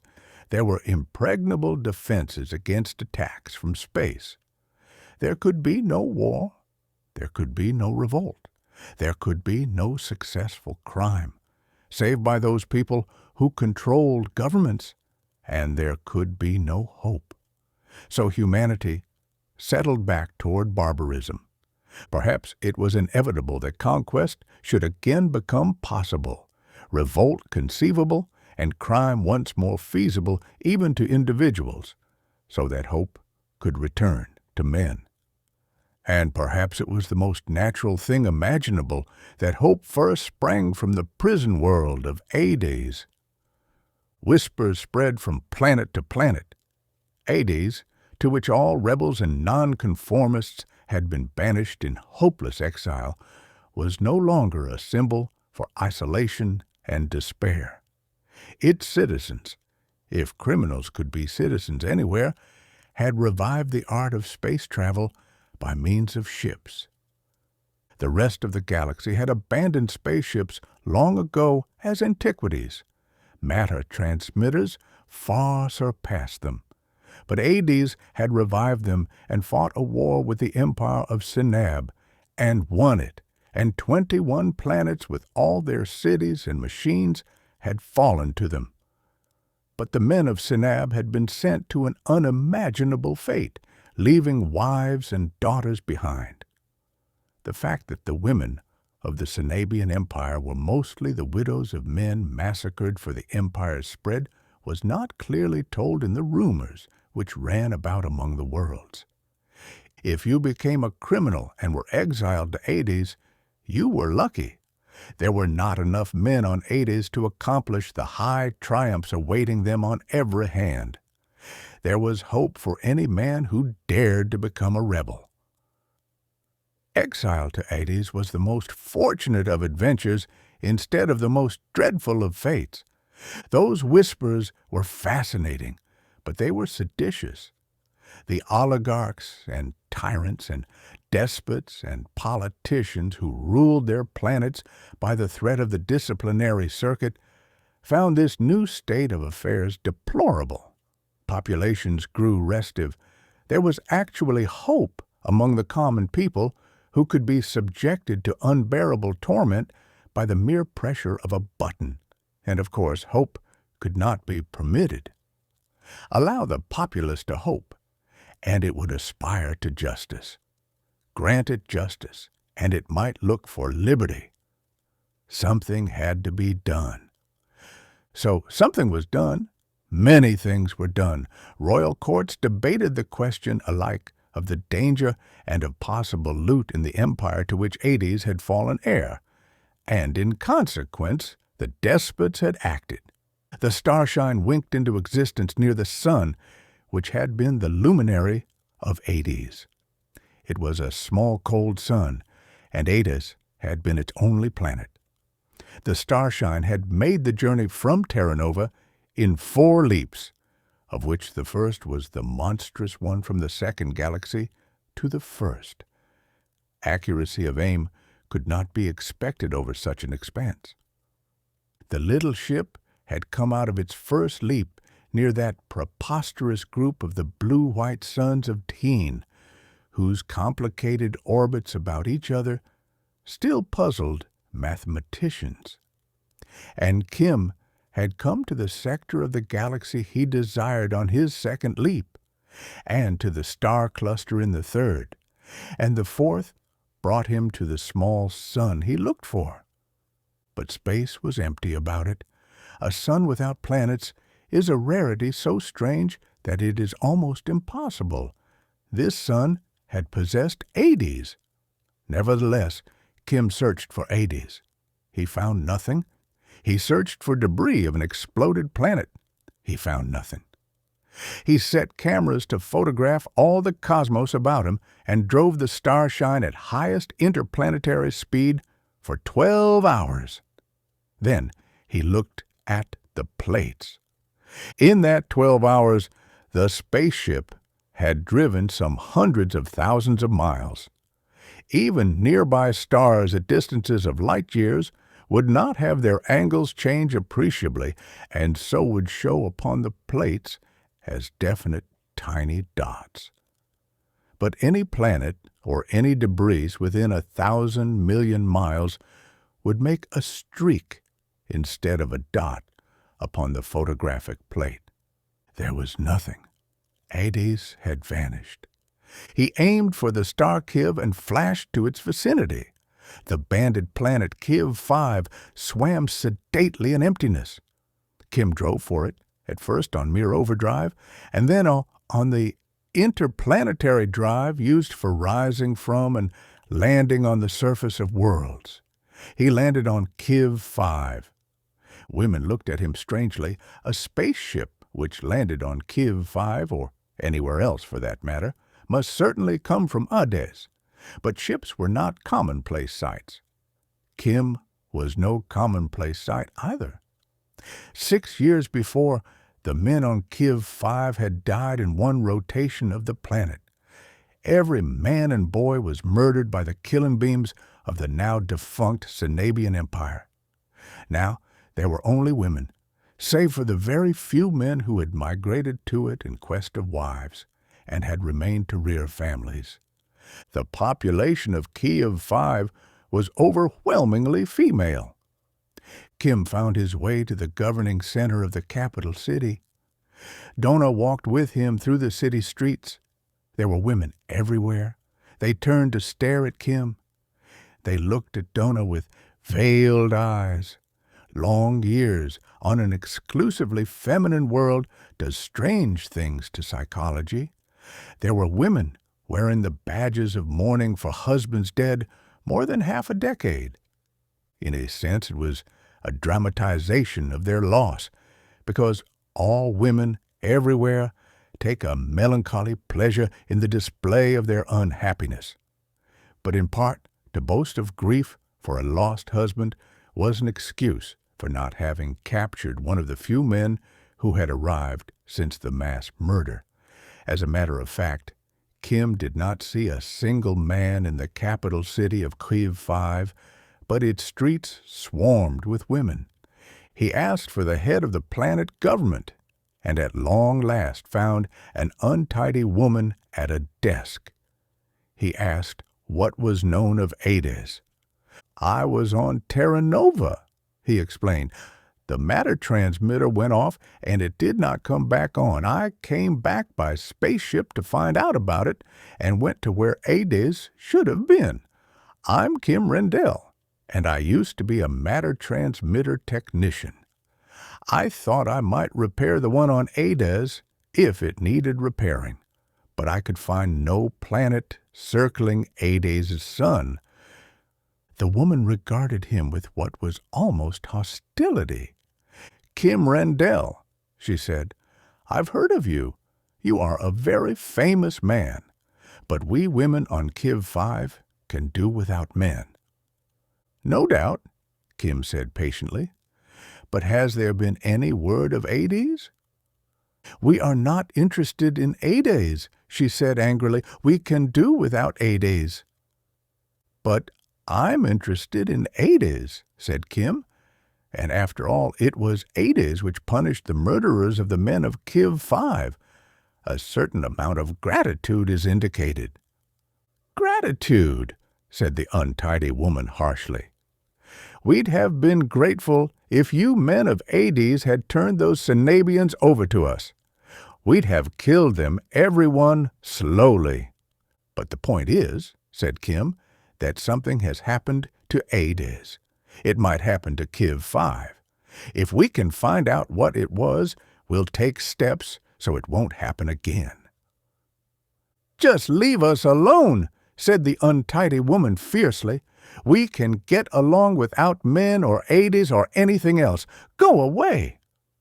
Dona plucked at Kim's arm. He turned, seething, and went out.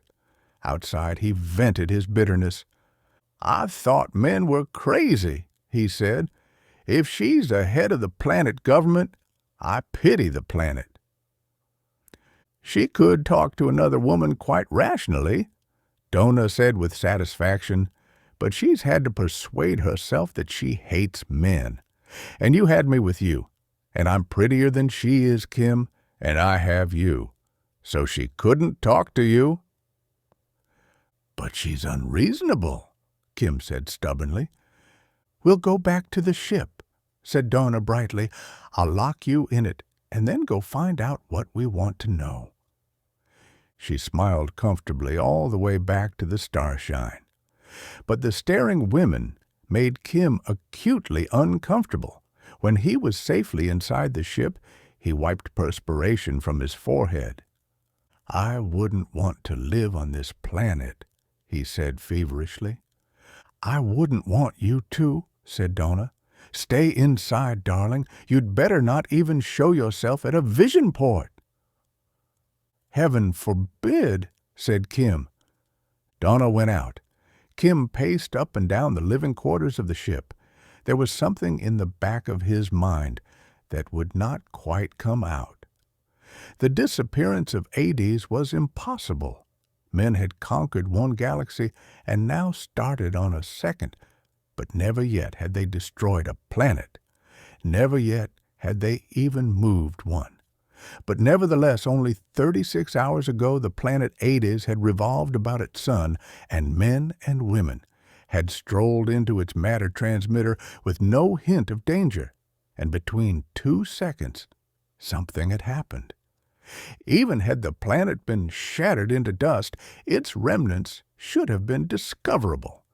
And surely a device which could destroy a planet would have had some preliminary testings, and the galaxy would have heard of its existence. This thing that had happened was inconceivable. On the basis of the photographs, Ades had not only been destroyed, but the quintillions of tons of its substance had been removed so far that sunlight shining upon them did not light them enough for photography, which simply could not be.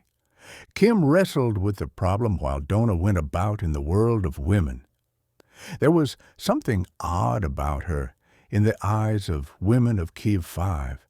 Their faces were unlike the faces of the women of a normal world. On a world with men and women, all women wear masks.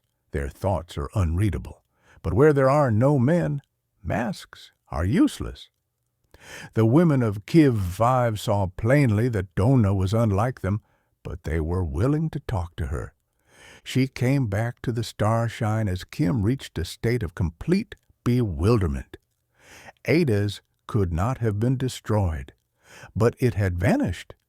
Even if shattered, its fragments could not have been moved so far or so fast that they could no longer be detected. But they were undiscoverable.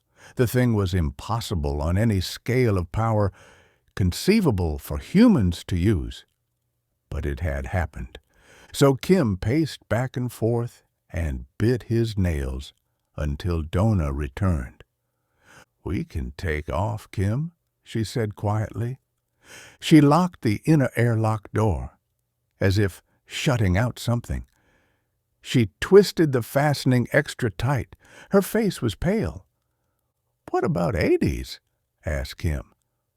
"They had matter transmission to it from here, too," said Dona.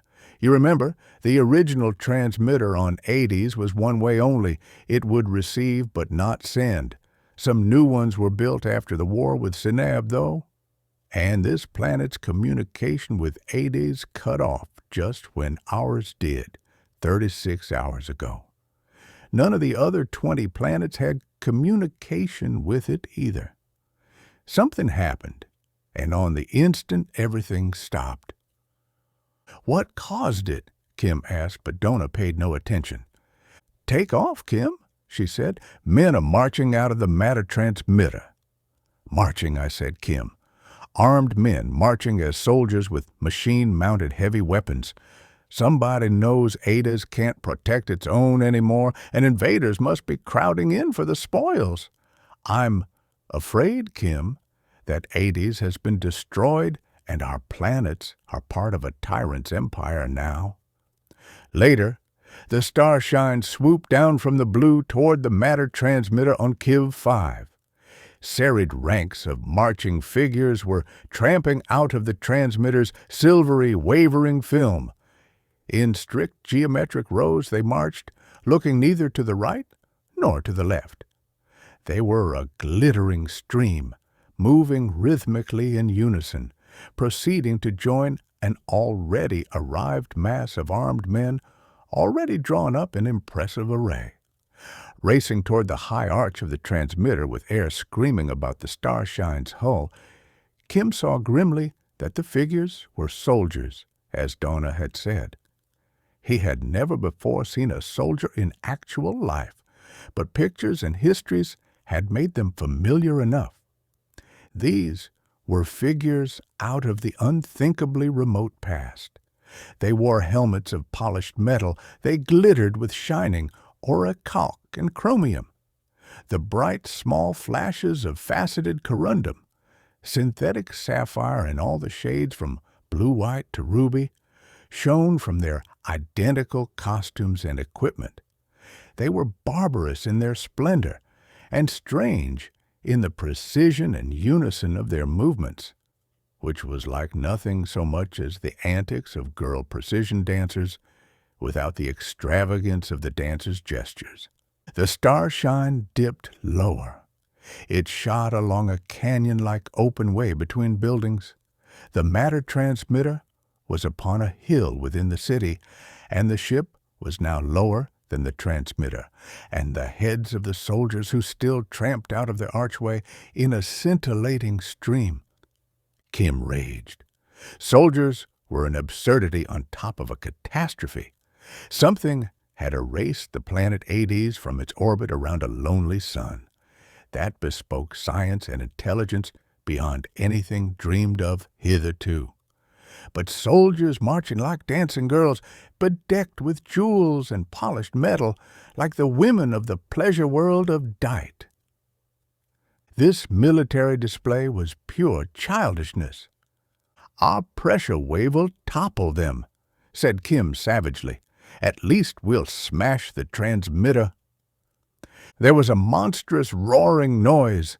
The Starshine, which had flashed through intergalactic space at speeds no science was yet able to measure, roared between tall buildings and atmosphere. Wind whirled and howled past its hull. It dived forward toward the soldiers. There was one instant when the ship was barely yards above the gaping faces of startled, barbarously accoutred troopers.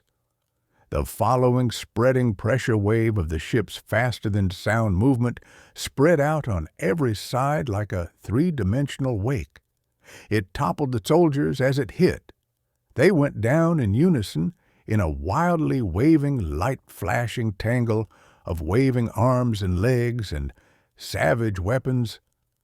But Kim saw two squat and bell-mouthed instruments on wheels in the act of swinging to bear upon him. One bore on the Starshine. It was impossible to stop or swerve the ship. There was yet another fraction of a second of kaleidoscopic confusion, of momentary glimpses of incredibly antique and childish pomp. And then anguish struck. It was the hellish torment of a fighting beam, more concentrated and more horrible than any other agony known to mankind. For the infinitesimal fraction of an instant, Kim experienced it to the full. Then there was nothingness. There was no sound. There was no planet. There was no sunlight on tall and stately structures built by men long murdered from the skies. The vision ports showed remote and peaceful suns and all the tranquil glory of interstellar space. The starshine floated in emptiness. It was, of course, the result of that very small device that Kim had built into the starshine before even the invention of the transmitter drive. It was a relay which flung on faster than light drive the instant fighting beam struck any living body in the ship. The starshine had been thrown into full interstellar drive while still in atmosphere. It had plunged upward along the line of its aiming through the air. The result of its passage to Kiv 5 could only be guessed at, but in even the unthinkably minute part of a second it remained in air. The ship's outside temperatures had risen 200 degrees. Moving at multiples of the speed of light, it must have created an instantaneous flash of literally stellar heat by the mere compression of air before it. Kim was sick and shaken by the agony which would have killed him had it lasted as long as the 100th of a second. But Dona stared at him. "Kim, what? Oh!" She ran to him. The beam had not touched her. So close to the projector, it had been narrow, no more than a yard across. It had struck Kim and missed Dona. Oh, my poor Kim! He grimaced. "Forget it," he said, breathing hard. "We've both had it before, but not as bad as this. It was a mobile fighting beam projector. I imagine they'll think we burned up in a flash of lightning. I hope there were X-rays for them to enjoy." For a long time, Kim Rendell sat still with his eyes closed. The dosage of the fighting beam had been greater than they had ever experienced together, though. It left him weak and sick. "I wonder," said Dona, but she still looked at Kim with troubled eyes. "Eh?" "If it's new," said Dona, "if it's a weapon, even if Ardis is destroyed—" Kim stared at her. "Now, what do you mean by that?" "I don't quite know," admitted Dona. "I say things, and you turn them over in your head, and something quite new comes out.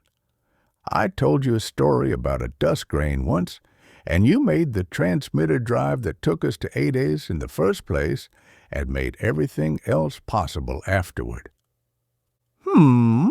Said Kim meditatively. "If it's new, if it's a weapon, if Ardis is destroyed, why did you think of those three things?" "You said no planet had ever been destroyed," she told him. "If anybody could think of a way to do such a thing, you could. And when Synab had to be fought and there weren't any weapons, you worked out a way to conquer them with things that certainly weren't weapons, just broadcasters of the disciplinary circuit field. So I wondered if what they used was a weapon. Of course, if it wasn't a weapon, it was probably something that had been used before for some other purpose, and it wouldn't be new." "I've got to think about that," said Kim. He cogitated for a moment. "Yes, I definitely have to think about that." Then he stood up. "We'll try to identify these gentry first. Then we'll go to another of the 21 planets." He took his observations and swung the little ship about. He adjusted the radiation switch to throw off the transmitter drive on near approach to a sun. He aimed for the star Tom. Its fourth planet had been subjugated to the empire of Synab 10 years before. and freed by the men of Ardis 6 years since. The Starshine winked into being some 20 million miles from it and 200 million from the star. Kim looked annoyed, and then glanced at the relay and adjusted it again. He pointed the Starshine close to the planet's disk. He pressed the transmitter drive button. Instantly, the ship was within mere thousands of miles of the planet. Nice! Kim was pleased. Saves a lot of overdrive juggling. Those horrible fighter beams seem to make one think more clearly. Dona, get us down to the night side while I try to work something out. Don't ground. Just drop into atmosphere enough to pick up any broadcasts. Communicator bands murmured in soprano. Tom 4 was more than 95% female, too. Kim worked on. After a long time, a speaker suddenly emitted a blast of martial music. Until now, the broadcast programs had gone unheeded by both Kim and Dona, because from each wave band only women's voices had come out and only women's music. The sound of brazen horns was something new. Dona smiled at Kim and turned up the volume. A man's voice said pompously, "To the people of Tom 4, greeting. Whereas His Most Gracious Majesty, Elim the 40th, of high and noble lineage, has heard with distress of the misfortunes of the people of the planet Tom 4, of the injuries they have suffered at the hands of enemies, and of their present distressful state, and whereas His Most Gracious Majesty, Elim the 40th, of high and noble lineage, is moved to extend his protection to all well-disposed persons in need of a gallant and potent protector. Therefore, His Most Gracious Majesty, Elim the 40th, of high and noble lineage, has commanded his loyal and courageous troops to occupy the said planet, Tom 4, to defend it against all enemies whatsoever, and to extend to its people all the benefits of his reign. Given at his palace of Gornith on the 2nd day of the 10th month of the 16th year of his reign, and signed by His Most Gracious Majesty, Elim the 40th, of high and noble lineage. The voice stopped. There was another blare of martial music. The broadcast ended. 10 minutes later, on another wavelength, the same proclamation was repeated. That broadcast stopped too. 5 minutes later came still another broadcast, and so on and so on. At long last, there was but a single wavelength coming into the communicators. It was a broadcast of a drama with only female characters, and in which there was no reference to the fact that the human race normally includes 2 sexes. It was highly emotional, and it was very strange indeed. Then a pompous male voice read the silly proclamation, and the broadcast cut off. "The question," said Kim, "is whether I'd better try to catch a soldier and make him tell us where Gornith is and what planet is ruled by Elim the 40th of high and noble lineage. I think I'd better find out." "Darling," said Dona, "I'm afraid of soldiers bothering you, but I certainly won't let you venture out on a planet full of women. And there's something else." "What?" "There are 21 planets which Ardis used to protect. What planetary ruler could send troops to occupy 21 other planets? Do you think this King Elim the 40th has tried to seize all of them? Or do you think he arranged a cooperative deal with the rulers of other planets, and an arrangement for them all to help protect each other? Hadn't we better make sure?" Kim looked up at her from the desk where he worked. "You're an uncomfortably brainy woman, Dona," he said dryly. "Do you think you could find Sinab? Sinab, too, was the capital planet of the empire we had to take over." Dona looked carefully on a star chart. Kim went back to his task. He had drawn very carefully an electronic circuit. Now he began to simplify it. He frowned from time to time, however, and by his expression was thinking of something else than the meticulous placing of symbols on paper. It was symptomatic of his confidence in Dona, though, that he remained absorbed while she worked the ship. Presently there were mutterings in the speakers. Dona had navigated to another solar system and entered the atmosphere of another planet. "Listen, Kim," she said suddenly. From a communicator blared a heavy male voice.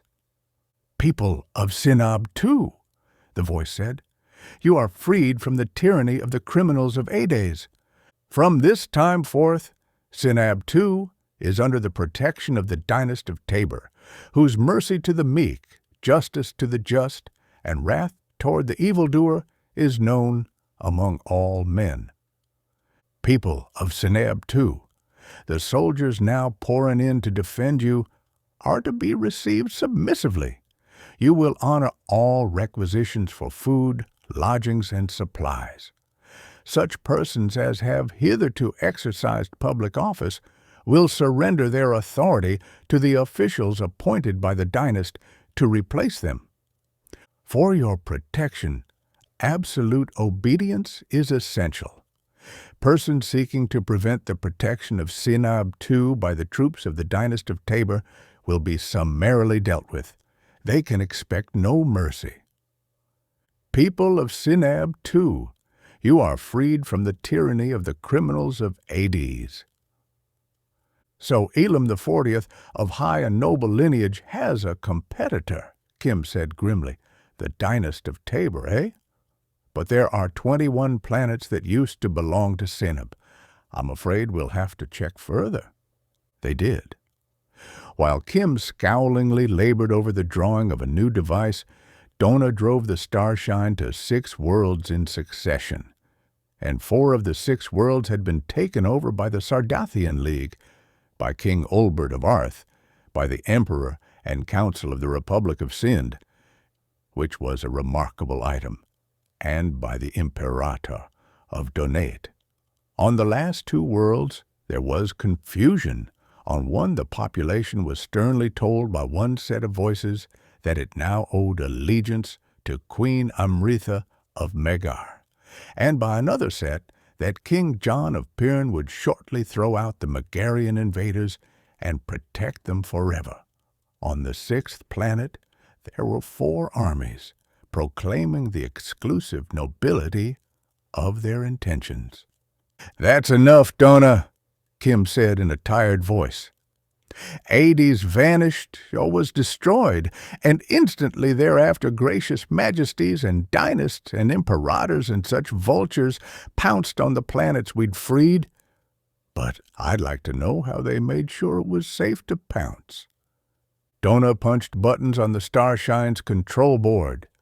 The ship lifted.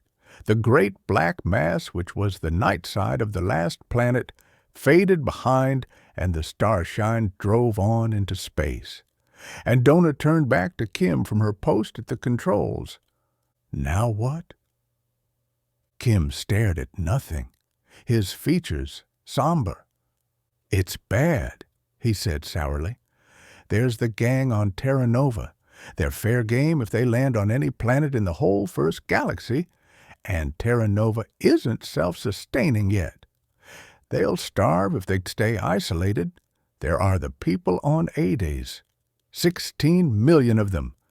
Not a big population for a planet, but a lot of people to be murdered so a few princelings can feast on the leavings of Sinab's empire.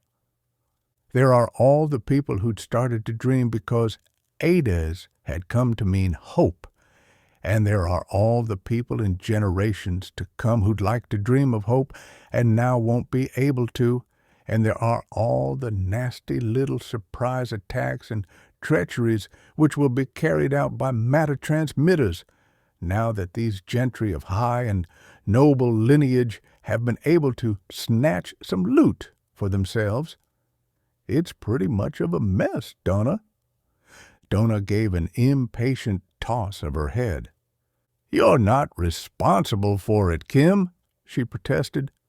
"Maybe I should simply concentrate on finding a solution for Terra Nova, eh? Let decency as something to fight for go by the board and be strictly practical."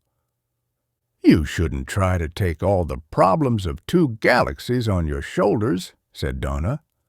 Kim shook his head impatiently. "Look," he said in vexation, "there's some way out of the mess. I just contrived a way to make a very desirable change in all the governments of the first galaxy, given time. It was one of those problems that seemed too big to handle, but it worked out very easily. But I absolutely can't think of the ghost of an idea of how to find a friendly world for Terra Nova." Dona waited. "It occurs to me that I haven't slept for 40 hours, Kim said. "I doubt that you've done any better. I think we should go to bed. There's one puzzle on which all the rest is based, and it's got me. What the devil happened to Ades? There's a whole planet, 7,000 miles in diameter, vanished as if it had never been. Maybe after some sleep, I'll be able to work it out. Let's go to sleep." The spaceship Starshine drove on through emptiness at mere interplanetary speed, its meteor repellers ceaselessly searching space for any sign of danger. But there was no danger. In the midst of space, between the stars, there was safety. Only where men were was there death. The ship swam in the void, no lights showing in any of its ports. Then, in the midst of the darkness inside, Kim sat up in his bunk. "But hang it, Ades couldn't be destroyed," he cried in exasperation. Planet Spicus 5 was an industrial world. According to the prevailing opinion in the best circles, its prosperity was due to an ample and adequate supply of raw materials, plus a skilled and thrifty population. There were 16 matter transmitters on the planet, and their silvery films were never still. From abecedaria for infants to zeolites, synthetic, for industrial use, its products ran in endless streams to the transmitters, and the other products and raw materials obtained in exchange came out in streams no less continuous. The industrial area covered a continent of sprawling rectangular buildings designed for the ultimate of efficiency, with living areas for the workmen spreading out between. The Starshine descended through morning sunlight.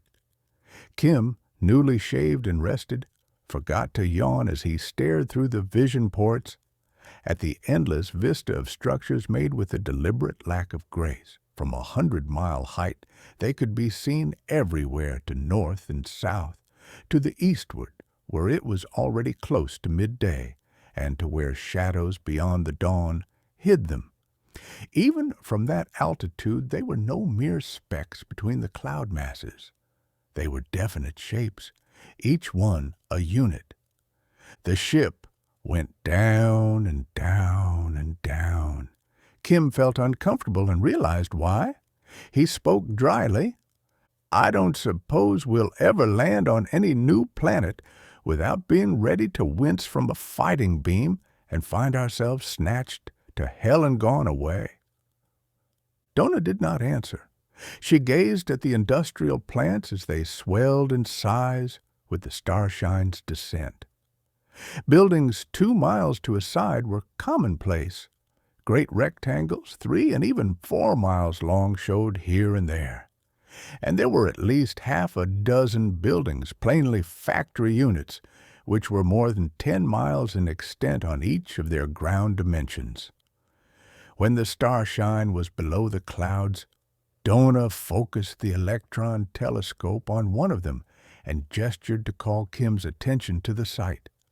This factory building enclosed great quadrangles with gigantic courtyards to allow, perhaps, of light, and within the courtyards were dwelling units for workmen, The telescope showed them plainly. Workmen in factories like this would have no need and little opportunity ever to go beyond the limits of their place of employment.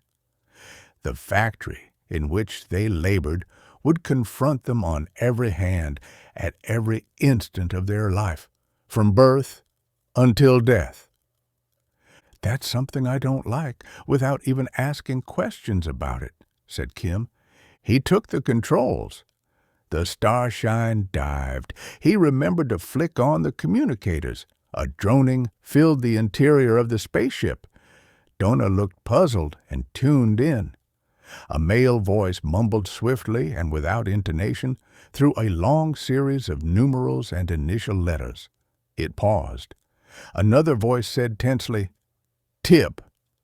The first voice droned again. The second voice said, "Tip."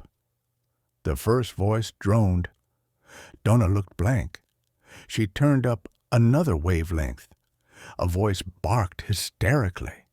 The words ran so swiftly together that they were almost indistinguishable, but certain syllables came out in patterns. "It's something about commerce," said Kim, arranging for some material to be routed on a matter transmitter. None of the wavelengths carried music. All carried voices, and all babbled swiftly without expression, with a nerve-wracking haste. The Starshine landed before a gigantic building. An armed guard stood before it at a gateway. Kim trudged across to him. He came back. "He's stupid," he said shortly. "He knows what to guard and the name of the plant and where a workman may go to be received into employment. That's all. We'll try again." The Starshine rose and moved. She was designed for movement in space, with parsecs of distance on every hand. She was unhandy when used as now for an atmosphere flyer. She descended within a factory quadrangle. There was no one about. Literally no one. The dwelling units were occupied, to be sure, but no one moved anywhere. When Kim opened the airlock, there was a dull, grumbling rumble in the air. It came from the many-storied building which surrounded this courtyard and stretched away for miles. Kim and Dona stood blankly in the airlock door. The air had no odor at all. There was no dust. There was not a single particle of growing stuff anywhere. To people who had lived on Terra Nova, it was incredible. Then bells rang, hundreds and thousands of bells. They rang stridently in all the rooms and corridors of all the dwelling units which reached away as far as the eye could follow them.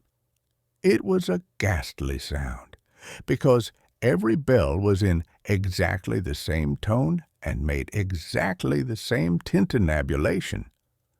Then there was a stirring in the houses. Folk moved within them. Figures passed inside the windows. Now and again, briefly, faces peered out. But none lingered to stare at what must have been the unprecedented sight of a spaceship resting in the courtyard. After a little, figures appeared in the doors.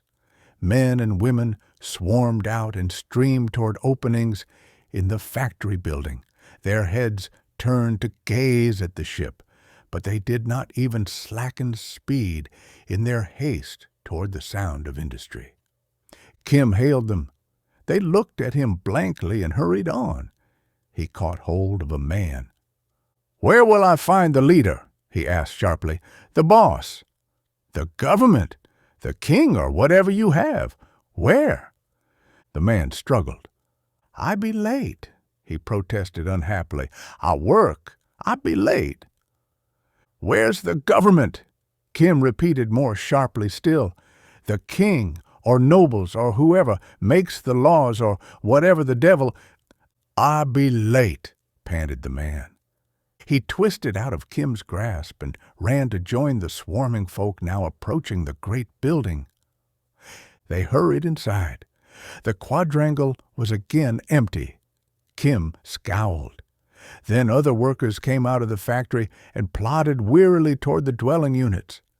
Kim waylaid a man and shot questions at him. His speech was slurred with fatigue. Dona could not understand him at all. But he gazed at the starshine and groped heavily for answers to Kim's questions, and at the end trudged exhaustedly into a doorway. Kim came into the ship, scowling. He seated himself at the control board. The ship lifted once more. He headed toward the curve of the plant's bulging form. "What did you learn, Kim?" "This is the work continent," said Kim shortly. "The factories and the workmen are here. The owners live in a place of their own. I have to talk to one of the more important merchants. I need information." Time passed, and the ship went on over the rim of the planet. Orbital speed was impossible. The Starshine stayed almost within atmosphere and moved eastward at no more than 1,500 miles an hour. "Here it is," said Kim at last. The ship settled down once more. There was a thin, hazy overcast here, and clear vision came suddenly as they dropped below it, and the coast and the land before them brought an exclamation from Dona. The shoreline was magnificent, all beautiful bold cliffs with rolling hills behind them. There were mountains on farther yet, and splendid vistas everywhere, but more than the land or the natural setting, it was what men had done which caused Dona to exclaim. The whole terrain was landscaped like a garden, as far as the eye could reach, and the starshine still flew high. Every hillside and every plain had been made into artificial but marvelous gardens. There were houses here and there. Some were huge and gracefully spreading or airily soaring upward, or simple, with the simplicity of gems and yet magnificent beyond compare. There was ostentation here, to be sure, but there was surely no tawdriness. There was no city in sight. There was not even a grouping of houses, yet many of the houses were large enough to shelter communities. "I see," said Kim. "The workmen live near the factories or in their compounds. The owners have their homes safely away from the ugly part of commerce. They've a small-sized continent of country homes, Dona, and undoubtedly it is very pleasant to live here. Whom shall we deal with?" Dona shook her head. Kim picked a magnificent residence at random. He slanted the starshine down. Presently it landed lightly upon smooth lawn of incredible perfection, before a home that Dona regarded with shining eyes. "It's lovely," she said breathlessly. "It is," agreed Kim. "It even has a feeling all its own," he said. "The palace of a king or a tyrant always has something of arrogance about it. It's designed to impress the onlooker. A pleasure palace is always tawdry. It's designed to flatter the man who enters it. These houses are solid. They're the homes of men who are thinking of generations to follow them and, meanwhile, only of themselves. I've heard of the merchant princes of Spices 5, and I'm prejudiced. I don't like those factories with the workmen's homes inside, but I like this house. Do you want to come with me?" Dona looked at the house, yearningly, at the view all about, every tree and every stone so placed as to constitute perfection. The effect was not that of a finicky aestheticism, but of authentic beauty and dignity. But after a moment, Dona shook her head. "I don't think I'd better," she said slowly. "I'm a woman, and I'd want one like it. I'll stay in the ship and look at the view. You've a communicator?" Kim nodded. He opened the airlock door and stepped out. He walked toward the great building. Dona watched his figure grow small in its progress toward the mansion. She watched him approach the ceremonial entrance. she saw a figure in formalized rich clothing appear in that doorway and bow to him. Kim spoke with gestures. The richly clothed servant bowed for him to go first into the house. Kim entered, and the door closed. Dona looked at her surroundings. Dignity and tranquility and beauty were here. Children growing up in such an environment would be very happy and would feel utterly safe. Wide, smooth, close-cropped lawns with ancient trees and flowering shrubs stretched away to the horizons. There was the gleam of statuary here and there, rarely. A long way off, she could see the glitter of water, and beside it a graceful colonnade, and she knew that it was a pleasure pool. Once she saw two boys staring at the spaceship. There was no trace of fear in their manner, but a richly dressed servant, much more carefully garbed than the boys, led up two of the slim riding sards of Fanis, and the boys mounted, and their steeds started off with that sinuous, smooth swiftness which only sards possess in all the first galaxy. Time passed, and shadows lengthened. Finally, Dona realized how many hours had elapsed since Kim's departure. She was beginning to grow uneasy when the door opened again, and Kim came out followed by 4 richly clad servants. Those servants carried bundles. Kim's voice came over the communicator. "Close the inner airlock door, Dona, and don't open it until I say so." Dona obeyed. She watched uneasily. The 4 servants placed their parcels inside the airlock at a gesture from Kim. Then there was an instant of odd tension. Dona could not see the servants, but she saw Kim smiling mirthlessly at them. He made no move to enter. He spoke sharply, and she heard them file out of the airlock. Dona could see them again. Kim stepped into the spaceship and closed the door. "Take her up, Dona, fast!" The Starshine shot upward, with the 4 servants craning their necks to look at it. It was out of sight of the ground in seconds. It was out of the atmosphere before Kim came into the control room from the lock. "Quite a civilization," he said. "You'd have liked that house, Dona.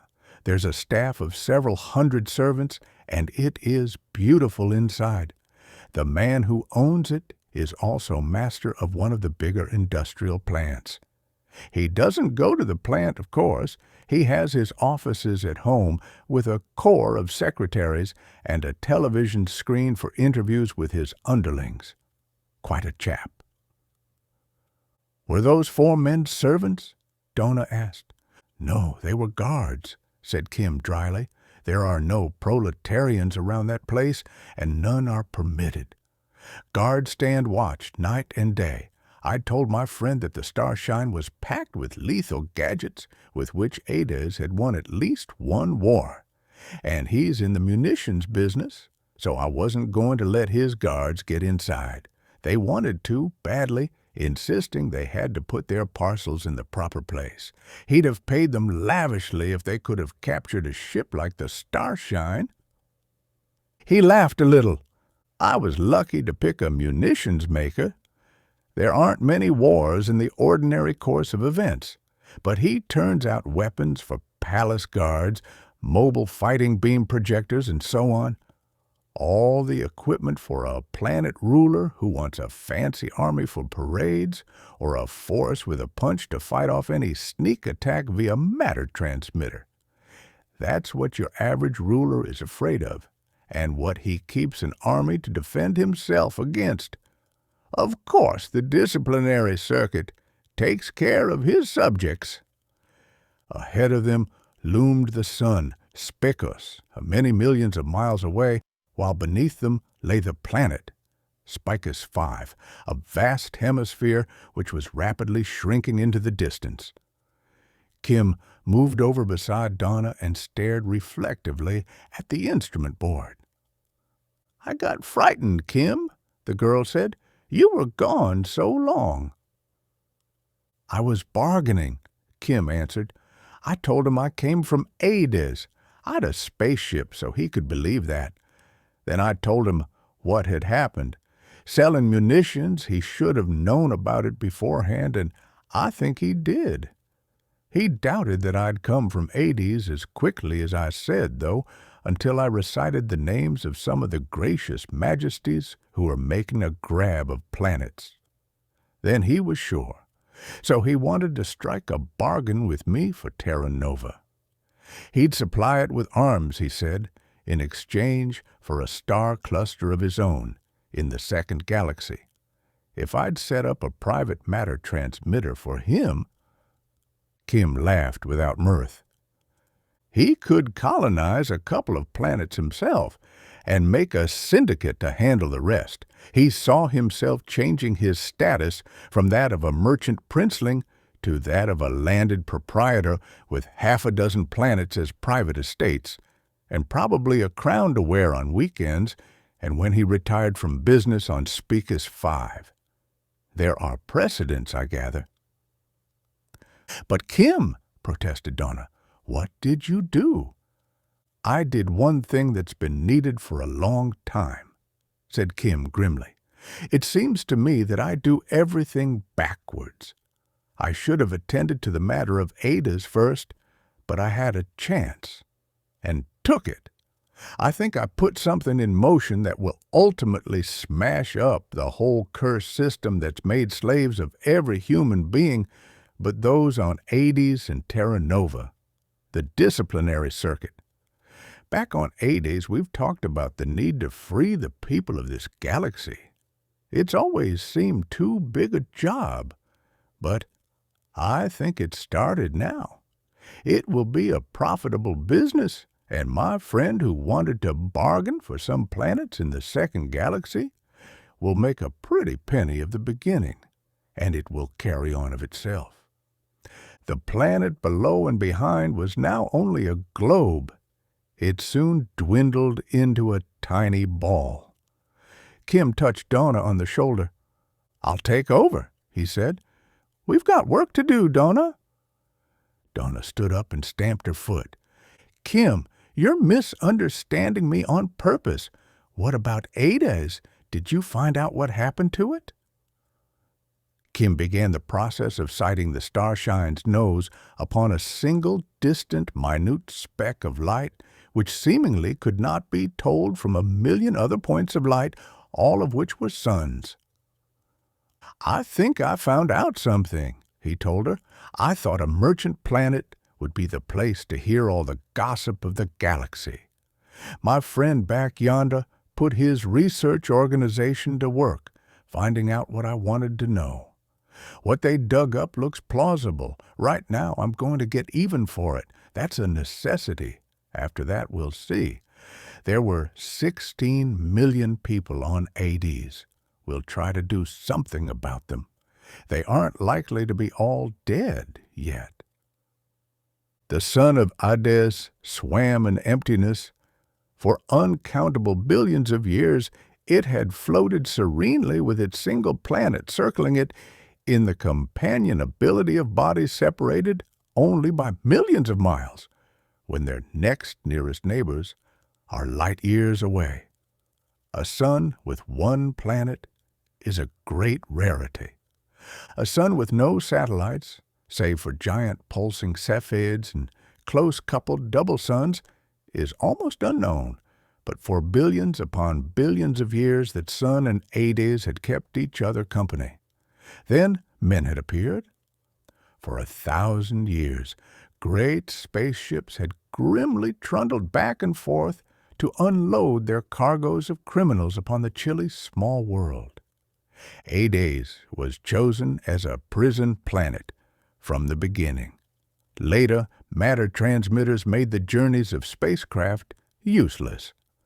For 6, 7, 8,000 years, there was no traffic but the one-way traffic of its especially contrived transmitter, which would receive criminals from all the galaxy, but would return none or any news of them to the worlds outside.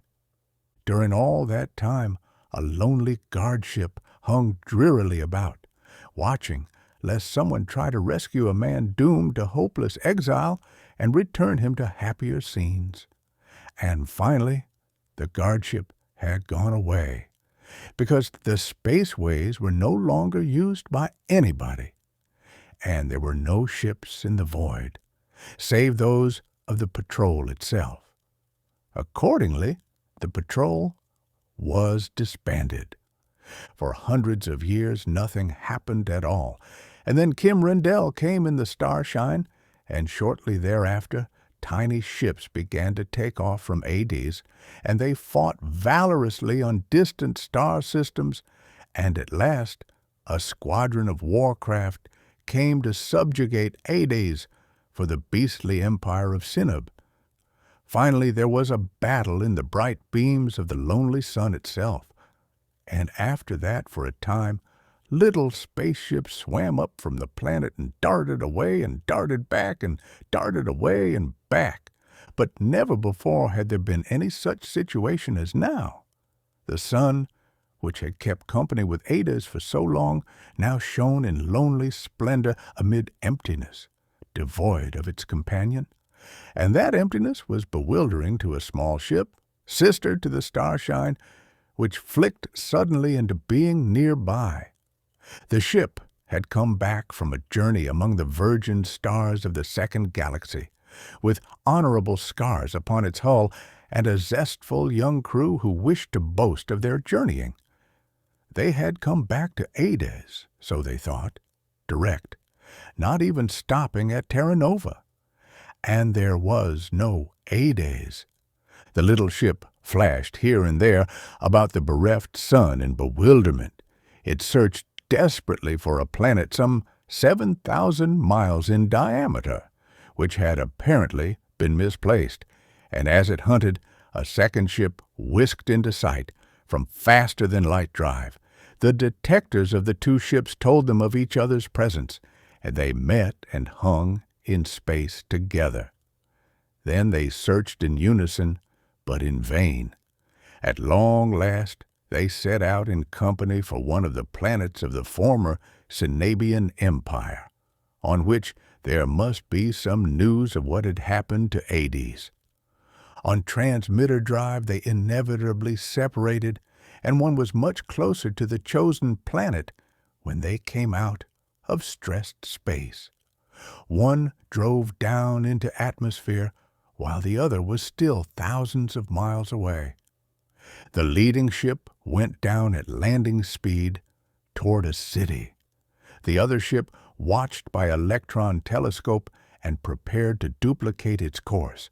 But the man of the second ship saw, and there could be no doubt about it, that suddenly the landing ship vanished from its place as if it had gone into intergalactic drive in atmosphere. There was a flash of intolerable, unbearable light, and then there was an explosion of such monstrous violence that half of the planet's capital city vanished or was laid in ruins. The crew of the second ship was stunned, but the second ship went slowly and cautiously down into atmosphere, and its communicators picked up voices issuing stern warnings that troops must be welcomed by all citizens, and that absolute obedience must be given to all men wearing the uniform of His Magnificence, the Despot of Lith. And then there was babbling confusion and contradictory shoutings, and a hoarse voice ordered all soldiers of His Magnificence to keep a ceaseless watch upon the sky, because a ship had come down from overhead, and when the fighting beams struck it, to kill its crew. It appeared to have fired some devastating projectile which had destroyed half a great city. All ships seen in the sky were to be shot down instantly. His Magnificence, the Despot of Lith, would avenge the outrage. The lonely surviving ship went dazedly away from the planet, which once had been friendly to the men of Ardis. It went back to Ardis' sun, and searched despairingly once again, and then fled to the second galaxy in Terra Nova to tell of what it had seen, That was an event of some importance. At least all of one planet had been rocked to its core from the detonation of a spaceship which flashed into collision with it at uncountable multiples of the speed of light and was thereby raised to the temperature of a hot sun's very heart. And besides, there was agitation and suspicion and threats and diplomatic chaos among the planetary governments who had joined to loot the dependencies of Ardis, once Ardis was eliminated from the scene. But a vastly and enormously more significant event took place on a planet very far away, at almost the same instant. The planet was Dona 3, the only habitable planet of its system. It was a monstrous, sprawling world, visibly flattened by the speed of its rotation and actually habitable only by the fact that its rotation partly balanced out its high gravity. The Starshine approached over a polar region and descended to touch atmosphere. Then, while Dona looked curiously through the electron telescope at monstrous ice mountains below, Kim donned a spacesuit, went into the airlock, and dropped a small object out of the door. He closed the door, returned to the control room, and took the Starshine out to space again. That was the most significant single action, in view of its ultimate meaning, that had been performed in the first galaxy in 10,000 years. And yet, in a sense, it was purely a matter of form. It was not necessary for Kim to do it. He had arranged for the same effect to be produced in time yet to come upon every one of the 300 million inhabited planets of the first galaxy. The thing was automatic, implicit in the very nature of the tyrannical governments sustained by the Disciplinary Circuit. Kim had simply dropped a small metal case to the surface of Dona 3. It was very strong, practically unbreakable. It contained an extremely simple electronic circuit.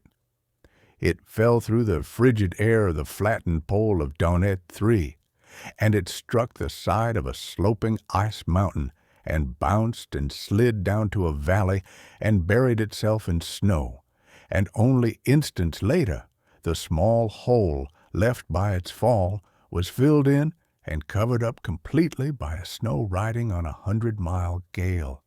It was undiscoverable. It was irretrievable. No device of man could detect or recover it. Kim himself could not have told where it fell. Kim then sighted the Starshine on another distant target and found the planet Arth and dropped a small metal object into the depths of the humid and festering jungles along its equator. Human beings could live only in the polar regions of Arth. Then he visited a certain planet in the solar system of Tabor, and a small metal case went twisting through deep water down to the seabed of its ocean.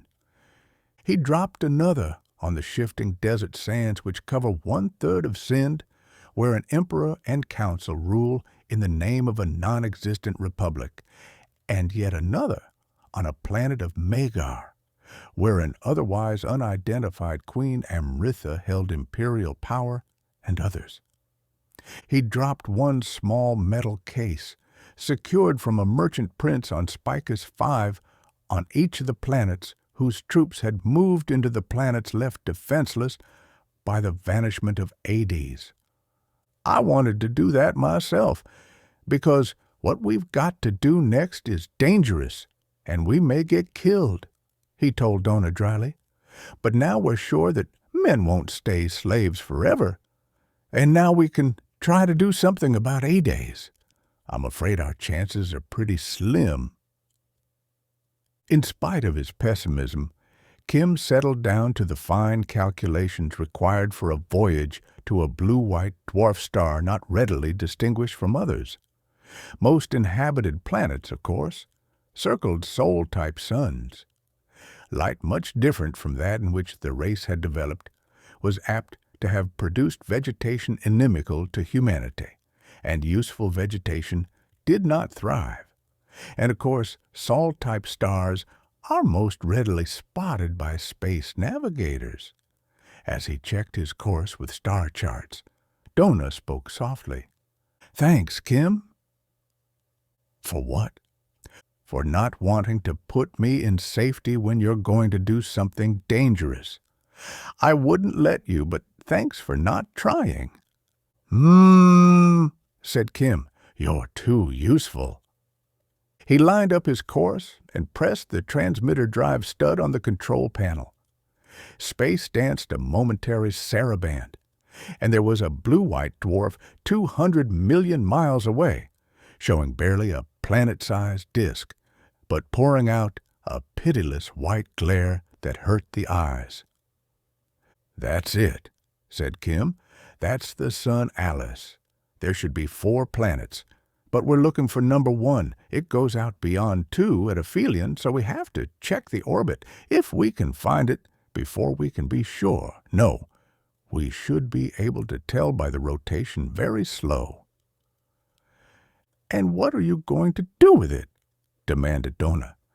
There were bright spots in emptiness, which the electron telescope instantly declared to be planets. Kim set up cameras for pictures. Alice 1 is the only really uninhabitable planet in the galaxy that's inhabited, he observed painstakingly. It belongs to Pharos 3. I understand it's the personal property of the king. It has no atmosphere in spite of an extremely high specific gravity and a reasonable mass.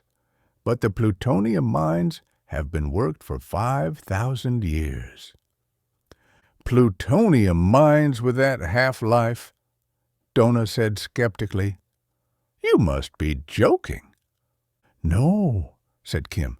"It's a very heavy planet loaded with uranium and stuff from bismuth on out.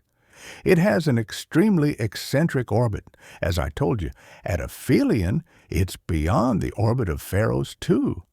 At perihelion, when it's nearest to its sun, it just barely misses Roche's limit.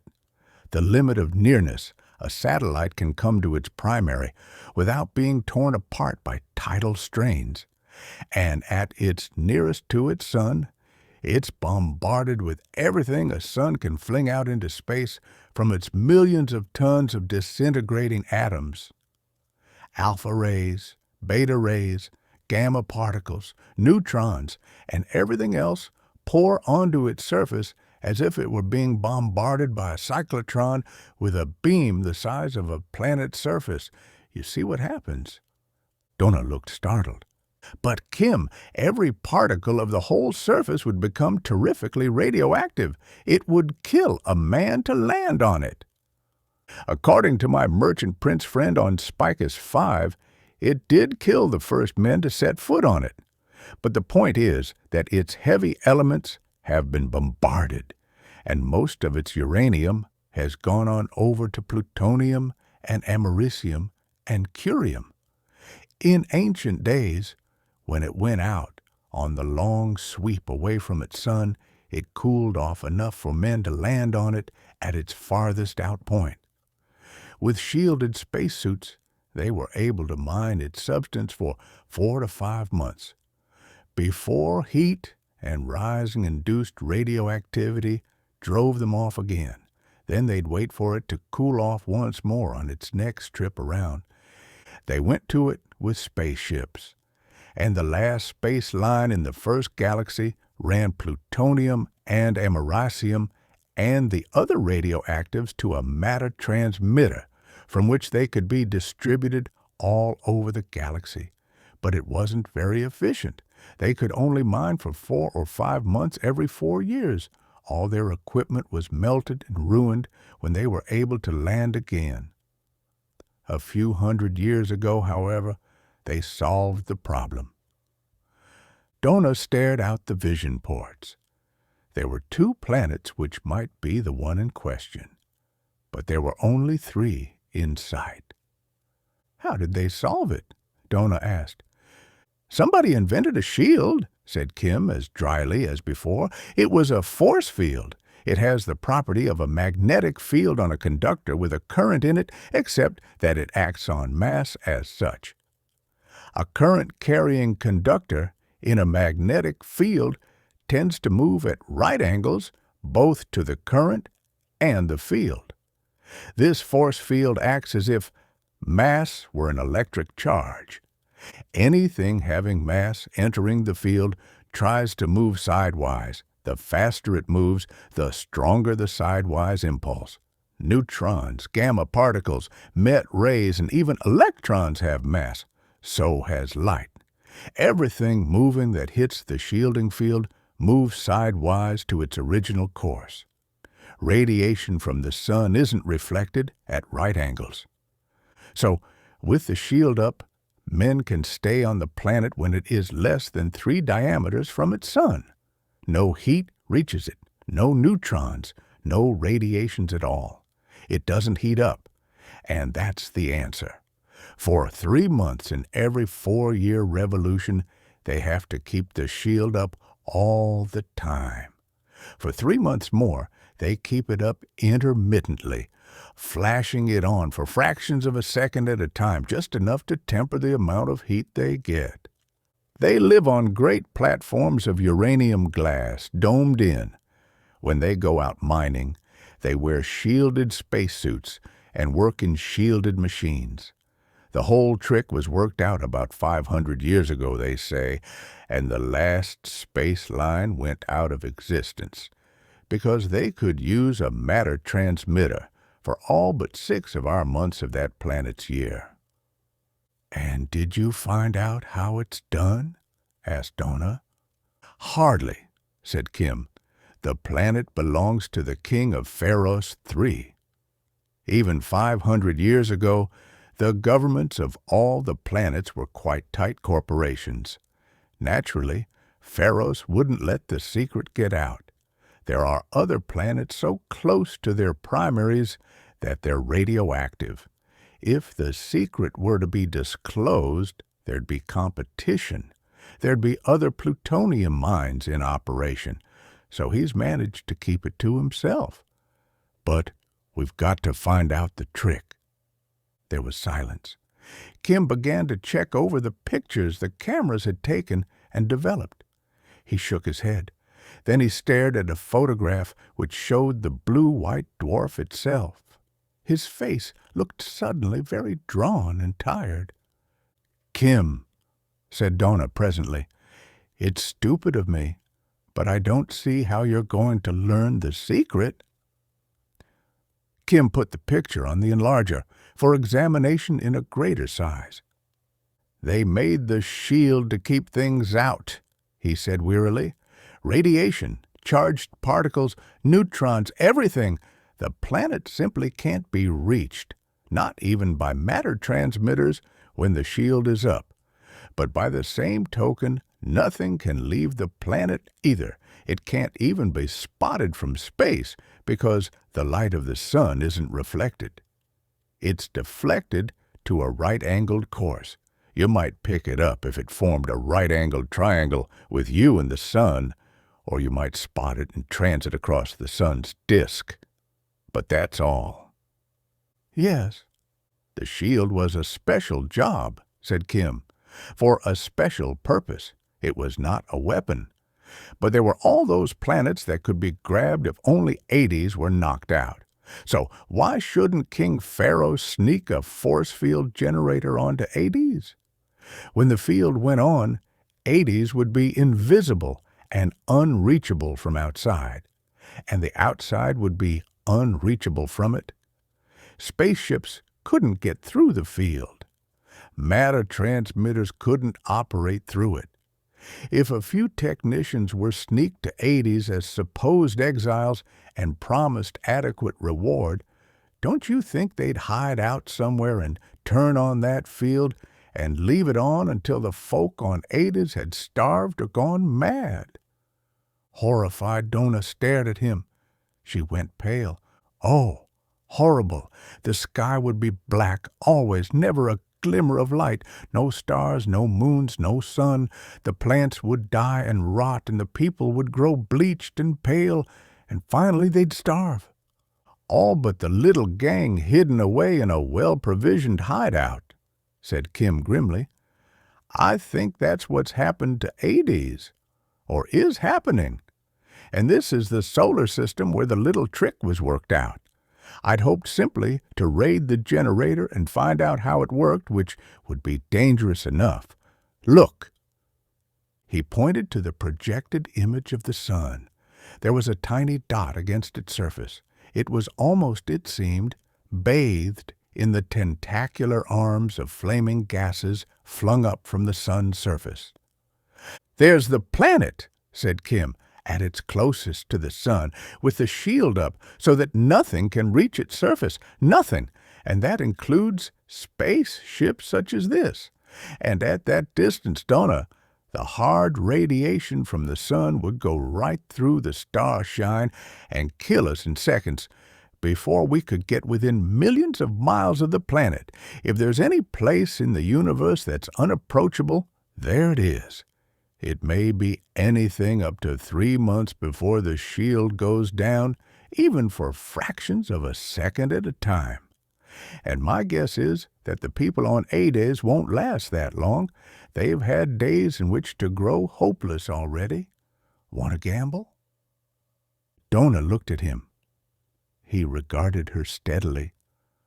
Whatever you say, Kim. 16 million lives on Ardis, besides other aspects of the situation, said Kim. The odds against us are probably about the same, 16 million to 1. That makes it a fair bet. We'll try. He got up and began to tinker with the radiation-operated relay which turned off the transmitter drive. Presently, he looked up. I'm glad I married you, Dona, he said gruffly. As the Starshine moved closer in, the feeling in the control room grew tense. The little ship had advanced to within 20 million miles of the blue-white sun, and even at that distance there was a detectable X-ray intensity. Kim had turned on a Geiger counter, and it was silent simply because there was no measurable interval between its discharges.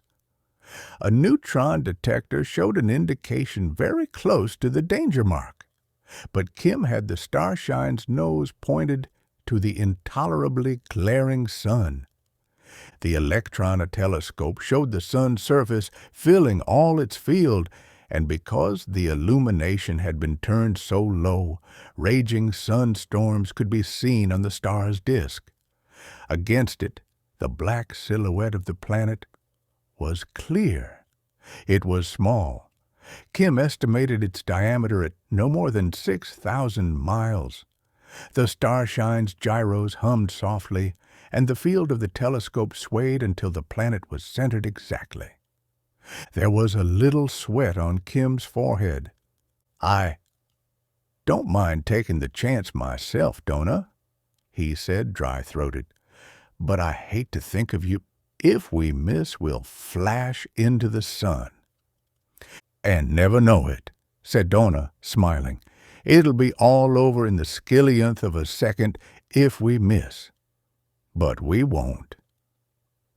We're aiming for the disk of the planet, he reminded her. We have to go in on transmitter speed to cut the time of our exposure to hard radiation. That speed will make the time of exposure effectively zero. But we have to move at a huge multiple of the speed of light, and we have to stop short of that planet. It may not be possible. Do you want me to press the button, Kim? Dona said softly. He took a deep breath. I'll do it. Thanks, Dona. He put his finger on the stud that would throw the ship into transmitter drive, aimed straight at the disk of planet against the inferno of sun beyond.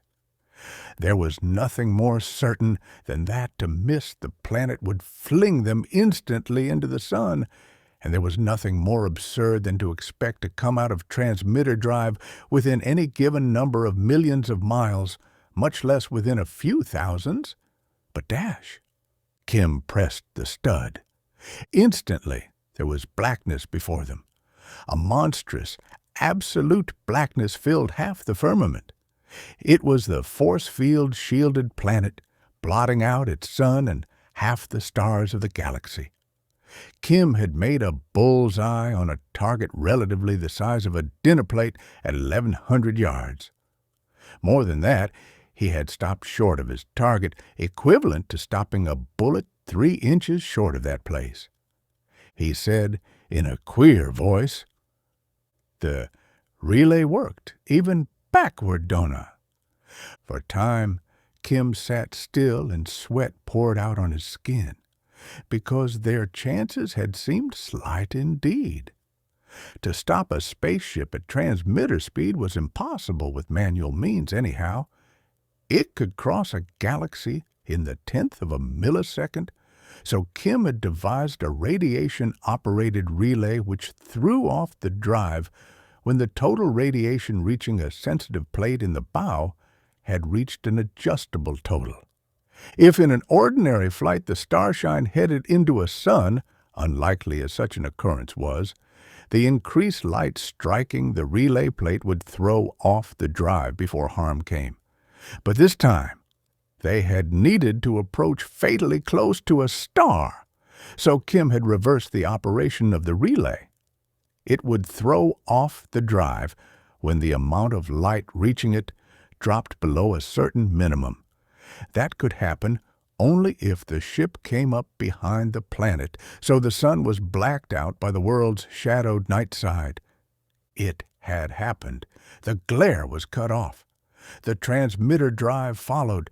The Starshine floated within a bare few million miles, perhaps less than 1 million, of a blue-white dwarf star, and the 2 humans in the ship were alive, because they had between them and the sun's atomic furnaces a planet, some 6,000 miles in diameter.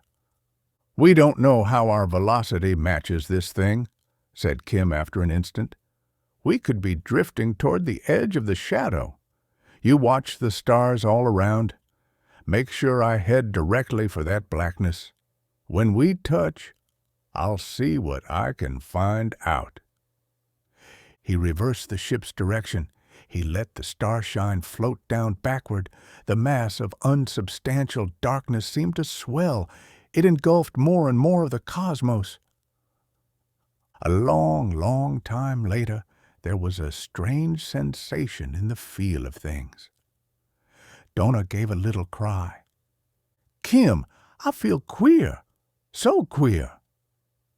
Kim moved heavily.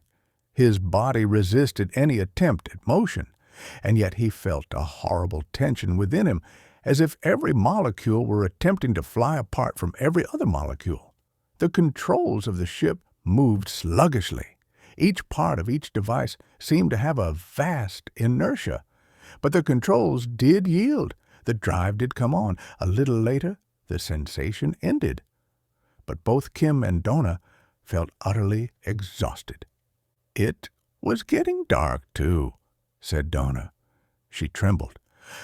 "When we tried to move," said Kim, "our arms had a tendency to move at right angles to the way we wanted them to, at all the possible right angles at once.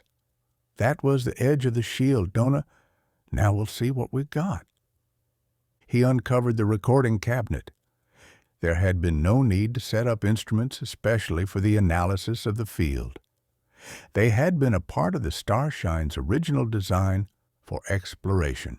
Now, Kim read the records. "Cosmic ray intensity went down," he reported, studying the tapes.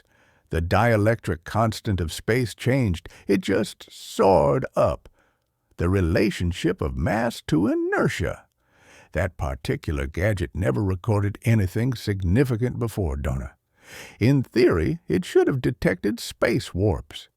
Actually, it never amounted to anything but a quantitative measure of gravitation on a planet one landed on. But it went wild in that field, and here. Look!" He exultantly held out a paper recording.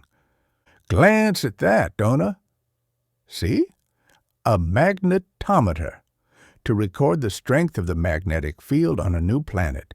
It recorded the ship's own field in the absence of any other, and the ship's field dropped to 0. Do you see? Do you?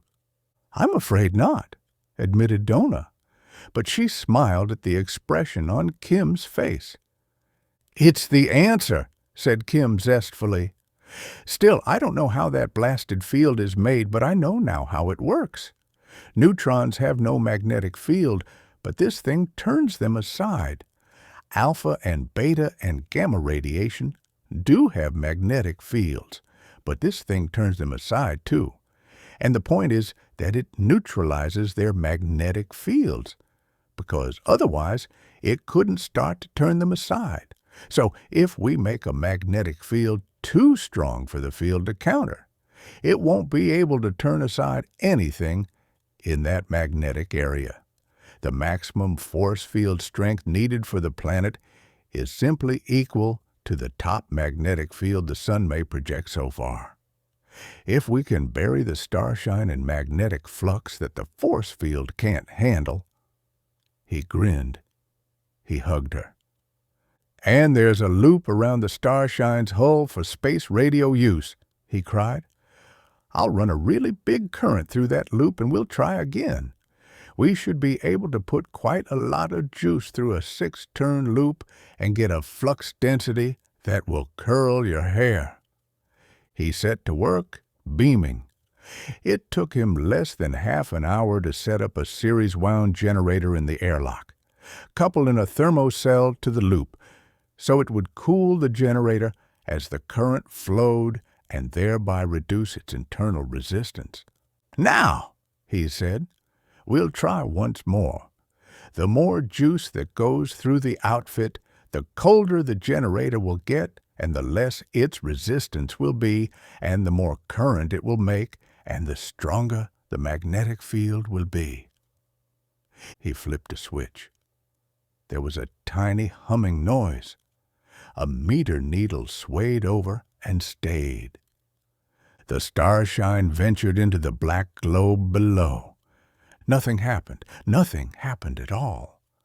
The stars are blotted out, Kim, Dona at last said uneasily. But you feel all right, don't you? He grinned like an ape in his delight. Why, yes. I feel unusually good, said Kim happily. The vision screens were utterly blank.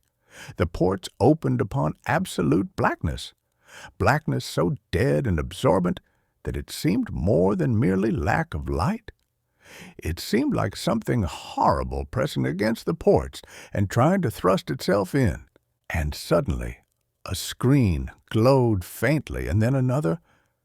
Then there was a greenish glow in the ports, and Dona looked out and down. Above was that blackness, complete and absolute. But below, seen with utter clarity because of the absence of atmosphere, lay a world. Nothing grew upon it. Nothing moved.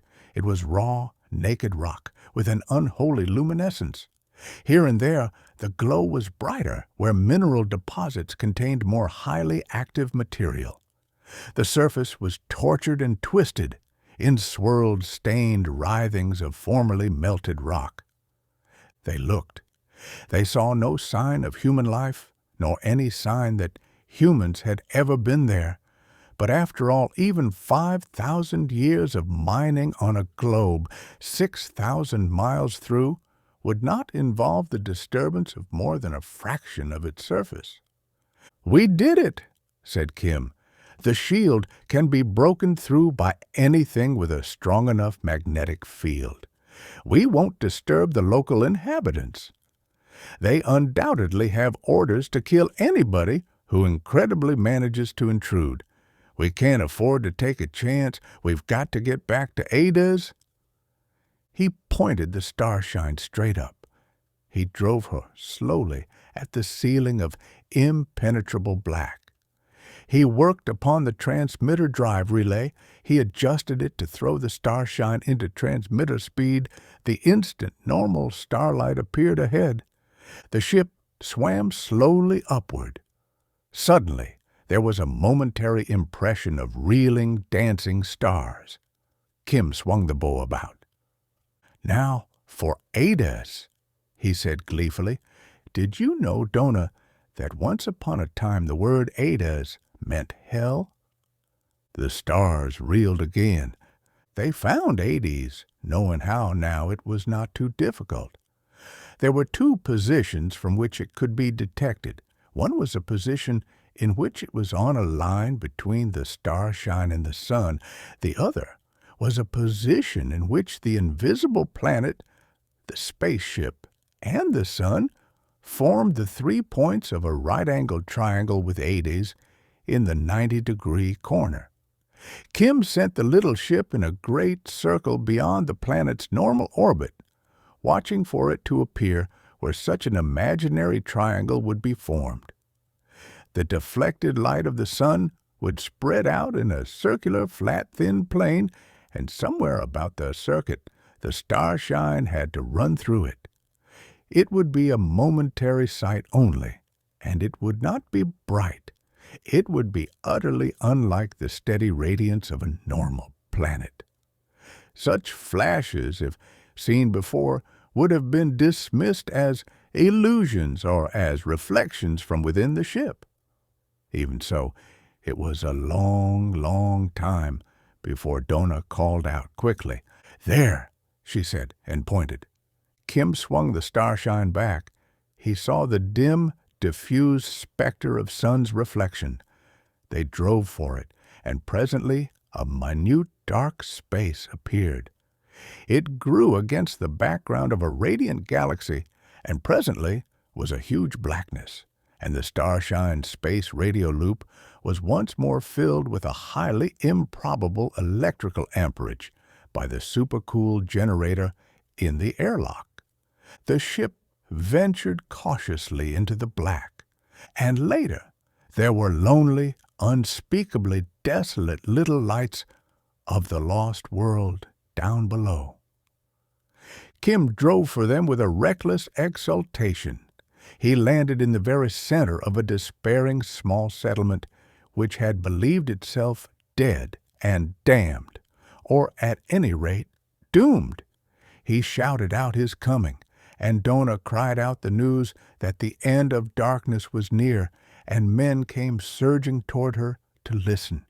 But it was Dona who explained, her eyes shining in the light of the torches men held up toward her. Kim had gone back into the ship and was using the communicators to rouse out the mayors of every municipality, and to say he had just reached the planet from Terra Nova. There was no time to tell of adventures in between, and he needed atmosphere flyers to gather around him at once, with armed men in them, for urgent business connected with the restoration of a normal state of affairs. They came swiftly, flittering down out of the blackness overhead, to land in the lights of huge bonfires built by Kim's orders.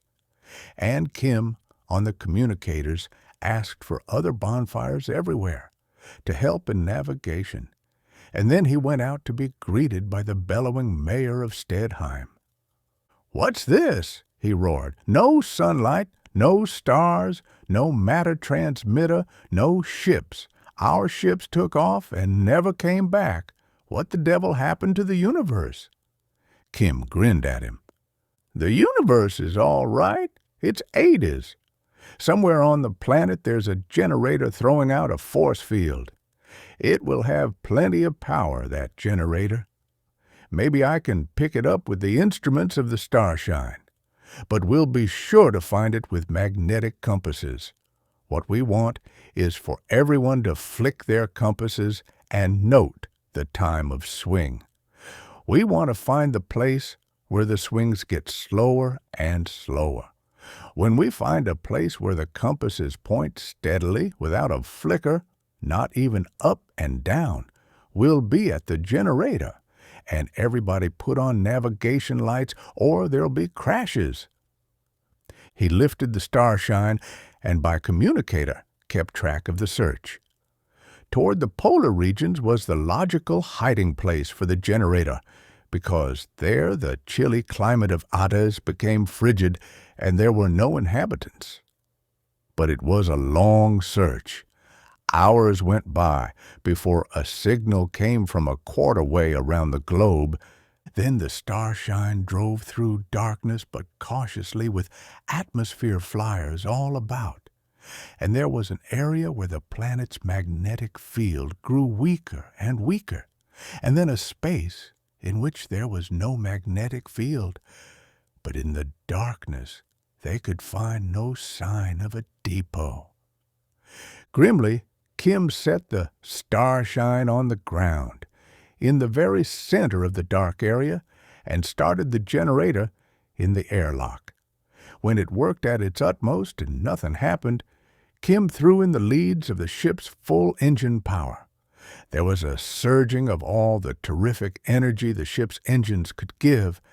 Then the radio loop went white-hot and melted, with a sputtering arc as the circuit broke. Abruptly, the stars appeared overhead, and simultaneously came the leaping flame of a rumbling explosion. Then followed the flare of fuel burning savagely in the night. The Starshine's full power had burned out the force field generator, an instant before the loop melted to uselessness. Kim was with the men who ran toward the scene of the explosion, and he would have tried to stop the killing of the other men who ran out of underground burrows, but the victims would not have it. They expected to be killed, and they fought wildly. All died. Later, Kim inspected the shattered apparatus which now lay in pieces, but he thought it could be reconstructed and perhaps in time understood. "Night's nearly over," he announced to those who prowled through the wreckage. "It shouldn't be much more than an hour until dawn. If I hadn't seen sunlight for a week or more, I think I'd go for a look at the sunrise." In seconds, the first atmosphere flyer took off. In minutes, the last of them were gone. They flew like great black birds beneath the starlight, headed for the east to greet a sun they had not expected to see again. But the mayor of Stadeheim stayed behind. "Ha!" he said, growling. "It's over my head. I don't know what happened, and I never expect to understand. How are my sons in the new galaxy?" "Fine when last we heard," said Dona, smiling. "Come into the ship." He tramped into the living space of the Starshine. He eased himself into a seat.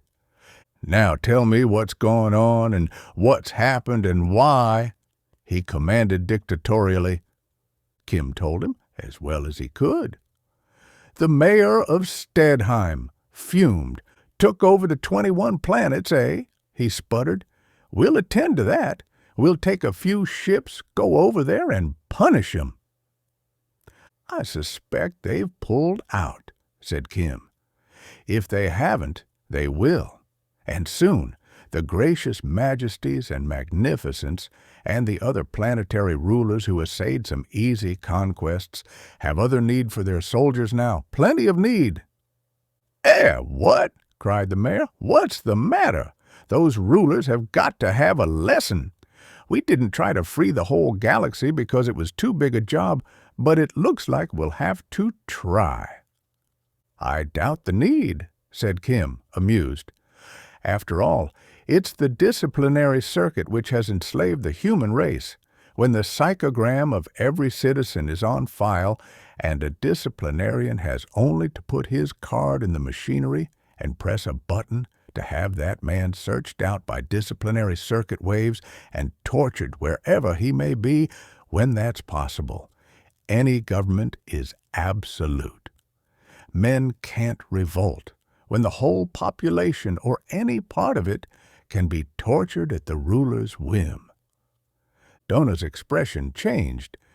"Kim," she said accusingly, "those things you got on Spica's 5 and dropped on the planets the soldiers came from, what were they?"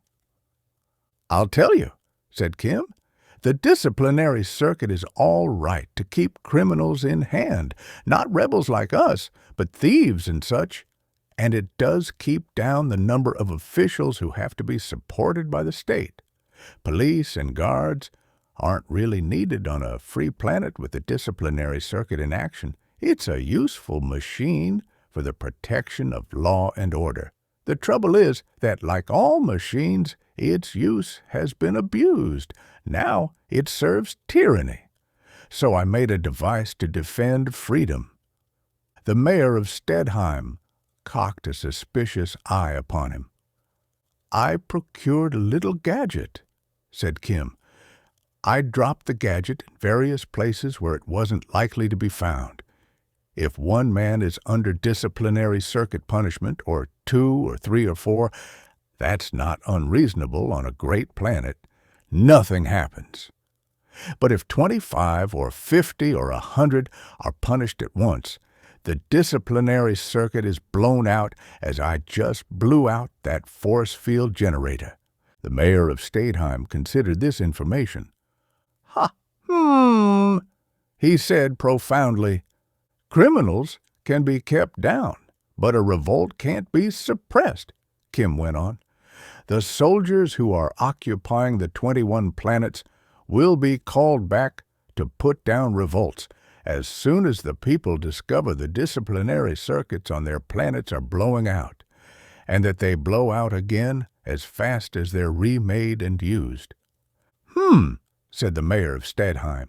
Not bad. And the rebels will have some very tasty ideas of what to do to the folk who've tyrannized over them. No troops can stop a revolt nowadays. Not for long. No, not for long, said Kim. No government will be able to rule with a dissatisfied population. Not if it has a little gadget hidden somewhere that will blow out the disciplinary circuit if it's used to excess. Good enough, grumbled the mayor. When rulers are kept busy satisfying their people, they won't have time to bother political offenders.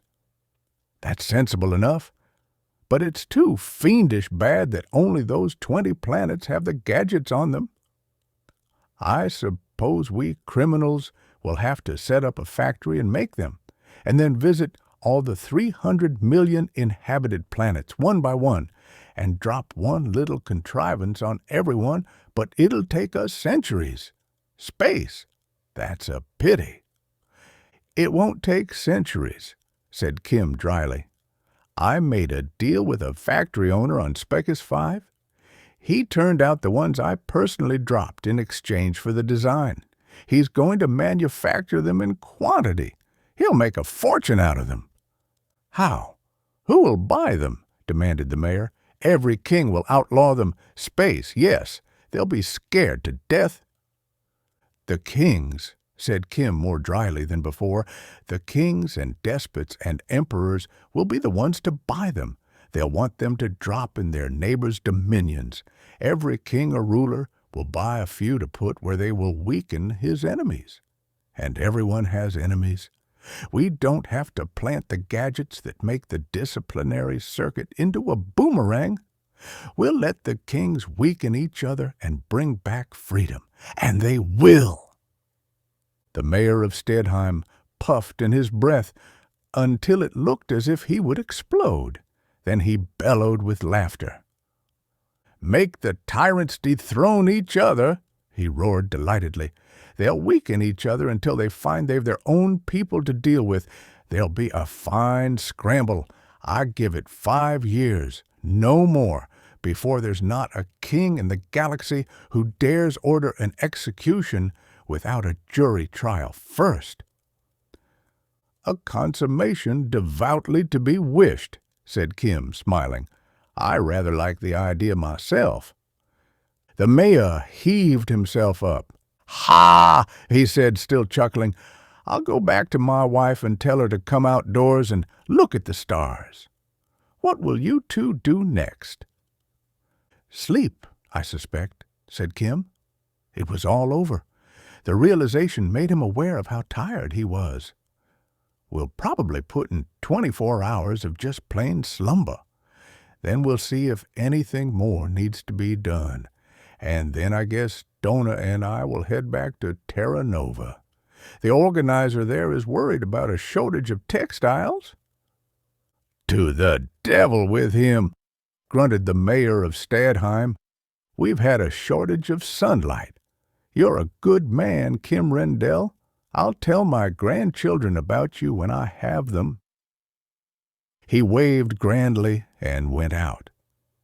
A little later, his flyer took off, occulting stars as it rose. Kim closed the airlock door. He yawned again. "Kim," said Dona, "we had to break that shield, but it was dangerous." "Yes," said Kim. He yawned again. "So it was. I'll be glad to get back to our house on Terra Nova." "So will I," said Dona. Her face had become determined. "We shouldn't even think of leaving it again, Kim. We should anchor ourselves to it so nobody would think of asking us to leave." "A good idea," said Kim, "if it could be done." Dona looked critically at her fingers, but she flushed suddenly. "It could," she said softly. "The best way would be children. Put yourself in the place of Kim Rendell, a handsome, idealistic young man living on a distant planet ruled by a super-efficient government. Here is industrialization carried to its illogical conclusion.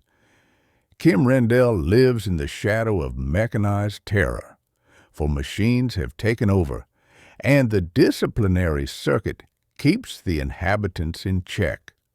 Rendell is an outlaw because he tried to strike at the very foundations of this so-called civilization. He will not yield to the tyranny of the power-mad, sensuously warped rulers of the astral body, Alphen III. He and his girlfriend are in danger of psychological torture worse than death. Kim Rendell goes to the Antique Museum of Alphen III, which houses Starshine, an outmoded spaceship.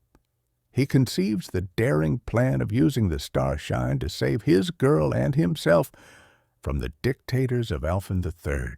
In this world, teleportation of matter has taken the place of transportation from planet to planet and solar system to solar system via rocket and atomic-powered vessels. Nevertheless, Kim decides to steal the last spaceship from the Antique Museum and flee with his girl. Thus starts this most stirring novel of love, adventure, and the fight against tyranny by the well-known author of hundreds of adult science fiction stories. Hey, sci-fi horror fans, that concludes The Last Spaceship. Thanks for tuning in, and a huge appreciation to all our official members for your continued support. Craving for another classic science fiction tale? Click that video on your screen. Until next time, everyone, and remember, stay cosmic.